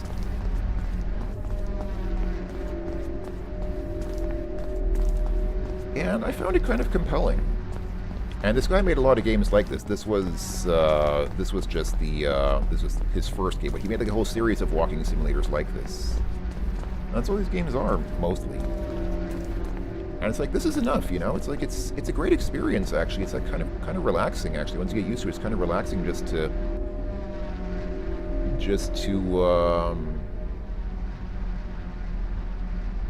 be able to walk around an environment like this.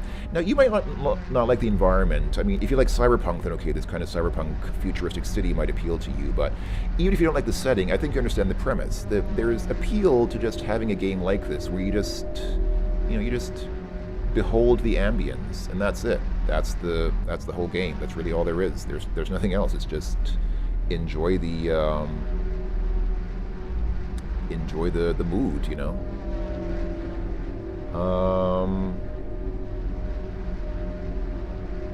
I enjoyed it. Just kind of throwing that out there as kind of a thought, because I find that as time goes by, as I get older, I play games less as challenges that I need to master. I feel less of a need to you know, as I said, to get good at these games, and I just play games more as just a pleasant experience to enjoy. So that's why.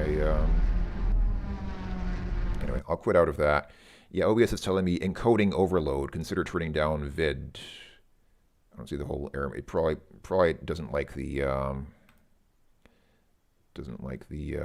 Yeah, I think the graphics are probably too advanced for my computer's poor little brain. Anyway, that was Condor. I just wanted to show that I'm not going to play. I've been thinking of making a full Let's Play of that, because the game takes about an hour to play through from start to finish. So it's it's not a super long game, but it's it's an enjoyable little experience if you enjoy that kind of thing. So yeah, I'd like to see more games like that. I mean, if people know, I think I mentioned in the video that I made a few days ago, like about a week ago, if people want to see, if people want to recommend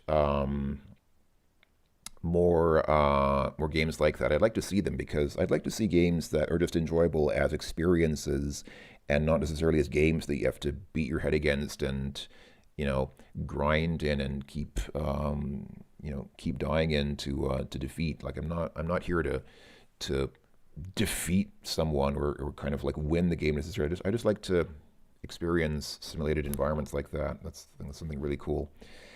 Anyway,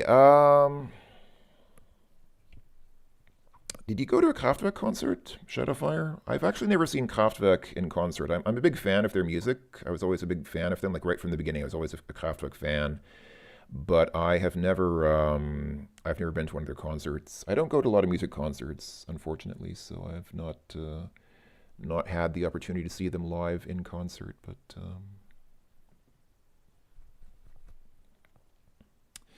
anyhow, yeah. Yes, exactly. It's Winter. That's a good example. It's Winter is another lovely game like that. It's Winter is like just it's a total mood. There's no plot. There's really nothing to do. There's no story. There are not even any characters. You just walk around in the snow and say, "Hey, it's snowing. It's winter." So yeah, I'm starting to like that kind of thing as I get older. I guess I'm becoming an old. Well, I am kind of middle-aged now. I just turned 44, so I am kind of an old man who just wants to sit in front of his computer and look at the pretty colors now, I guess. Anyway, I guess that will suffice. I've been streaming for over 8 hours now, so I think that is pretty good for one stream. Yeah, thank you for coming along, everyone. Thank you for joining me on this adventure, or these adventures, through many places and settings and people and things and events and times and all that stuff. It was really good. This time usually when I do these streams, there are more action games. There's a little more of a diversity in the type of games, but this time it was really almost all just straight adventure games, which I'm not complaining about. I would have liked to see maybe a little bit more diversity in the game types, but that's okay. I mean, I love adventure games, as you folks do as well, presumably, since you watch them. So yeah, I'm not complaining. I like adventure games. I like these kinds of games where you can just explore, excuse me, just explore the environments and yeah, just see what's hidden away in these games' virtual worlds. Virtuaverse, is that that doesn't seem to ring a bell. Hold on, let me check. What is the Virtuaverse? I'm assuming it's not Facebook's, Meta's... Oh. Virtuaverse is a point-and-click adventure game developed by Theta Division Games and published Blood Music for Windows and Mac. It was released in May 2020 on Steam and GOG. Takes place in a cyberpunk dystopia. Advanced technologies such as cybernetic enhancements, hover cars, and sex robots are commonplace. Okay. Interesting. I actually don't see a lot... I have to be honest, I don't see a lot of sci-fi scenarios that are brave enough to seriously depict sex robots as part of their game world or as part of their, fictional world. So that's an interesting concept, just because it's original and not because I would like to have sex with a robot. Yes. Interesting. Thank you for mentioning it. I will check it out. I've not heard of that before. I don't keep up with new games, honestly. Like, that's the thing. I don't keep up with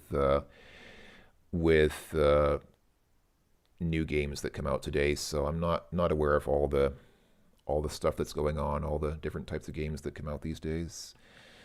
42 and 43. Okay, so we're all kind of a similar age range. You're turning 40 in a few days, Timothy, then happy advanced birthday to you. I don't know when exactly your birthday is, but take my good birthday wishes for you when you turn 40. The big 4-0, that's a big one. Hope I can stream more often. I probably won't be able to stream more often in the nearest future, but let's see. Can I set up Super Game Boy emulation next year? I probably could.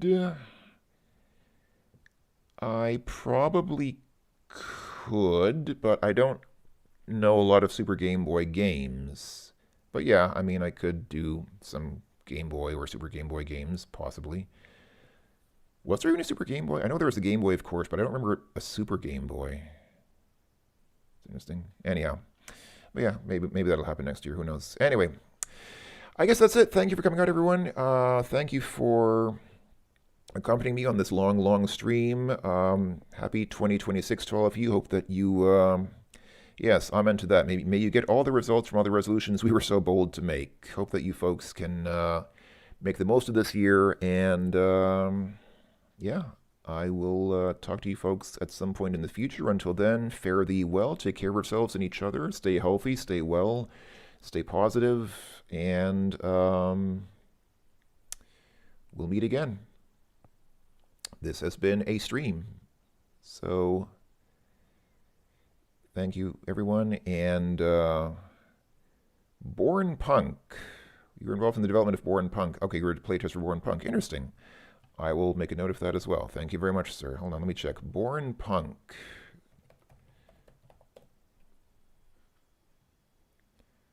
It doesn't have a Wikipedia article.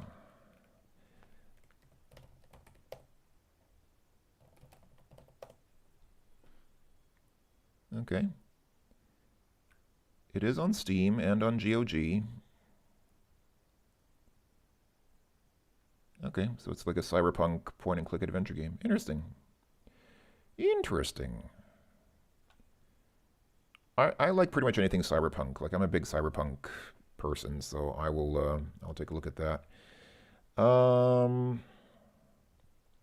Vuntra City, noted. I will take a look at that as well. Thank you, Shadowfire. I don't have a heavy PC to run it, but I can note the name, and maybe someday in 20 years when I get a really good gaming PC, I'll play it.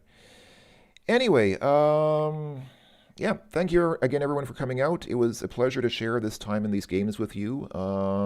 Wish you all the best. And, yeah, thank you for your time. Thank you for your wonderful participation and comments. And, yeah, love you all. Take care of yourselves, folks. Signing off for now. I'll go ahead and click on End Stream, and we'll see each other again. Bye-bye for now.